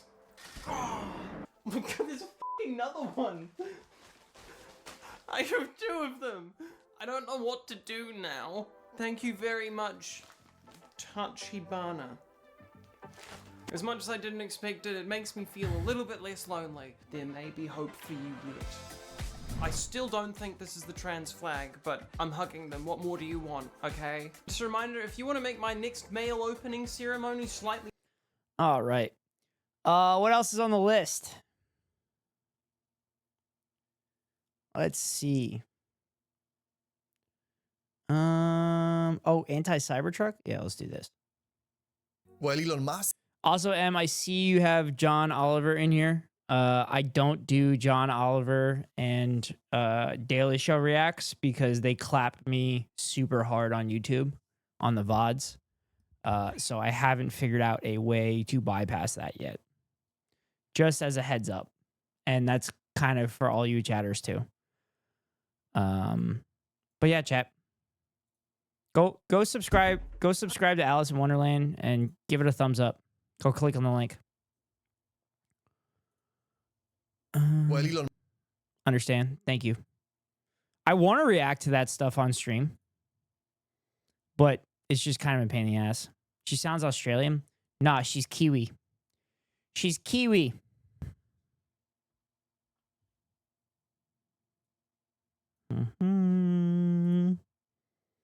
This will be a quick one. I think. Watch this be the one that I react to the longest. All right, the anti-Cybertruck has arrived and people are angry, apparently. Elon Musk was busy designing a polygon on wheels, the US Postal Service was quietly building its own, oddly revolutionary vehicle. A new mail truck that looks like a duck had a love child with a platypus.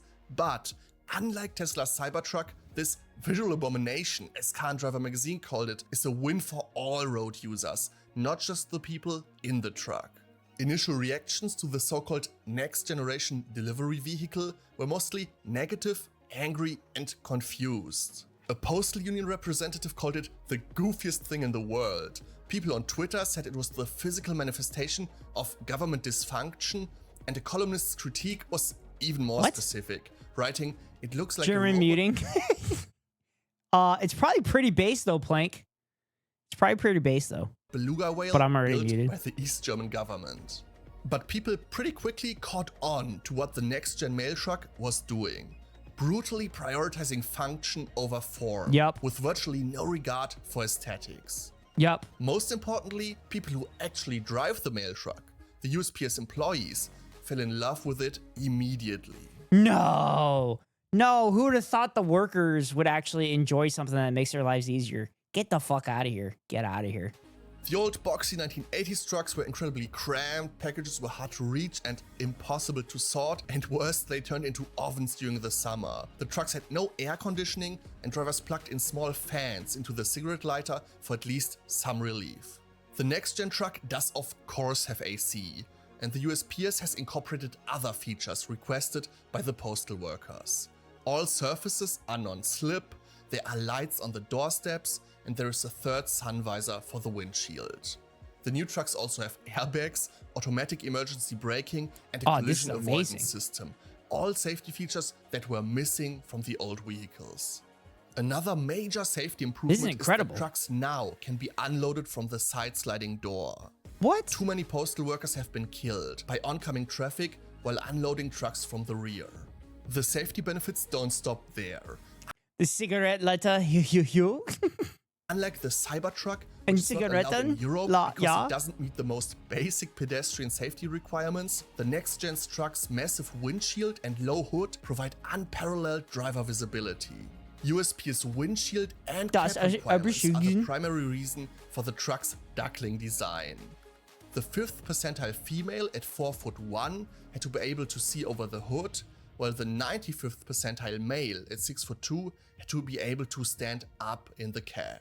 The low hood has another obvious benefit. One study found that a 10 cm increase in the frontal height of a vehicle led to a 22% increase in the pedestrian fatality risk, with the greatest impact on the... Yep, chat. As American vehicles get bigger and bigger, pedestrian incidents continue to increase. Survival rate of women, children, and the elderly. A 360-degree camera on the new truck further improves the safety of other road users. You may be surprised to hear that this thoughtful truck was built by an oddly named defense contractor called Oshkosh, which won the government's $9.6 billion contract to supply the USPS with 50,000 new trucks. The truck's journey to reality wasn't without drama.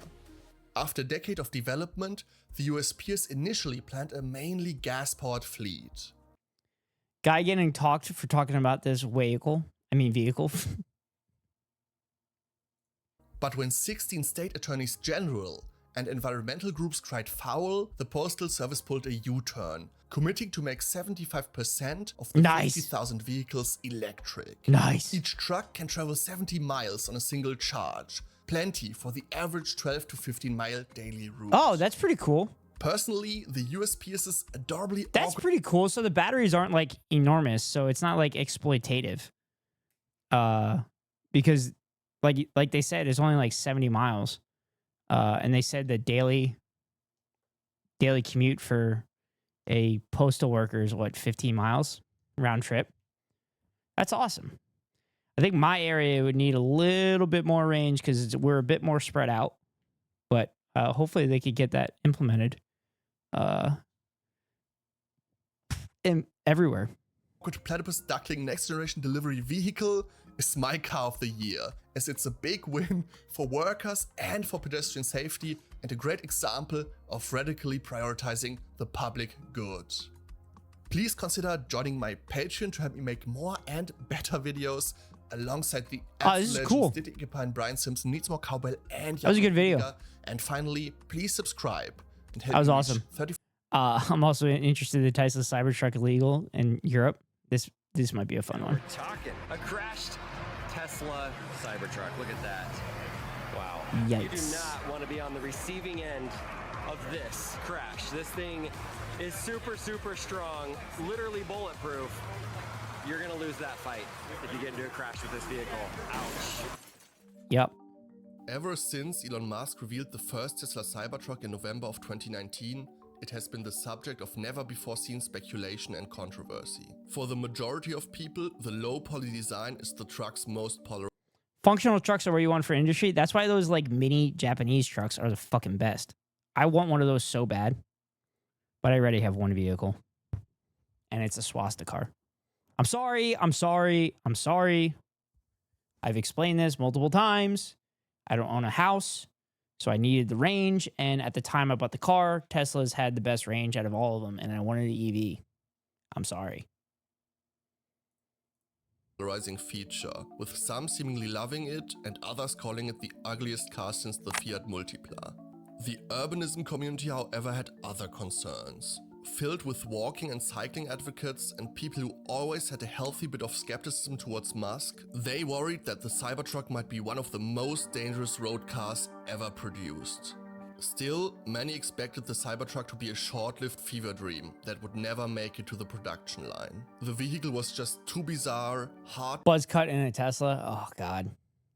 The neo-Nazi vibes would go so hard. I feel like I should go buzz cut so I sucker these chuds into here. They might learn something by accident. To mass produce, Tesla would never get the panel gaps fixed, it would end up costing too much, and ultimately it would never get NHTSA approval anyways. But to many people's surprise, Musk actually delivered in November of 2023 at the suitably named Cybertruck delivery event. The Cybertruck is a couple of years late, a lot more expensive than originally announced, and the range is about 160 miles shorter than what customers expected when they first placed their order.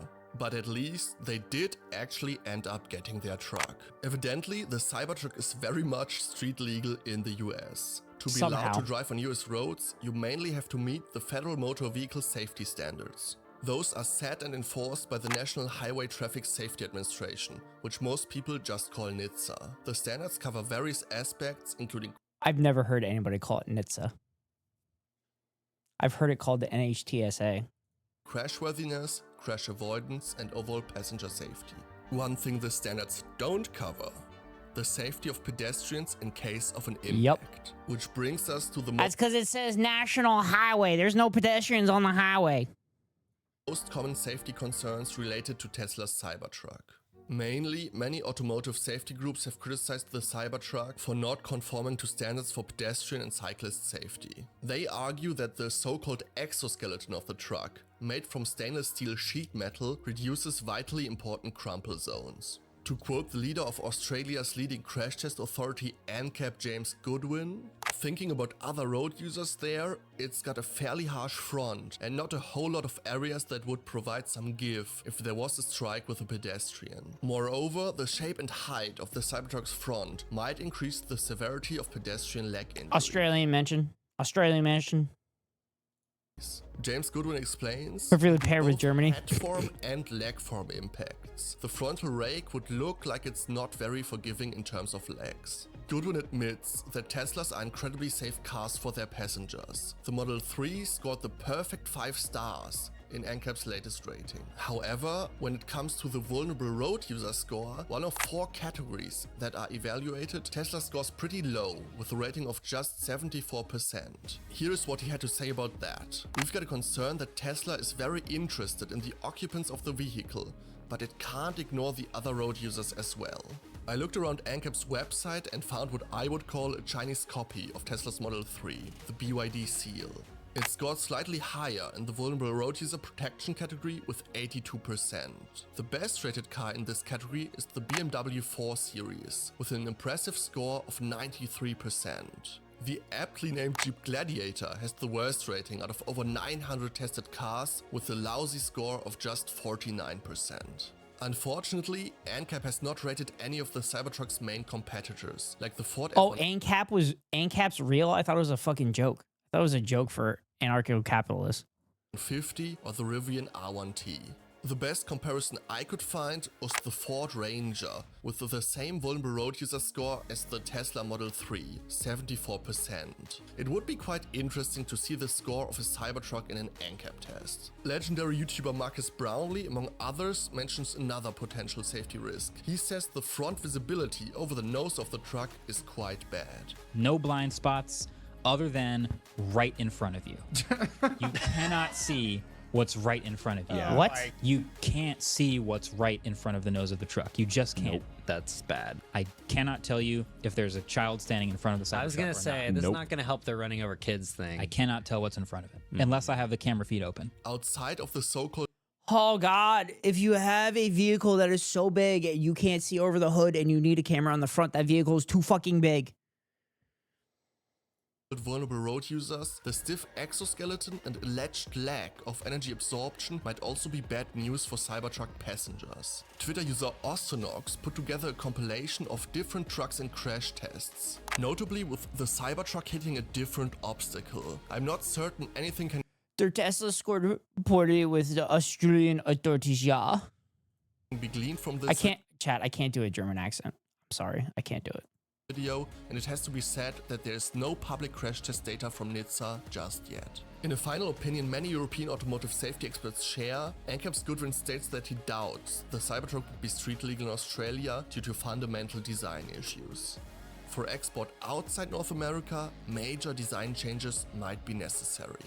Let's go beyond Australia and get into some more Europe-specific problems. With a standard EU driver's license, you can drive a vehicle with a total weight of up to 3.5 tons. The lightest version of the Cybertruck, according to US documentation, has a total legal weight of 3.629 tons. This means that you need to get a Class C driver's license to drive the Cybertruck in Europe, which usually takes at least 2.5 months to complete and costs at least €2,000. The Cybertruck is also too big for much of Europe's infrastructure. The delivery model is smaller than the one introduced back in 2019, making it smaller than the Ford F-150. Still, while the German Autobahn wouldn't be a problem, urban centers, tight parking spaces and public parking garages would limit where you could take your Cybertruck.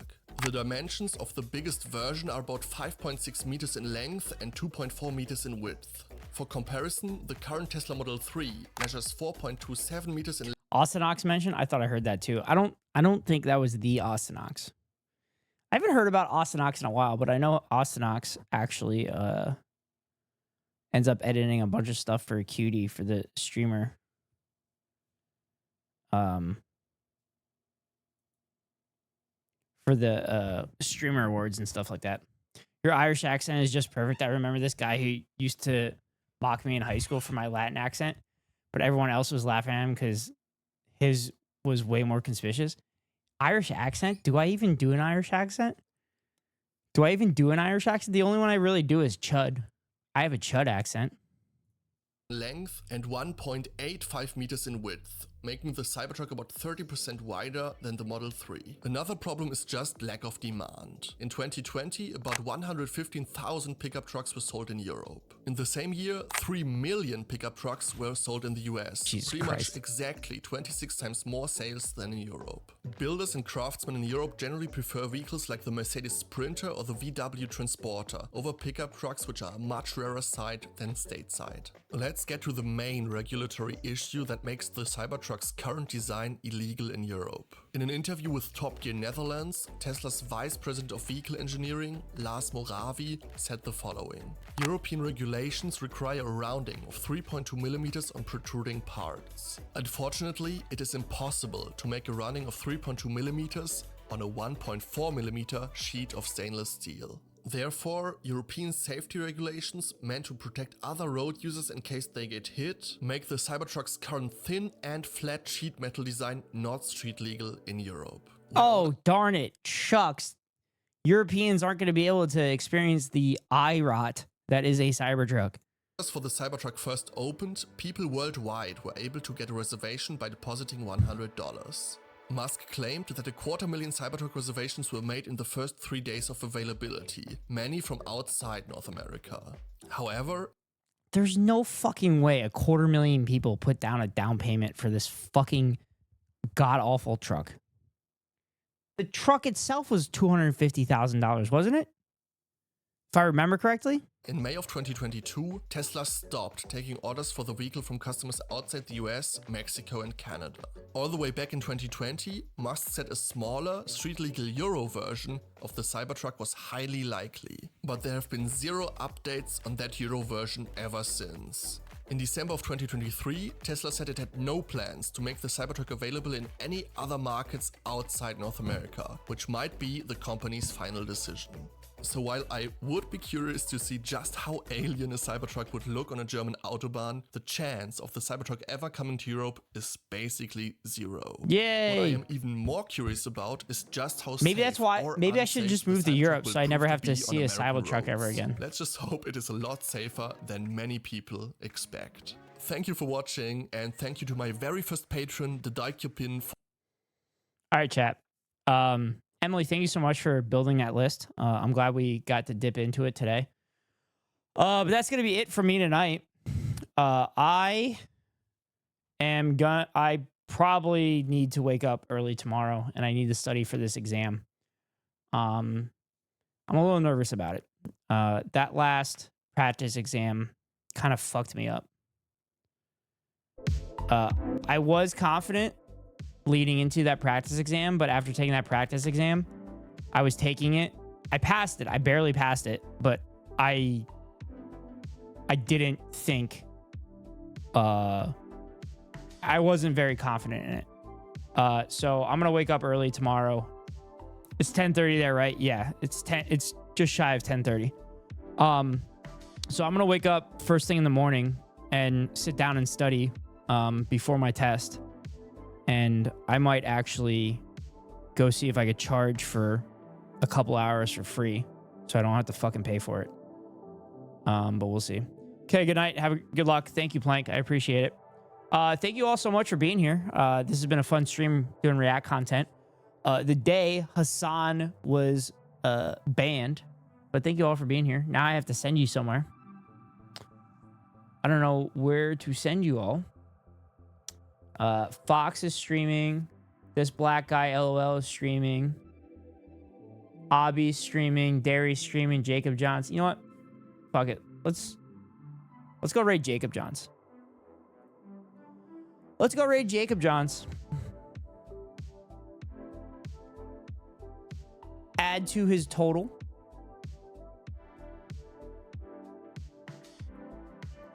Let's go have fun over there. Thank you all so much for being here. I greatly appreciate it. It seems like you all enjoy the React content, so I guess I'll do it more often. But I'm not turning into the Hasanabi channel. There will be gaming. We will have gaming. Gaming will happen. It won't always be reacts. There will be gaming. Because I really enjoy gaming. I promise you. That's what's going to happen. But thank you all so much for being here. Tomorrow, if I stream, it's going to be super, super late. And then I don't know how late I would actually stream. But probably 9 p.m. Pacific time, potentially. But we'll see. But don't hold your breath. If you're in the Discord, you'll get a notification if I go live. If I don't go live, you won't get a notification. But I might put an update in there to see when I go live. But I'm not going to stream while I'm driving because that's bad. Twitch doesn't like that. Anyway, wherever you are in the world, good morning, good afternoon, good night. See y'all later. Free Palestine.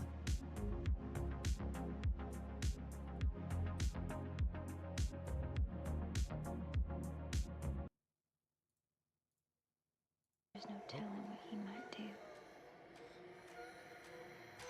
Ghost. Oh my god. Ghost, thank you for the raid. Welcome in. I'm sorry that the raid alert didn't go off. Sorry. Welcome in. I hope you had a good stream. We're not watching porn. Adding that to the clock for real. We're watching the movie X. I was blurring the screen from side boob as soon as